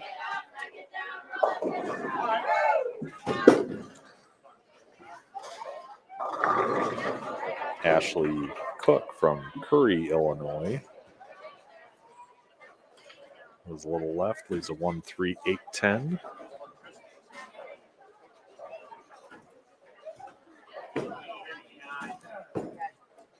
And Shakira slides by that 6-pin.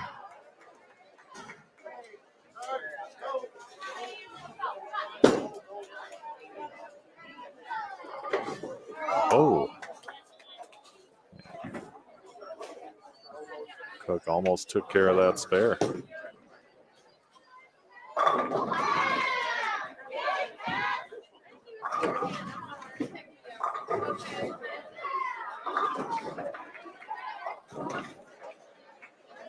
High for Jenna Betts of a 3-pin to try and cover here in the third.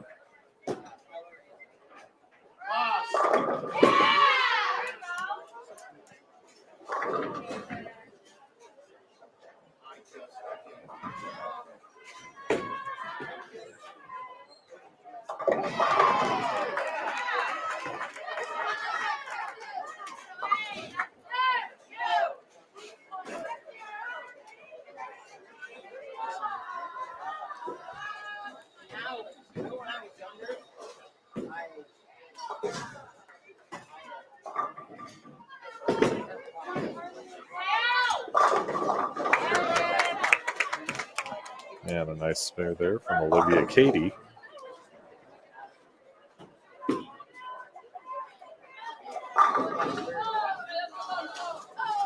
As Addison Jasic leaves a reigning 10 on 21. A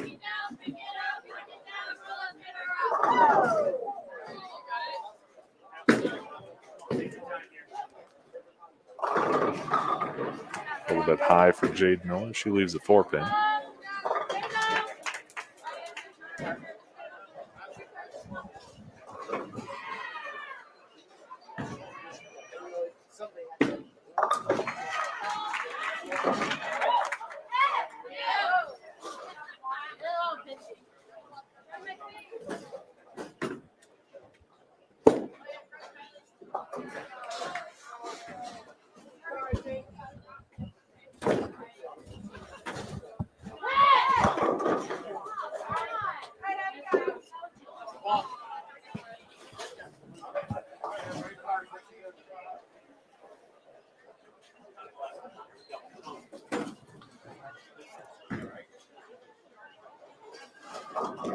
So as we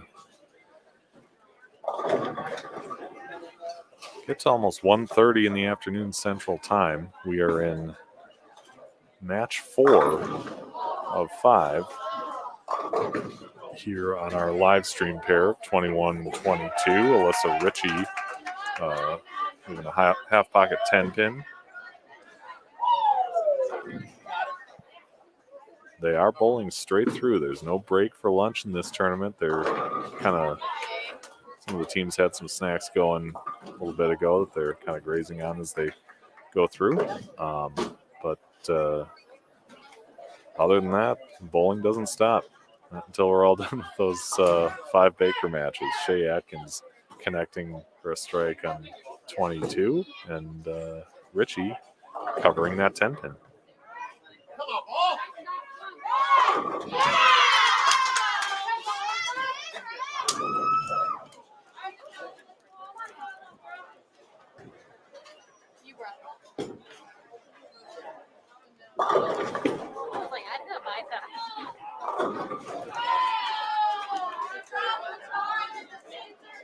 Strike for Alexis Jasic. And Sarah Buckman going after a 2-pin lead.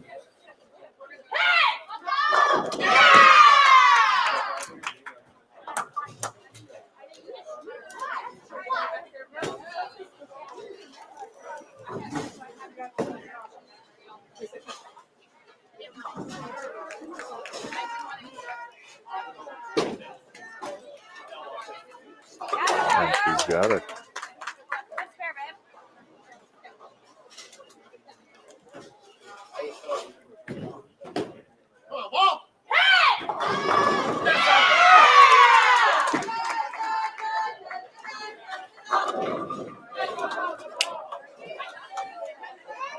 Jasmine Kugrel trying to chase down that 7-pin.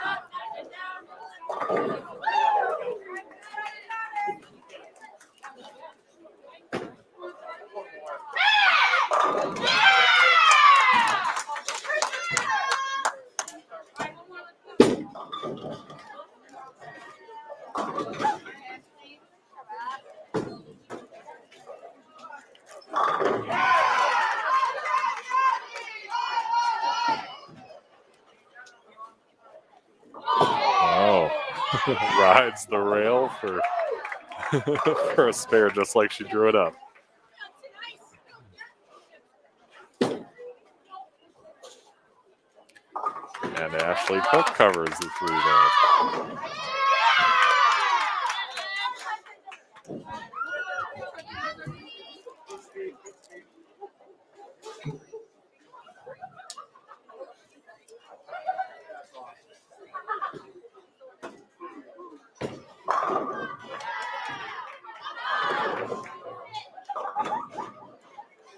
Jenna Betts in the 8th for Marion. Up high, leaving a 3-6-7.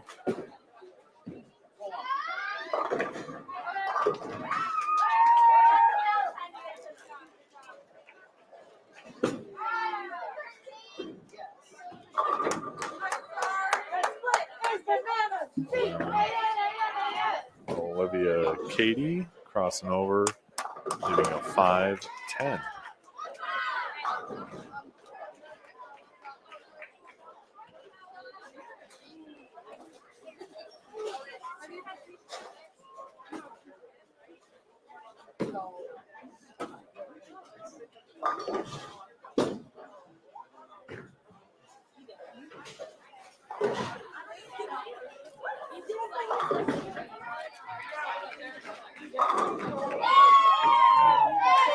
Jasic goes up high and gets the 7 out. And that'll bring up Alyssa Ritchie.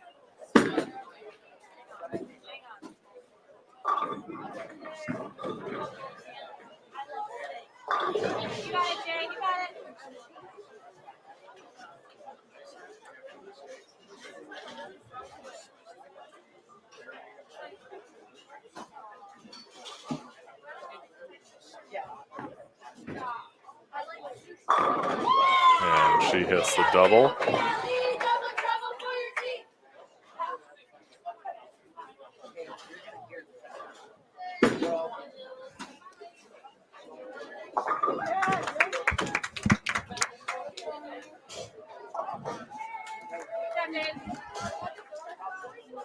Jade Miller covers up the spare to set up Shea Atkins for the Wesleyan 10th.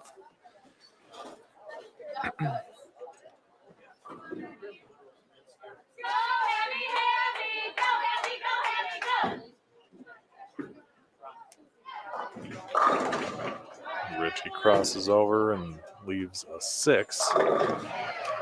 Covers that up. They'll have 180 for this game.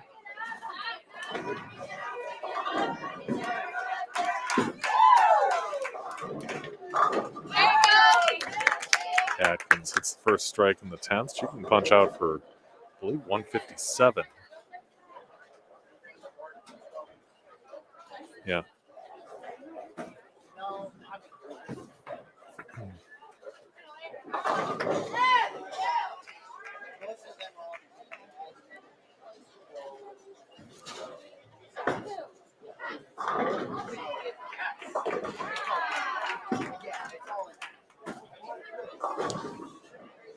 That one got a little left, and she'll try and chase down the 1, 3, 5, 10.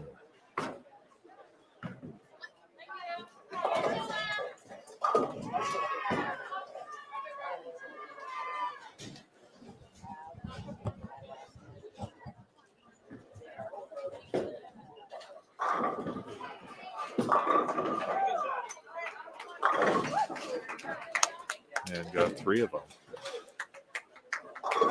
So they'll finish with a 146, and we'll head into our 4th game of this 5-game Baker match between Illinois Wesleyan and Marion of Fond du Lac, Wisconsin.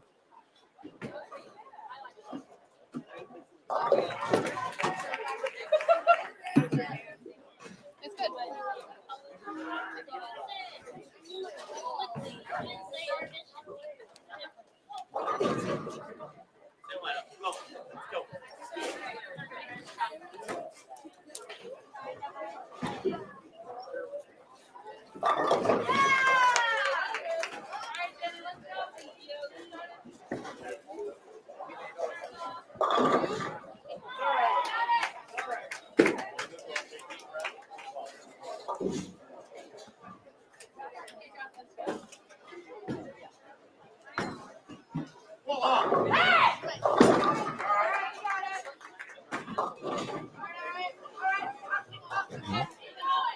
Couple pins fall late for Kylie Chandler as she goes after a 110.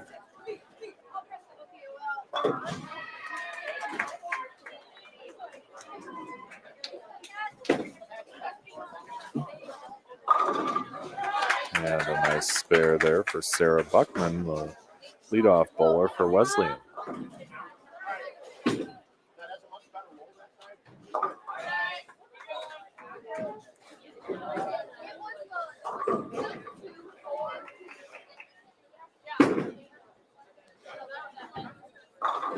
Ashley Cook crosses over, leaves a 9 pin.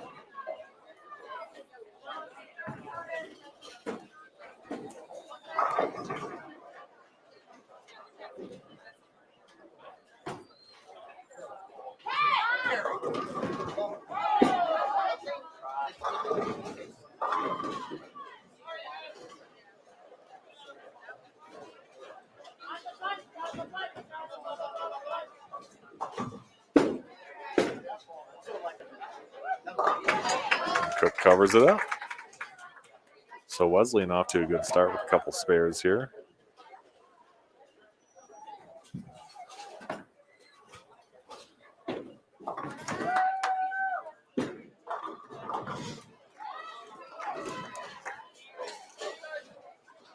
And Brenna Shakira takes the head pin off the 3 and 9. And Marion finds themselves in a little bit of a hole so far in this 4th game.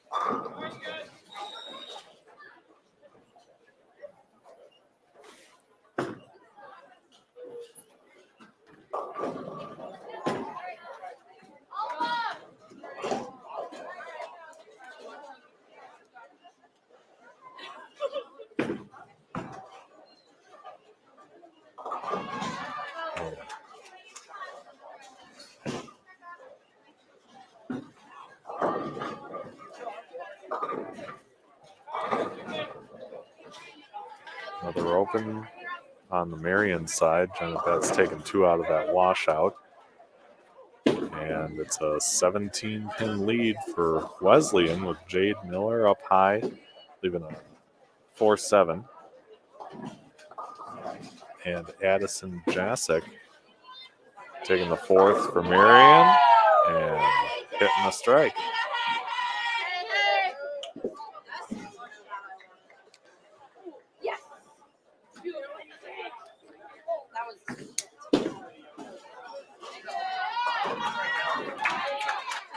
Miller takes care of that spare to maintain the lead.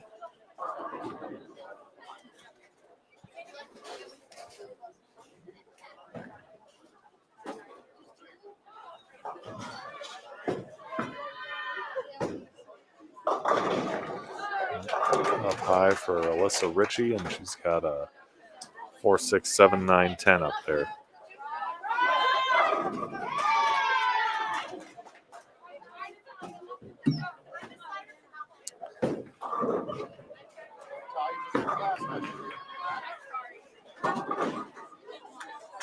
Right for Shay Atkins.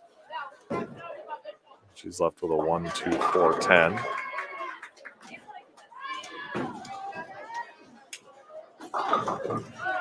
And Ritchie takes 3. Always important to get the count on those splits, as Nicole and I were talking about a little earlier. When you're working on a strike, every pin basically becomes 2. Atkins with a nice cover of that washout. And Wesleyan just keeps on rolling.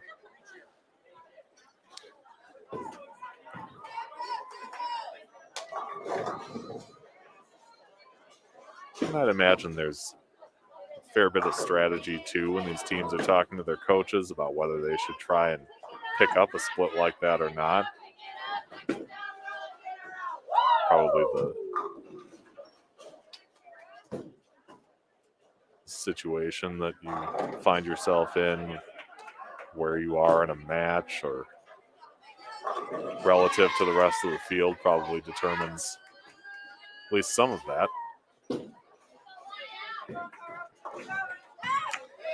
There's a 10-pin conversion from Alexis Jasic.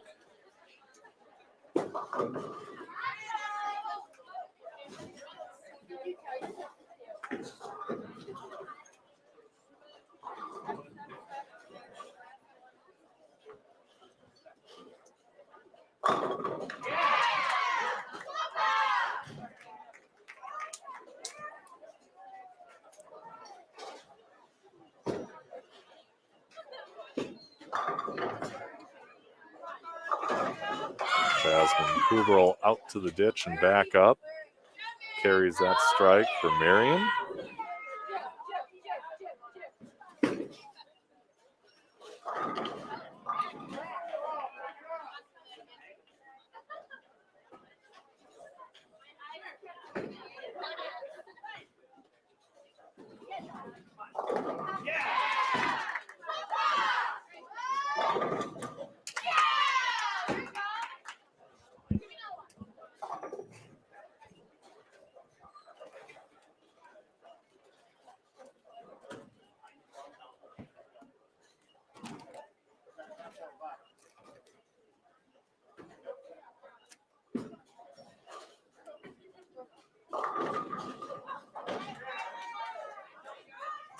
And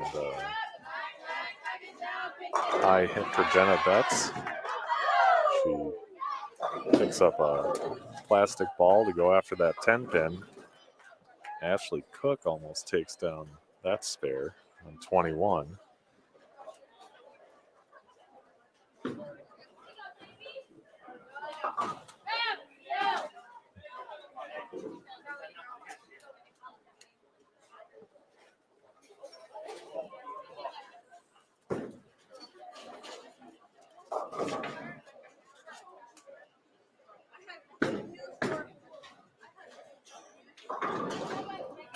Olivia Cady a little bit high for a 4-pin. So they find themselves down by 1. And now Marion with a strike up in the 9th. Addison Jasic.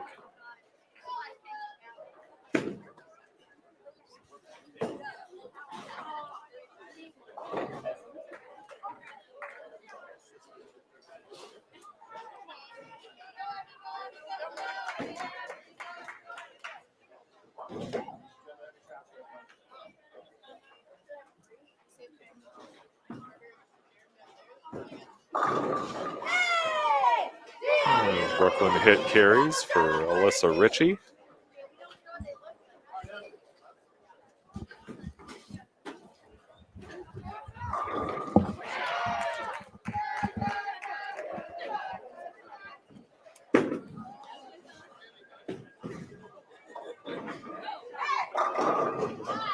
Jade Miller a little bit right of the head pin. She'll have a washout 1-2-10 to try and pick up here in the 9th. And Marion on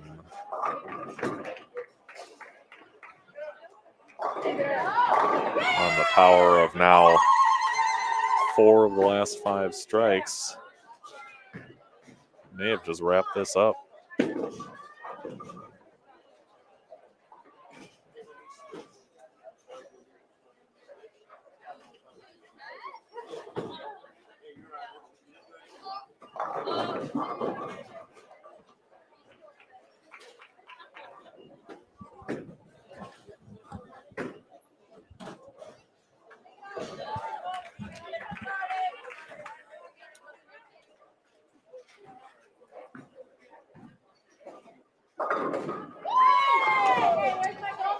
And she connects with another one in the 10th. Nice finish for Marion. Down early, but coming back with the last 4 for 171.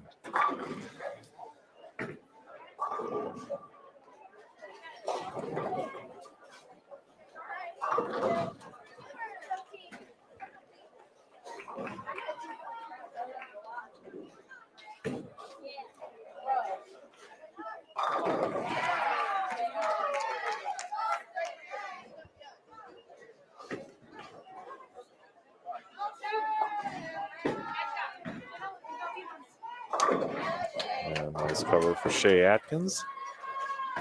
She'll get up for Phil Ball. I think she can strike for 127. Yep.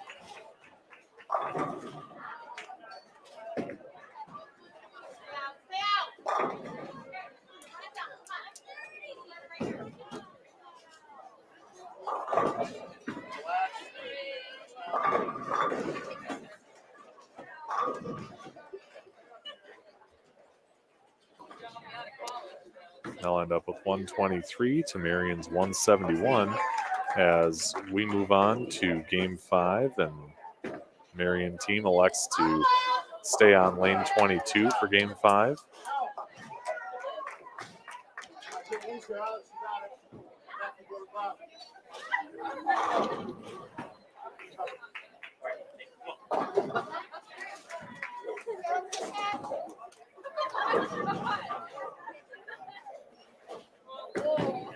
Come on, Paul.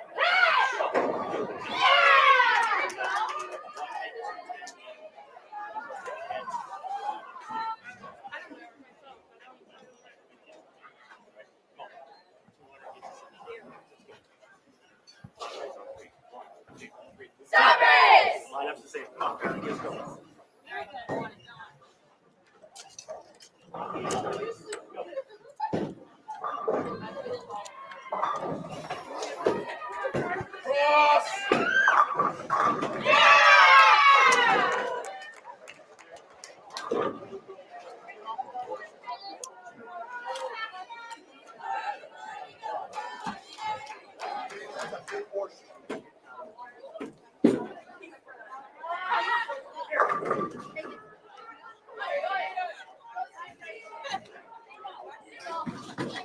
So we start out in game 5 with Kylie Chandler leaving a 5-10 split.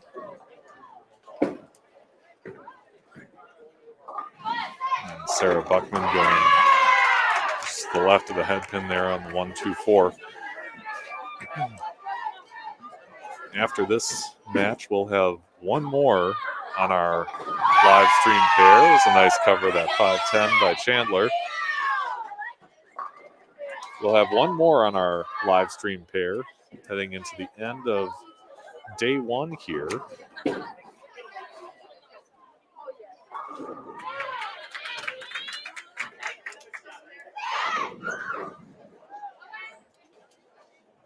This event going 3 days, Friday, Saturday, Sunday.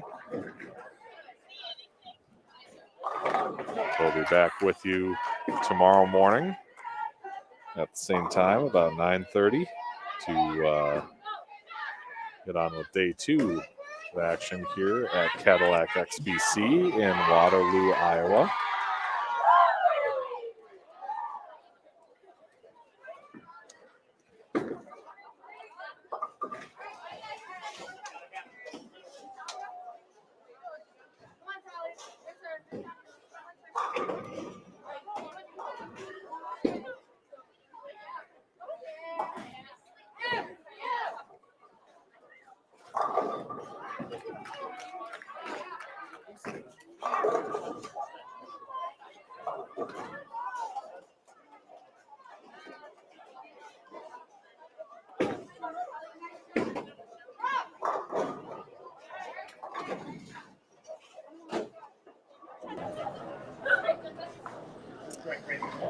So you can get a look at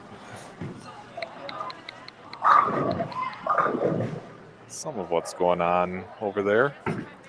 It's kind of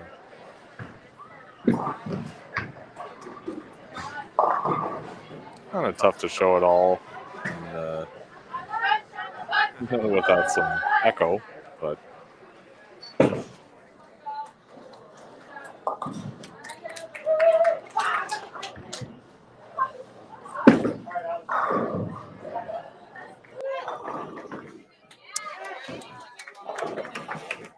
Jade Miller there with a spare conversion, and Jenna Betts follows suit.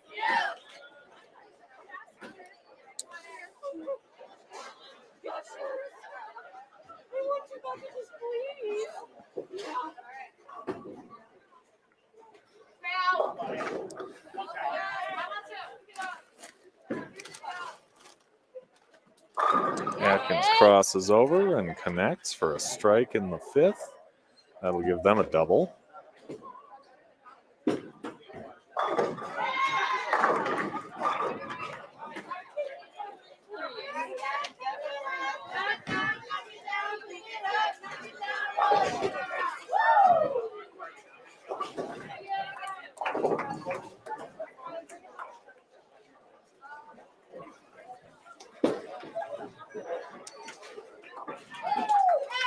And a cover of the 4-pin for Addison Jasic.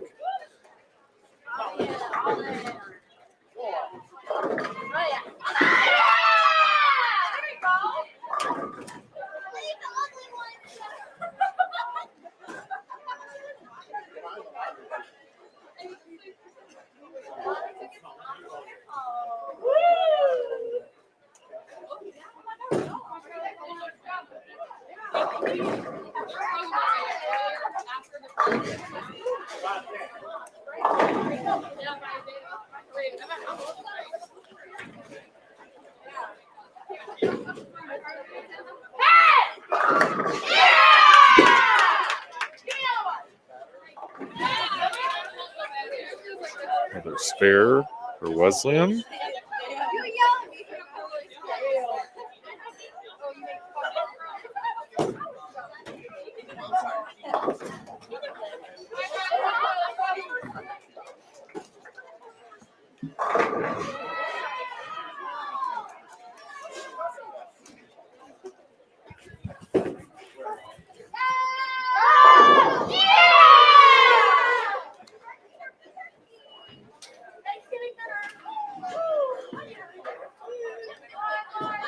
Oh, a nice cover, the 4-5 by Alyssa Ritchie. And that fifth frame for Marion.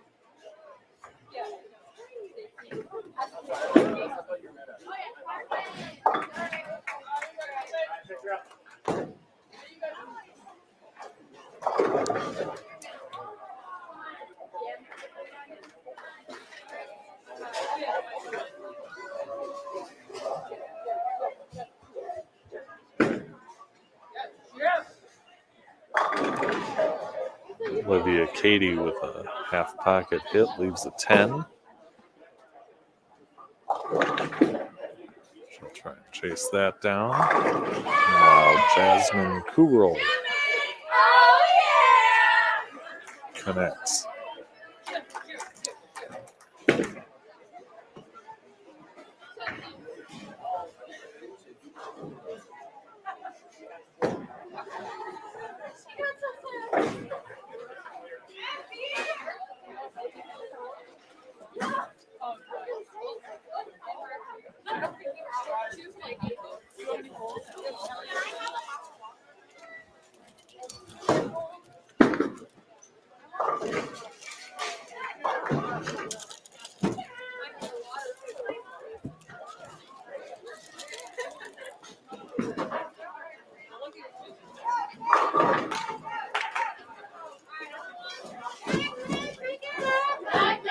Crossover for Jenna Betts. Leaves her with a 5-10.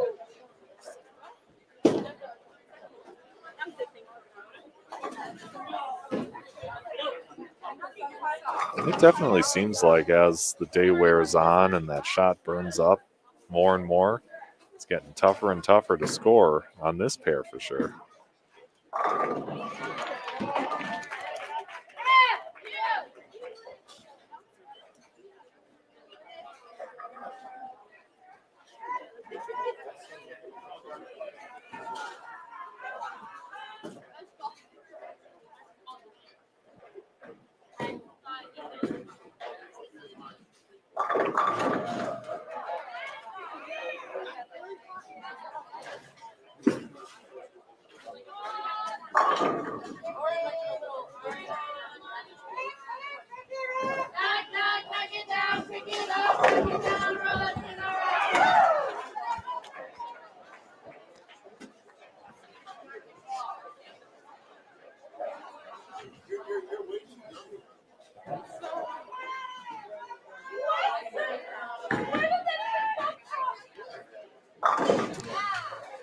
And there's a cover of the 7-pin in the 10th for Shay Atkins, as Addison Jasic has to run down that 9. So Atkins can strike for 141, and that spare gives Alyssa Ritchie a chance to punch out for 189.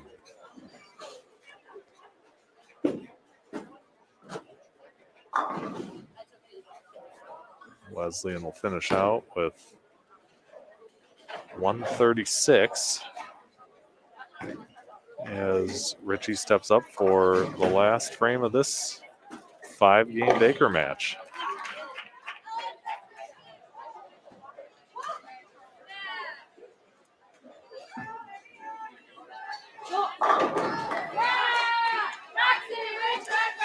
And she does.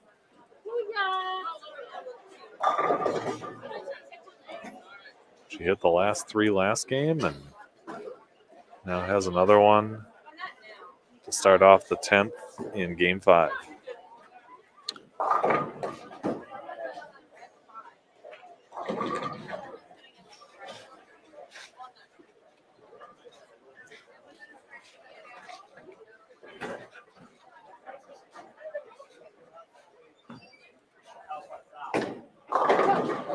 Crossed over on that one, but they all went down.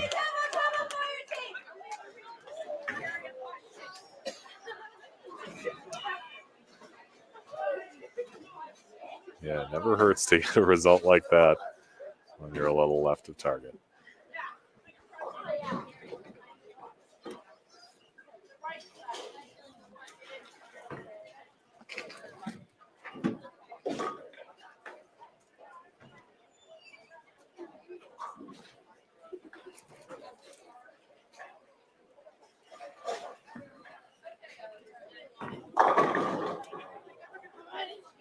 Made count on the fill ball. They'll end up with 187. So Marion takes all 5 games of this 4th match.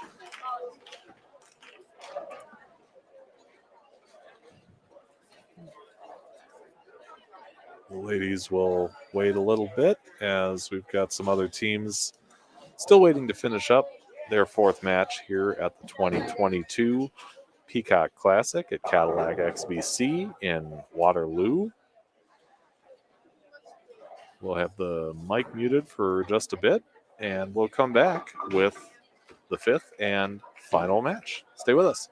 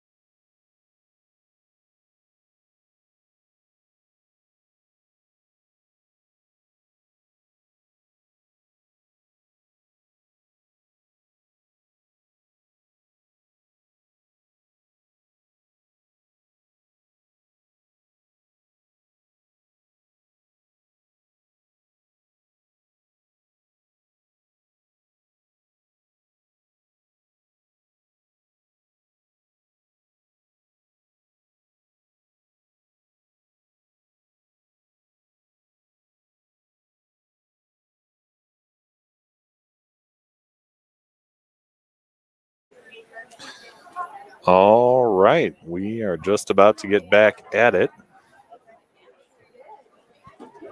for this last of 5 Baker matches. I'll get more detail for tomorrow. Maybe. I didn't have time. And we are getting our first look at Augustana College from Rock Island, Illinois. The Vikings, coached by Marty Resner. And we have Valparaiso back on our live stream pair.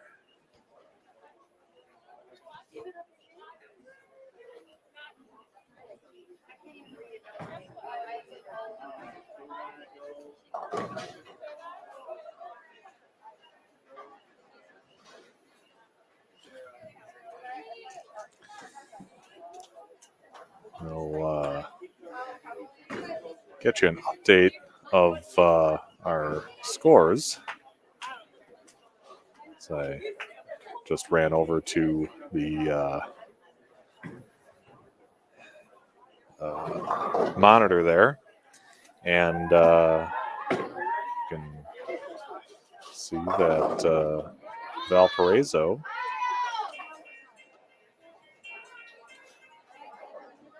is up in the lead here with 3,581,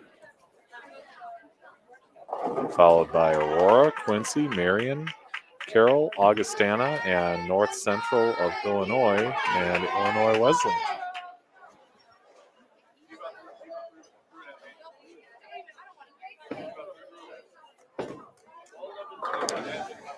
So here we go.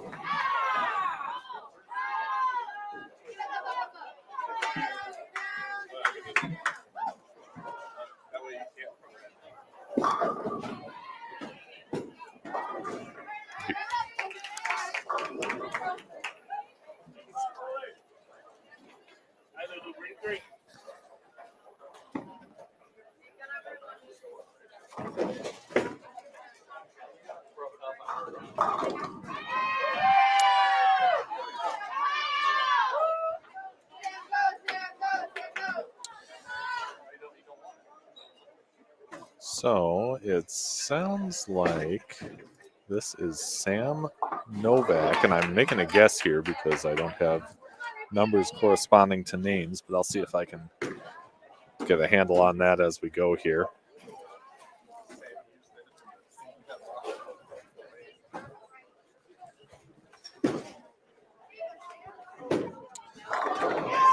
Valparaiso has Ruth Magana from Federal Way, Washington, hitting up on 22.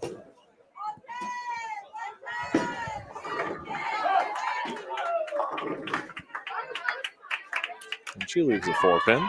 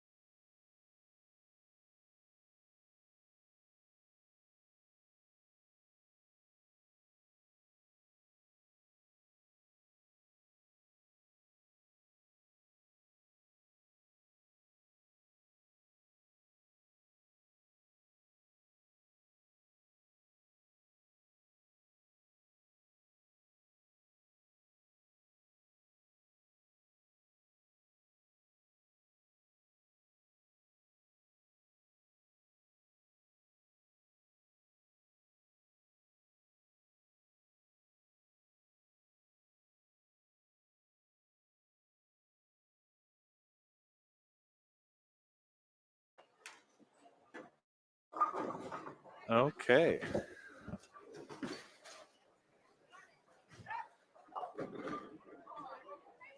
So now we've got a handle on some names and numbers as Abby Clark from Twin Lakes, Wisconsin, up in the 5th frame for Augustana of Illinois on lane 21.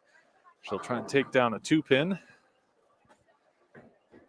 and maintain an early lead over Valparaiso.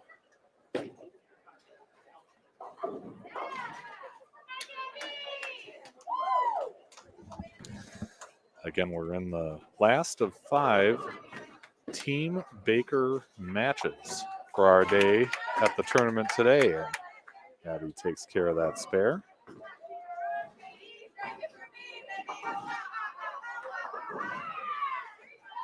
Thank you to her folks. I think you're her folks? Your mom and dad? Yeah. Thank you to her mom and dad for sorting out all that for me. That makes a big difference.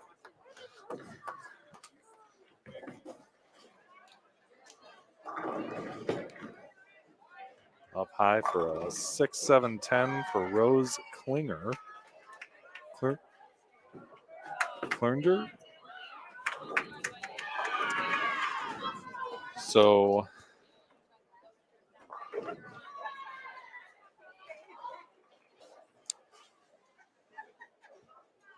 we'll see what she does with that 6-7-10. Noelle Duty up high for a 3-6-10. So with an open frame in the 6th there for Augustana, they've got 93 through 6. And Duty is up in the 5th, so we'll see where they're at after this.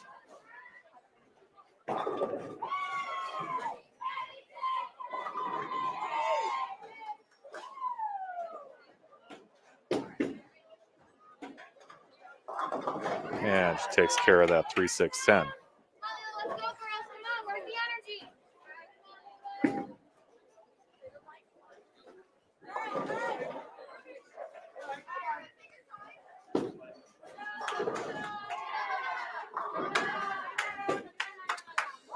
So Sam Novak pushed one off to the right. She will try and take down a 1, 2, 5, 7, 8, 9. And Lulu Smith has a 4-7 in front of her. Again, Valparaiso taking over the lead heading into this last Baker match. And Novak takes them all down. So 93 in the 6th and a spare up. Smith covers her spare. They're a frame behind, but 78 through 5 with a spare up in the 6th.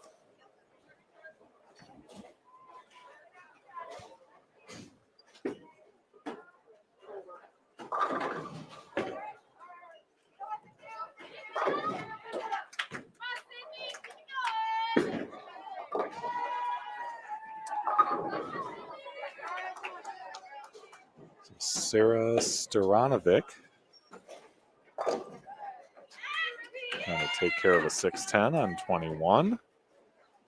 Oh, pushes that one off to the right a bit.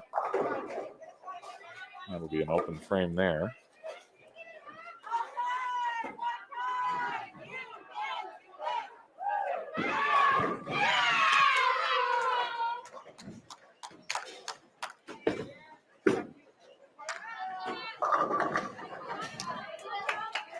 And that one off to the left for Ruth Nagana.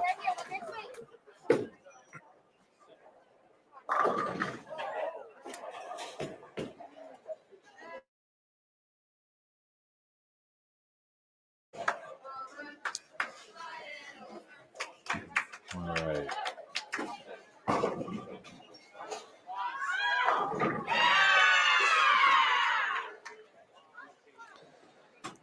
So a 4-9 split for Maddie Lathrop in the 9th. as Allison Eibel goes light, leaves a 2-5 in the 8th. And Lathrop gets one out of those two.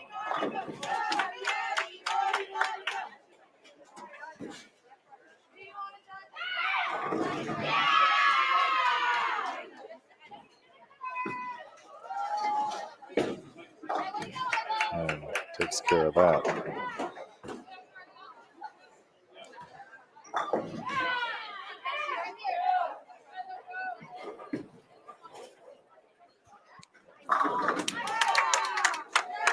Abby Clark connects with a strike in the 10th. Start off the 10th for Augustana.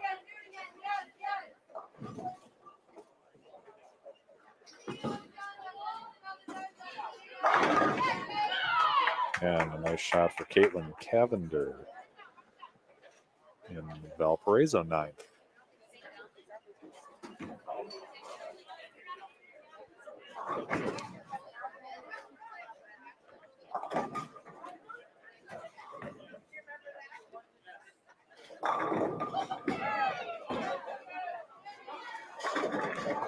Oh, up high and a 4-9 for Clark. She'll be in a position to put them in the 140s.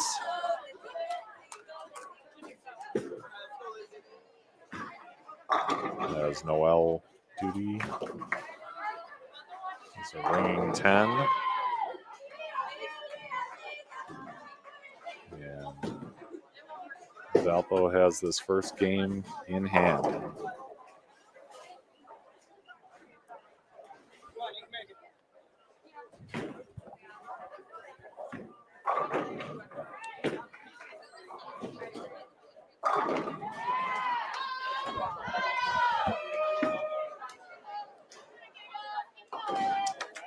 All right, 147 will be the total for Augustana in game 1.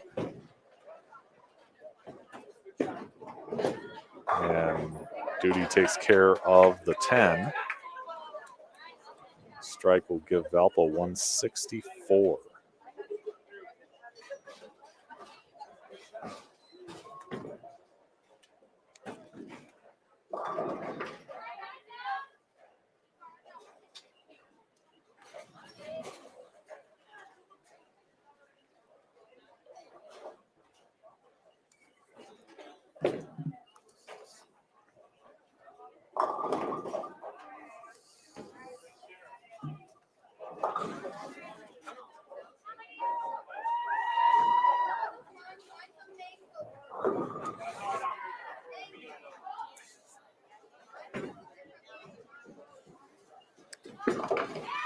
So Valparaiso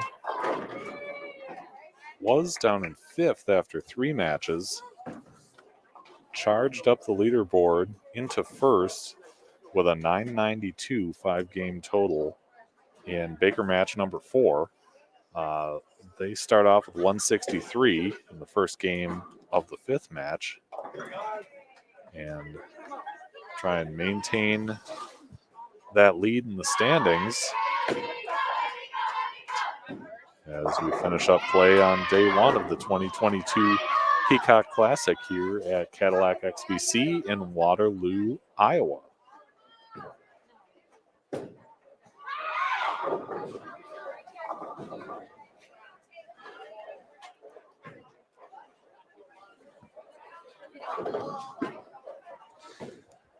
So it looks like we're getting our first look at Kennedy Sawyer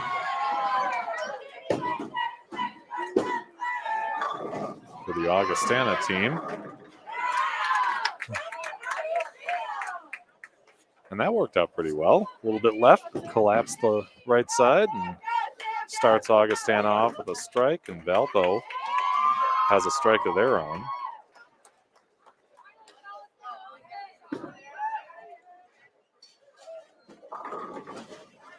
Up high and a 4-pin for Ruth Magana.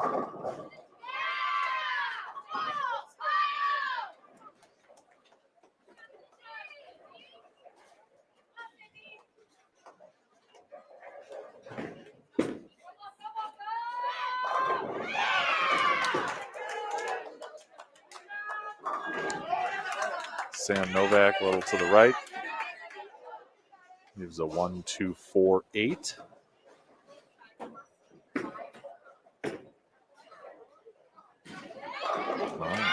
Ghana takes care of that 4 by the slimmest of margins, but hey, it's a spare up on the board, and that's all that matters.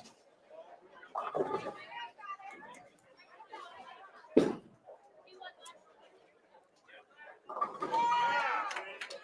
Novak takes care of her spare.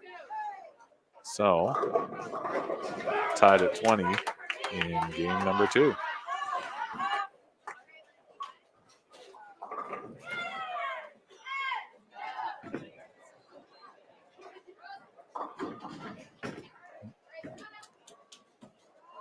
Up high for Allison Eibel. She'll have a 3, 6, 7, 10 to deal with. As Sarah Staranovic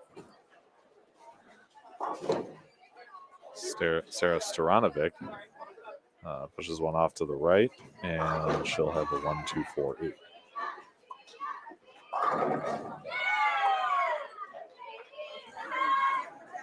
Bowling brought to you by Brunswick and the Cedar Valley Sports Commission, and of course Upper Iowa University, the host school for our tournament here, which is the first NCAA women's bowling tournament in Iowa. Staranovic takes down that spare, and that'll give Augustana a 12-pin lead. Light mixer got him to fall. Caitlin Cavender gets her strike to set up the anchor bowler, Noelle Duty. And a nice break for Maddie Lathrop on 22.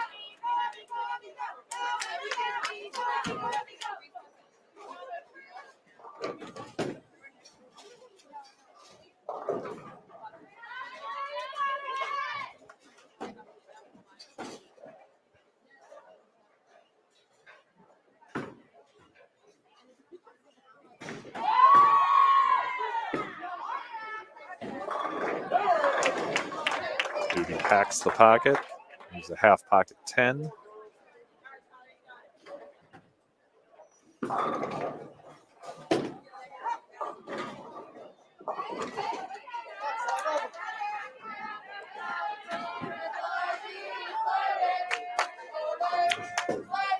She is their average leader coming into this tournament, almost 186. Augustana ranked 116th in the USBC Collegiate Online Ranking System. And their anchor bowler, Abby Clark, leads their team with the average coming into this tournament, 182.353. She tries to run down a 1-2-4-10 washout.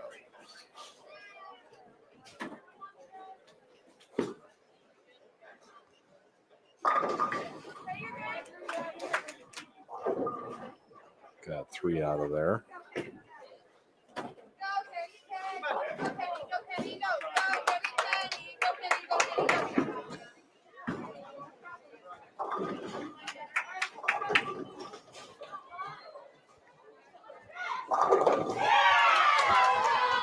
Augustana in Rock Island, Illinois, on the western side of the state, part of the Quad Cities between Illinois and Iowa.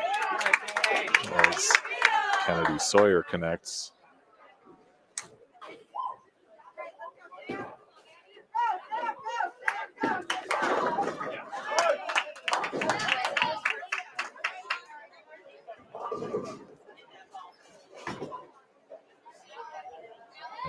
Lilu Smith comes through with a spare.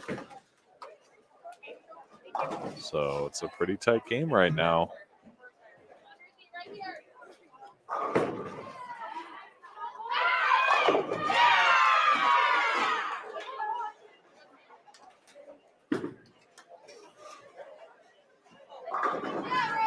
That was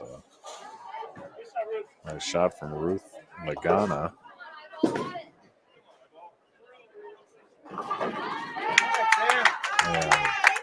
followed up by a strike from Sam Novak.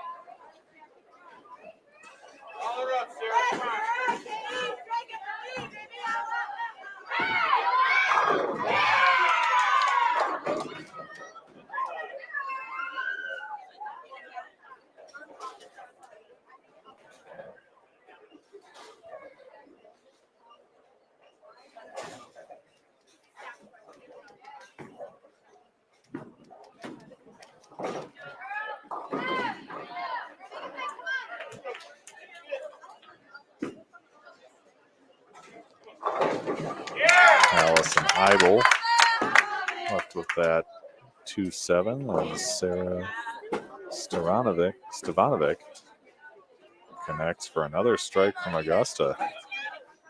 So they've got some momentum going as we head into the 9th frame here.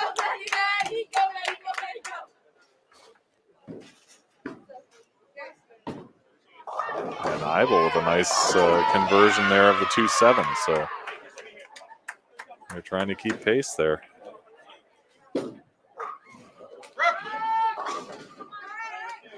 Hold that a little left. Up to 1-2. Still holding down a 21-pin lead.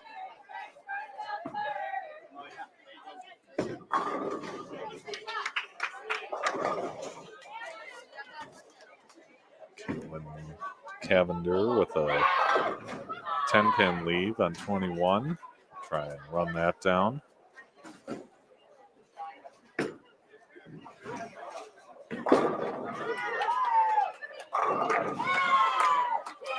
That one pushed out a little right, so now it's 170 in the 9th for Augustana. And Cavender makes her spare. So with Clark up in the 10th, she can double up and shut out Valparaiso. Noelle Duty on the Valpo side can punch out for 190.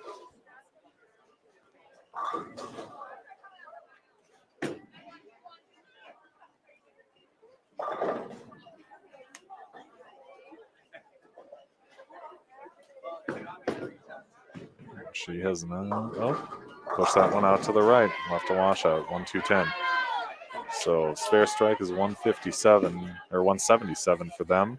And Abby Clark not giving up the pocket there, but leaving the 7-pin. That's going to be enough to win this game. So it'll be one apiece for the two teams after 2 games in this final match.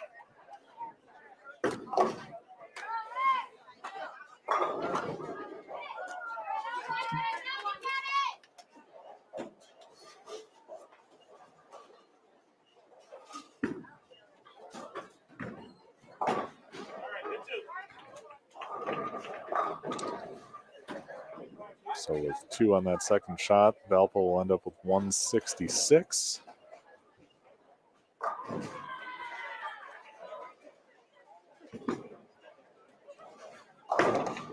And Clark takes care of that 7.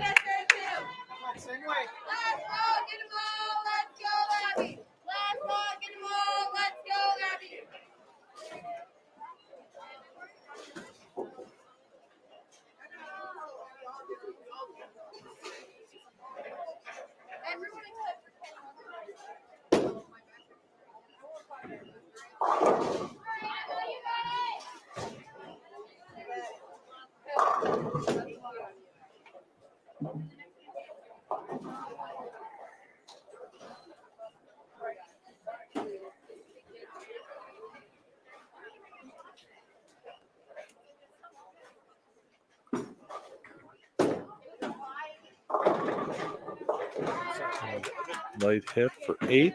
They'll end up with 188. And again, we're at 1 apiece for Augustana and Valparaiso as we switch lanes and move into game 3. Again, this is our final of 5 Team Baker matches, 5 games apiece. And we will have coverage throughout the weekend here on the Bowling with the Pfeff YouTube channel. You can join us for day 2 tomorrow, starting at 9 a.m., running till 3:30 Central. And follow these ladies as they continue competing in the 2022 Peacock Classic. That one went left from Kennedy Sawyer, and she'll try and cover up a 1, 2, 3, 5, 6.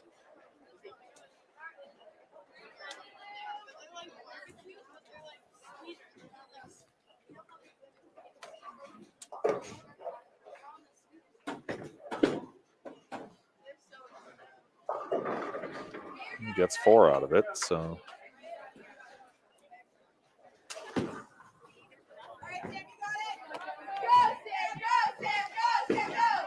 Lulu Smith on 22, a little bit light, collapses the bucket, gets leaves just the 5-pin.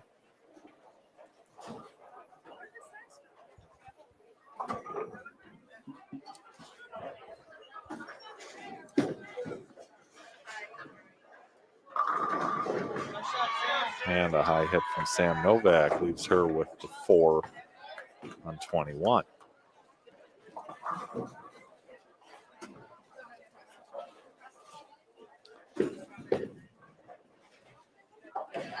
Smith makes quick work of that 5.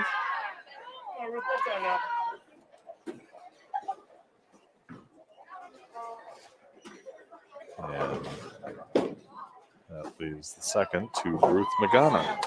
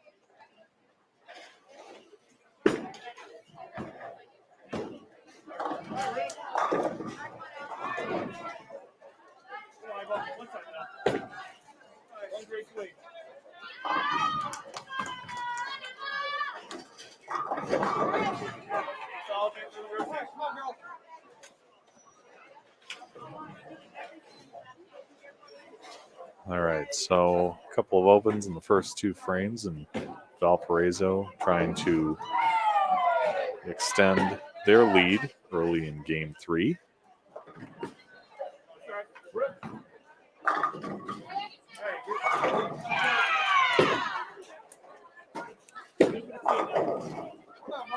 Allison Idle moving a 5-8.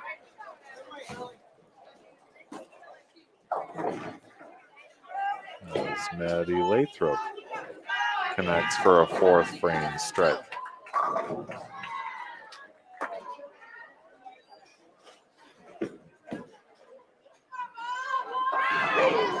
Very nearly chopped that, but this gets a piece of the 9.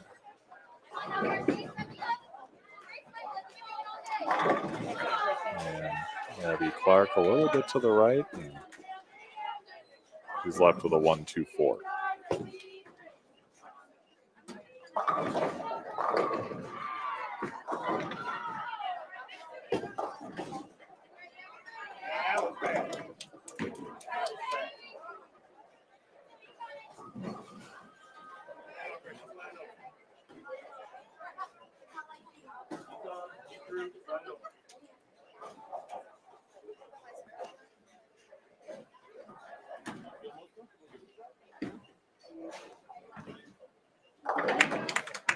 Clark takes care of the 1, 2, 4.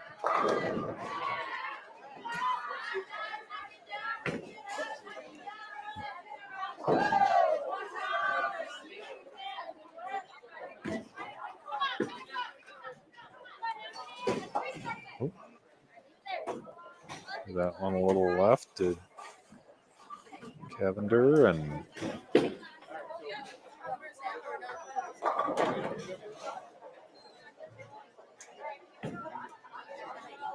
down one.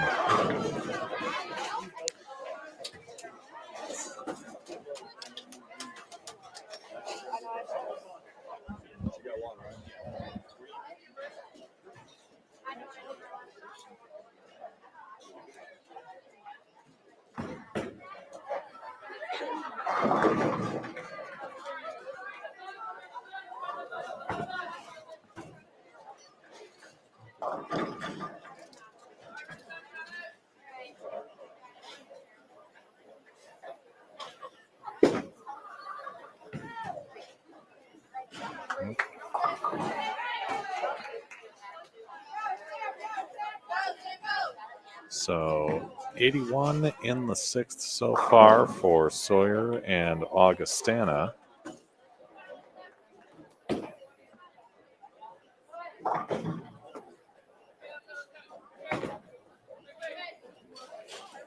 As we watch Noel Duty on 22 hit light pocket and shake him out of the left side of that rack for a strike.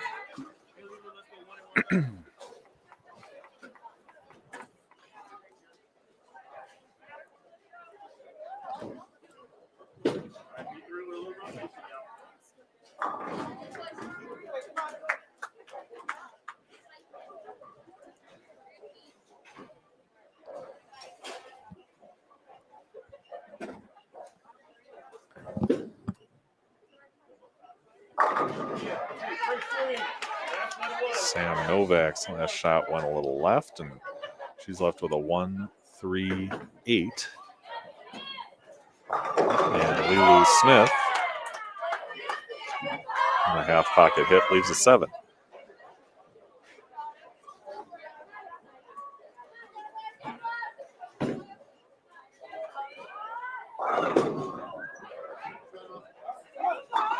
Got all three.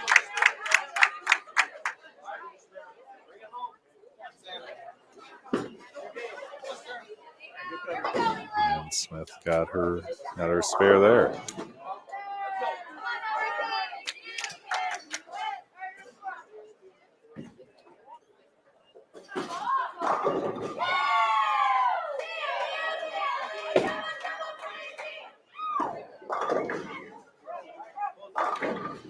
Sarah Stevanovic goes Brooklyn, leaves a 9.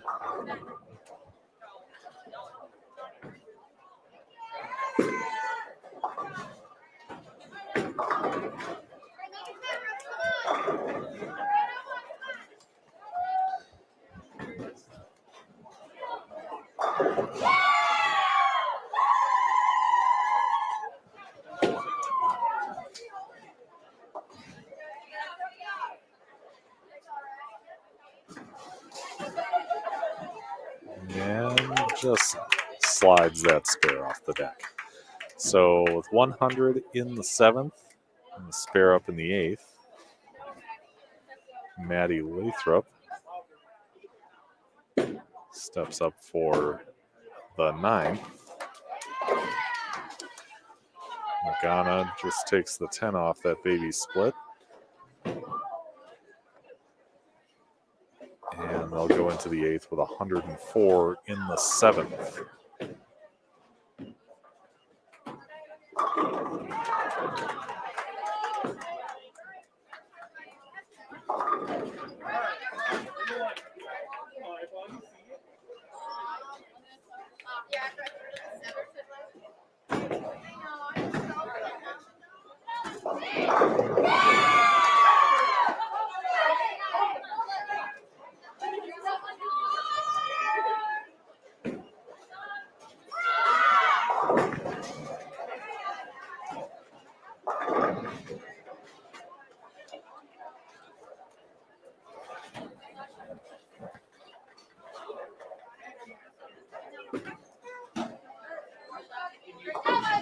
All right.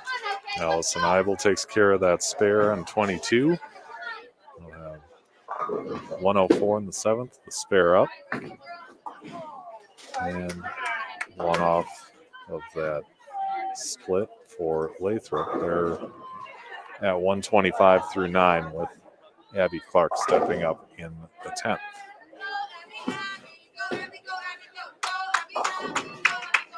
Another high hit, 4.67 for Caitlin Cavender.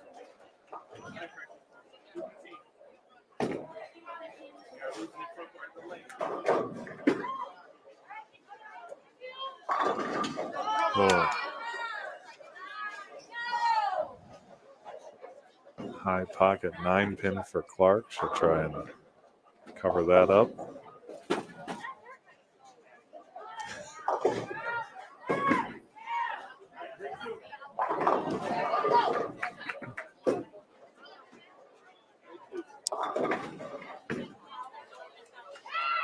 So with 2 on that split, Valpo has 130 through 9 with Noel Duty up in the 10th. As Clark tries to cover up that 9-pin.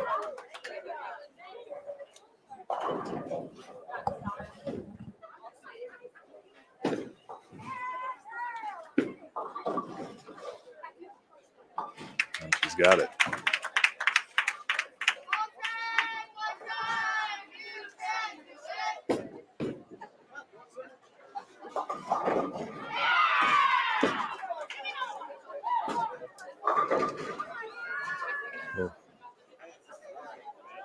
Pocket 7-10.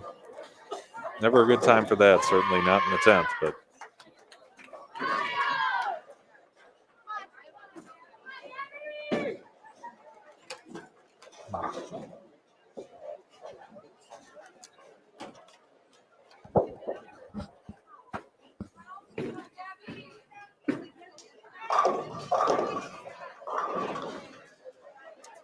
and Clark gets 8 on the fill ball for 143.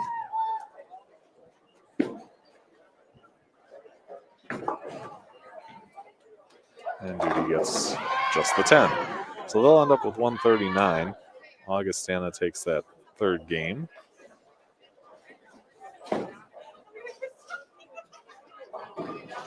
And now leads 2 games to 1.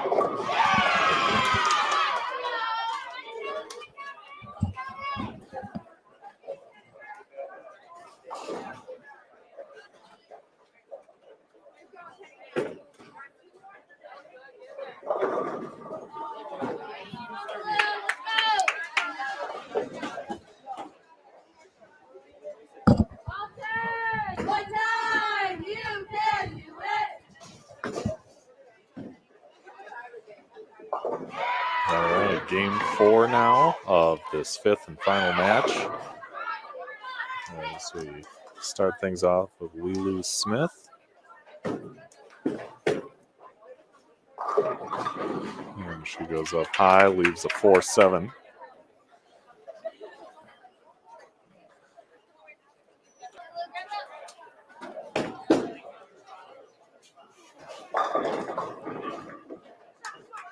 Kennedy Sawyer out to the right a bit. Leaves her with a 1-2-8-10.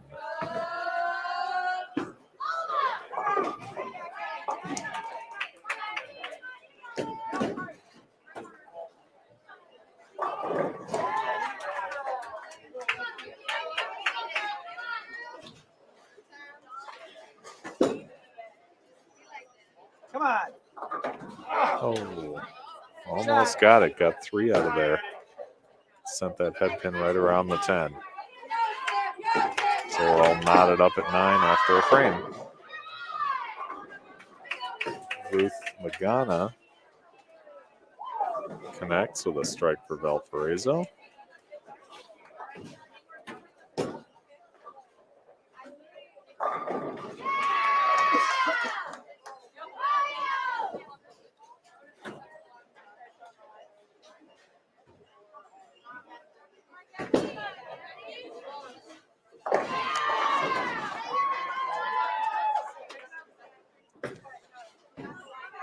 There's 9 for Sam Novak.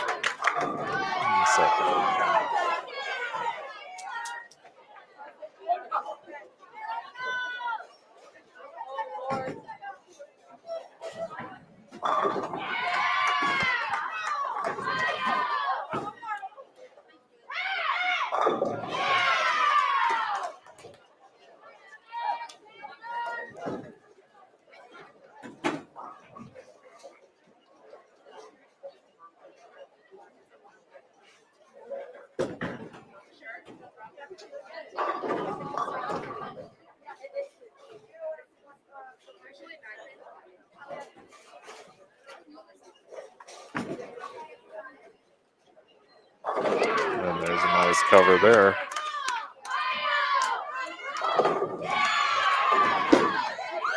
Allison Idle taking down the 4-5, and ooh, that'll work. Spare's a spare, right?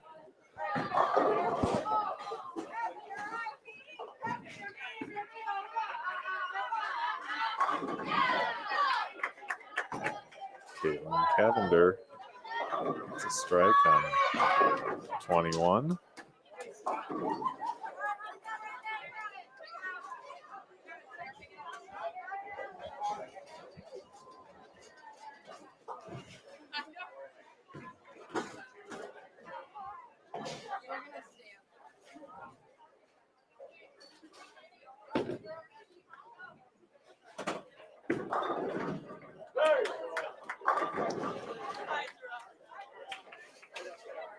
Well, Duty.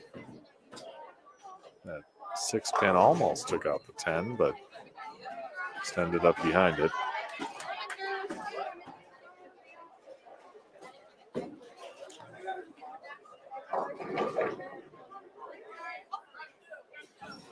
And she's definitely migrated left as the day has worn on here, at least on the pair we're on 21 and 22.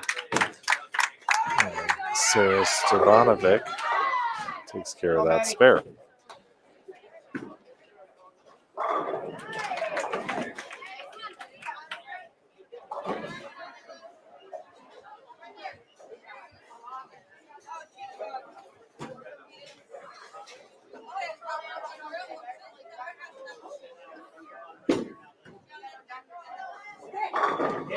Maddie Lathrop stuffs one in there and gets the strike out of it.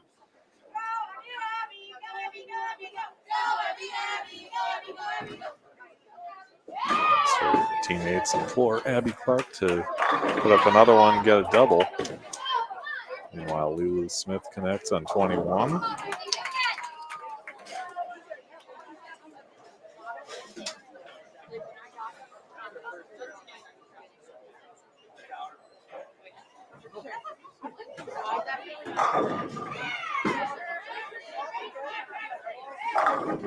Clark buries it for a strike. So with a couple strikes up for Augustana, this match is tightening up. Oh, Magana plowed through the middle, but they all fell. Valpo has a double of their own.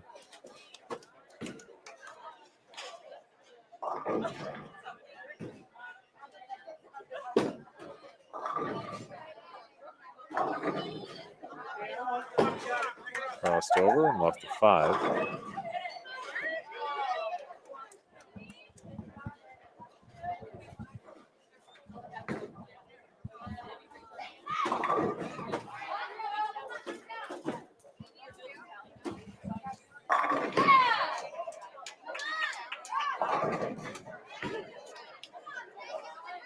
3 in a row for Valpo now as Allison Eibel connects on 21. And there's a spare for Sawyer. Ready?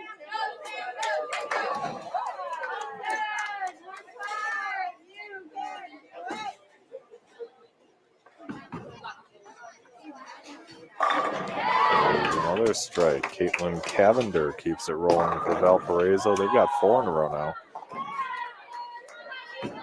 Heading into the 10th with Noelle Duty.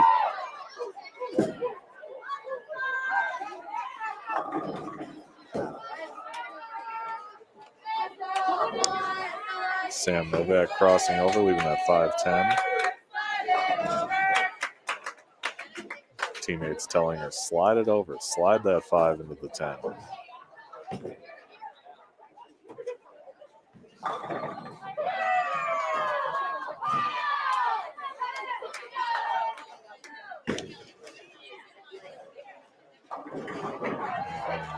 And a little right, target. Leaves the 2. She can go spare strike and get them to 218.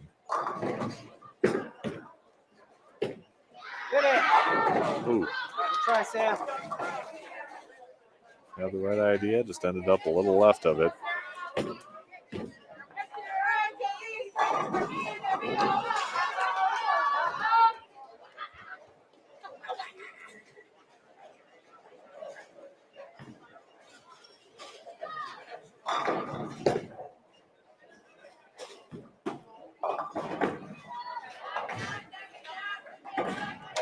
gets that 2 with a plastic spare ball.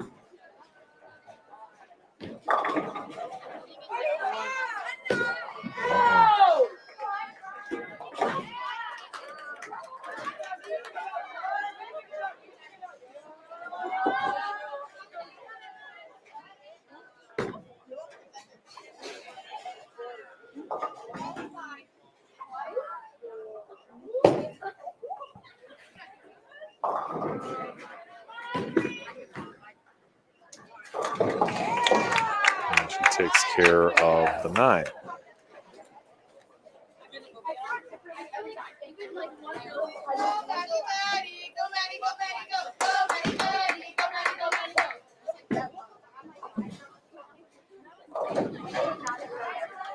And Duty gets a 9 count on the fill ball for 217.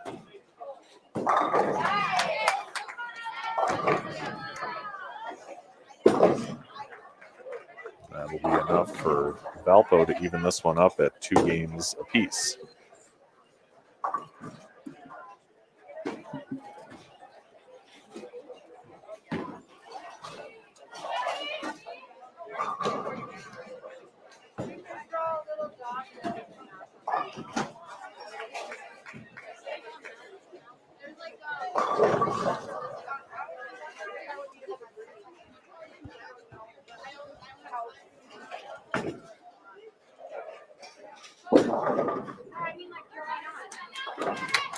Takes care of that spare. Again, Valparaiso trying to build on their lead.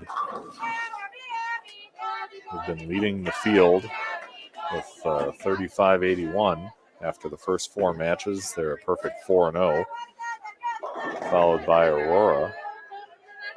Close behind at 35-55 going into this final match.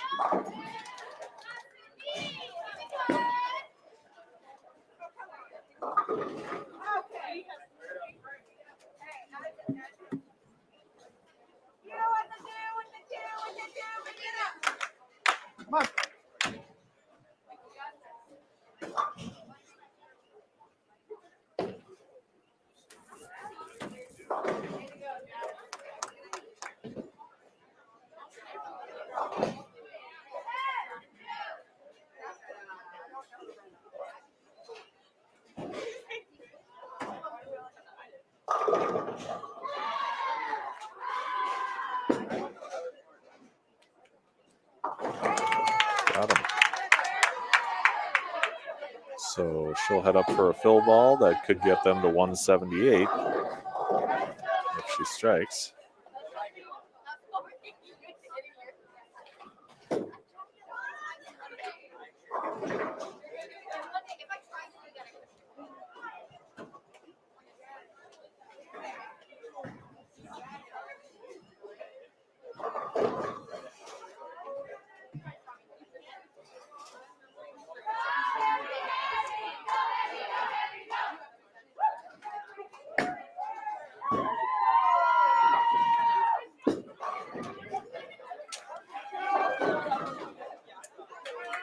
and they'll finish with 176.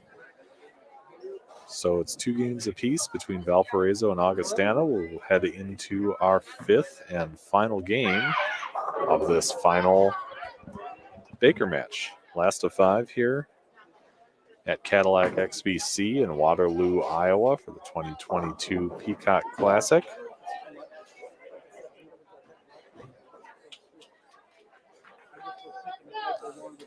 Remember, we'll be back tomorrow and Sunday, 3 days of coverage here on the Bowling with the Fef YouTube channel. You can catch us again tomorrow morning, 9 a.m. As we continue with the competition here in Waterloo. Smith shakes him up, gets him to fall, starts out the last game with a strike.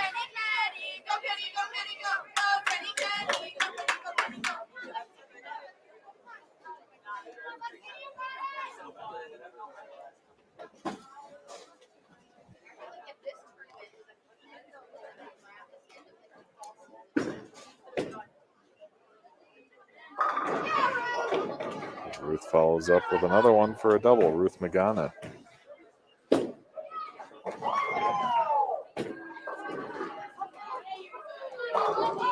Kennedy Sawyer off to the right, leaves a 2-pin.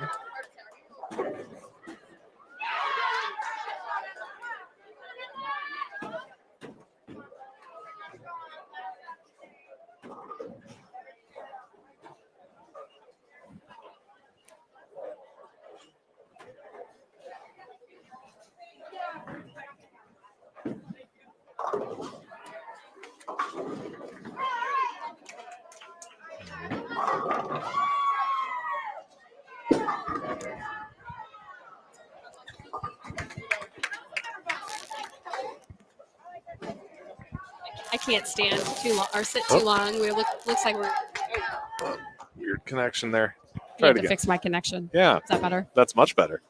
They're finishing their matches, so I'm not going to be able to stay too long. Ah, okay. Well, we'll take what we can get.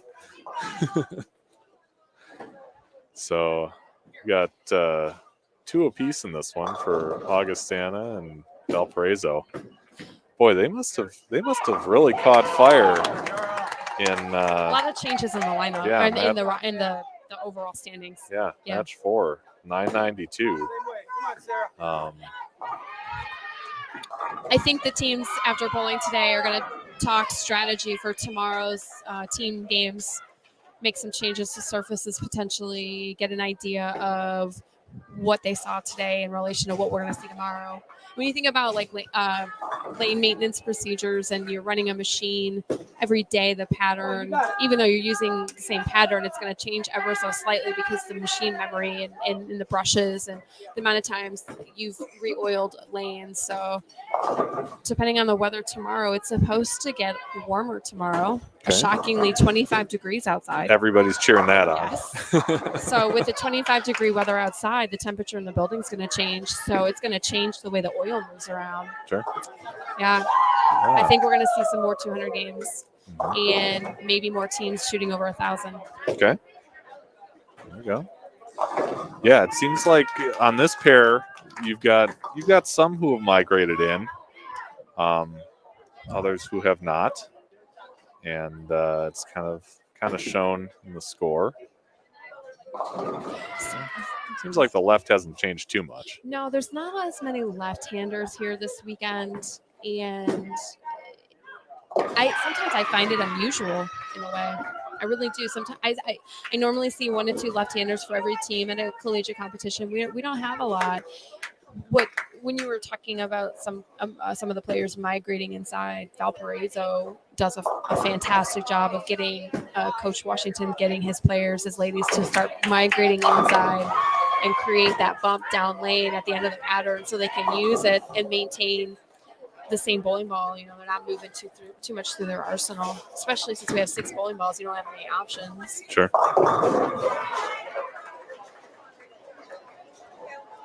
Yeah. And I am seeing like 220 games and spare shootings going up too. Yeah, this one's been kind of up and down. There was a 143 to 139, I think, but Valpo shot 218 last game, so 217. Nice.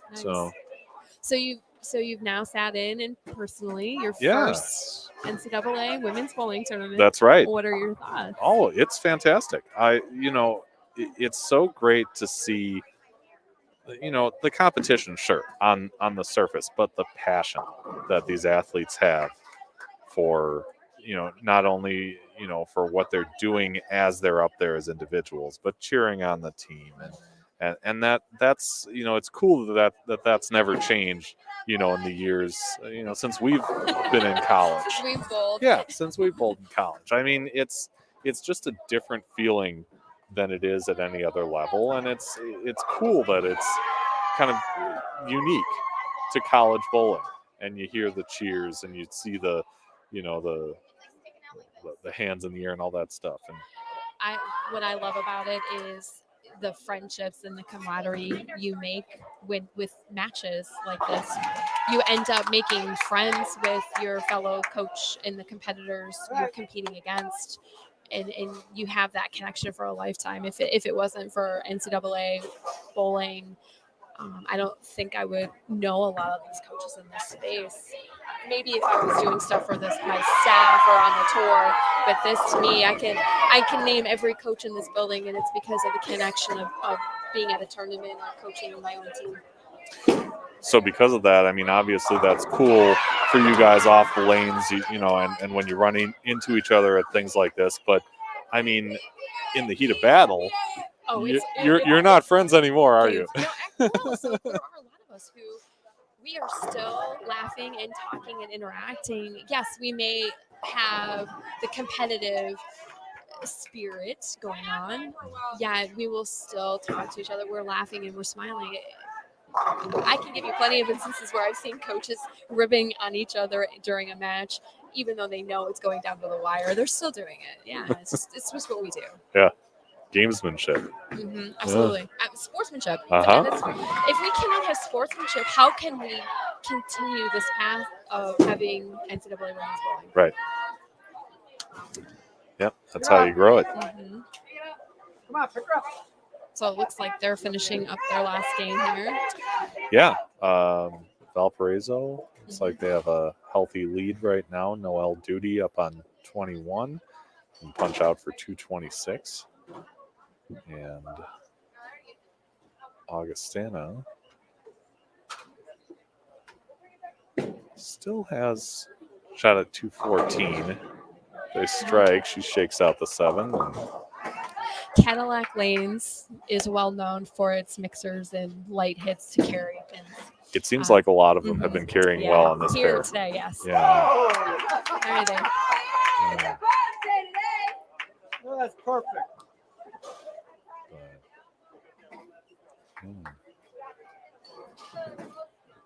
So tomorrow, is it traditional games the whole day? Yes. Okay. 5 matches of team traditional. So this is where 5-person rosters out there on the lanes. Like a league game when you're going in a regular league. Sure. And like we said earlier, that's kind of a different mindset for the players. Absolutely, because then you're thinking about all tournament team and MVP.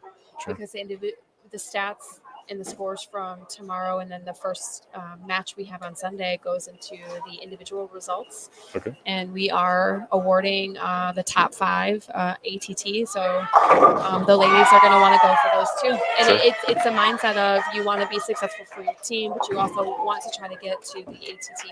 Yeah. Yeah. Well, throwing good shots, making those spares, you get 2 for the price of 1 in that, right? Correct. Yeah. Yes, absolutely. And there's a lot of great talent here. So getting MVP is in anyone's hands right now for tomorrow, and or at least for on Sunday when we award them out. Yeah.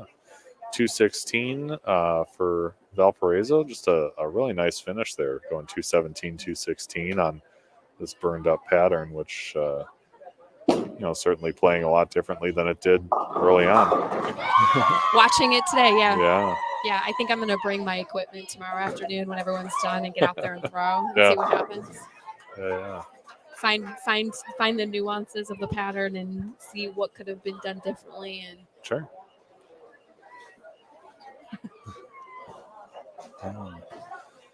So Maddie Lathrop trying to run down a 6:10, and looks like most of the others are finished. There's a couple more teams finishing up here.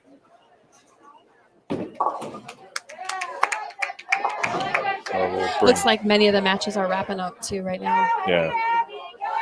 So it'll bring up Abby Clark. So that means I should go jet again and go finish us off for the day. All right. Thank you for coming and doing our live stream for this weekend. Thank you. I look forward to seeing what tomorrow brings. This has been a great opportunity, and I love having you here for all your insight, which is always spot on. Thank you. Thank you. I appreciate it. Yeah. And shakes them out, just like you said. Yeah. It's like she was listening. All right. Nicole DePaul again. Upper Iowa head coach of men's and women's teams and our tournament host here. I want to thank her for the opportunity to come and stream and all her help.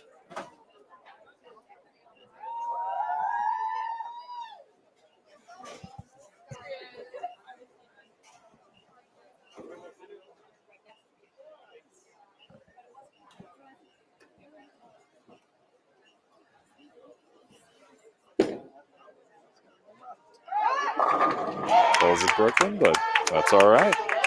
Carries them out.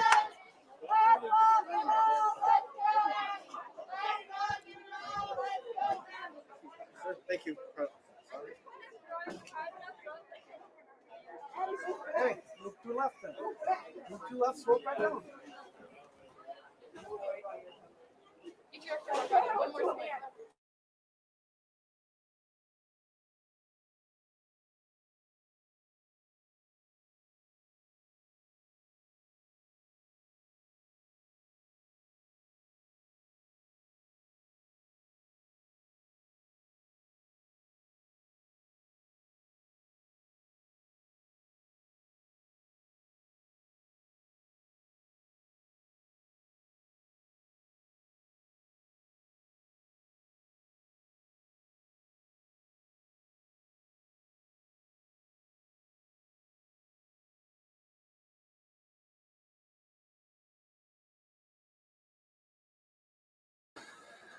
All right, so that'll do it for our last of 5-team Baker matches here as Valparaiso takes that last game, 216 to 169. Coaches, when you get a chance, get your score sheets in so Mike can get the results out to us so we can send them out via email.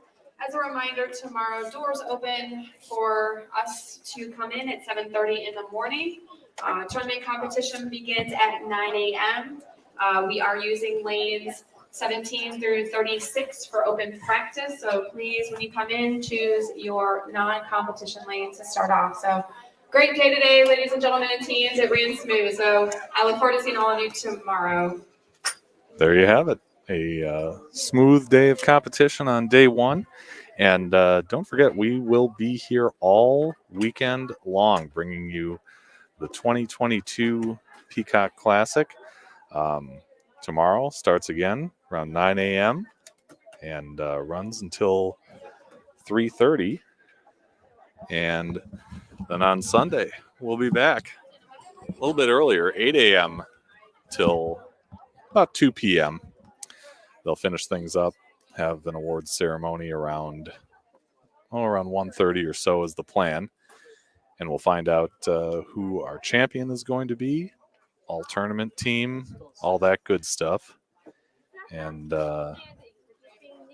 wrap up a nice weekend of competition here at Cadillac XBC in Waterloo, Iowa.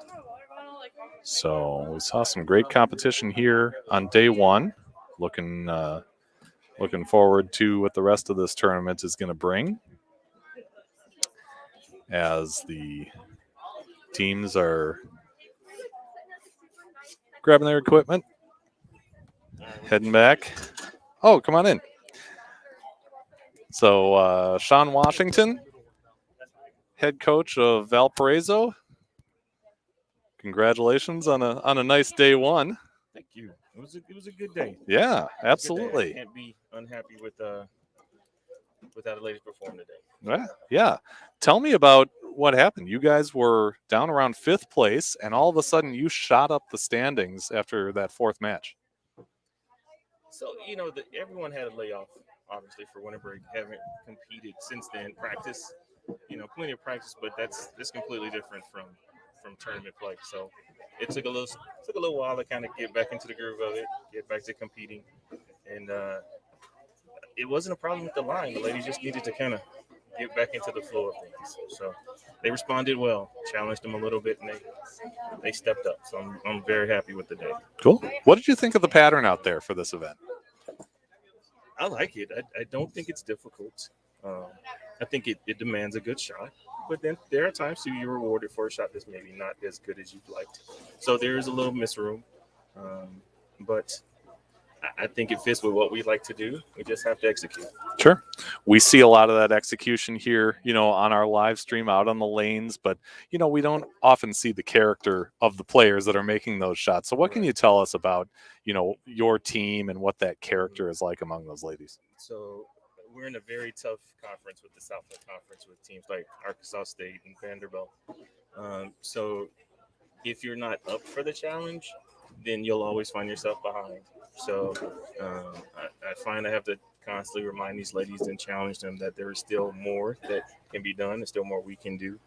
And today, I hope is a stepping stone towards that tour conference. And just if you have a will to compete, then you're going to get out there and want to do your best. And today, after those first 2 sets, they decided and they remembered that. So they came back. I'm again happy. Yeah. What do you tell them tonight going into day 2? Well, tonight I think we know that we have to get a better start. Tomorrow, as much as we try not to, players love individual games. Baker, they do. They stay involved in it, but everyone wants to see that individual finish a little bit. So I think tomorrow they'll be a little more inspired at the start of the day. Bowling for maybe one of those all tournament spots. So I probably won't have to do quite as much tomorrow. Right. They'll come in fired up on their own. Yeah. Last thing before I get you out of here, this is a first-time event. First time the NCAA has had a bowling tournament in the state of Iowa since since bowling became an NCAA sport. I guess, what does it mean to you guys to not only be a part of a tournament this weekend, but really a historic event in bowling and in this state? It means a lot. And I appreciate Coach Nicholson on this invitation. She's always supported us in our event. So, there was no chance I was not going to be here for her and support her program as well. Because even before she had a program, she would come and be our tournament official for some of the Valpo events. So, of course, when she started the program at Upper Iowa, we had to be here. So we're very happy we could and support her, support the program, and be a part of a first. Yeah. You don't very often get to do that. So we're very honored that we get to be here. Well, Valparaiso, a great showing in day 1 here. Head coach Sean Washington, thank you so much for your time. Thank you for the time. You bet. Thank you for being here as well. Yeah, absolutely. Congratulations on a great day, and congratulate those ladies too. Oh yeah, good dinner. They deserve it. There you have it. Head coach Sean Washington from Valparaiso University with a great showing in the 5-team Baker games here at day 1 of the 2022 Peacock Classic. Remember to come on back tomorrow. It's a separate YouTube page, so go to the Bowling with the Fef YouTube channel. You'll find one marked day 2, or you can go to our Facebook group.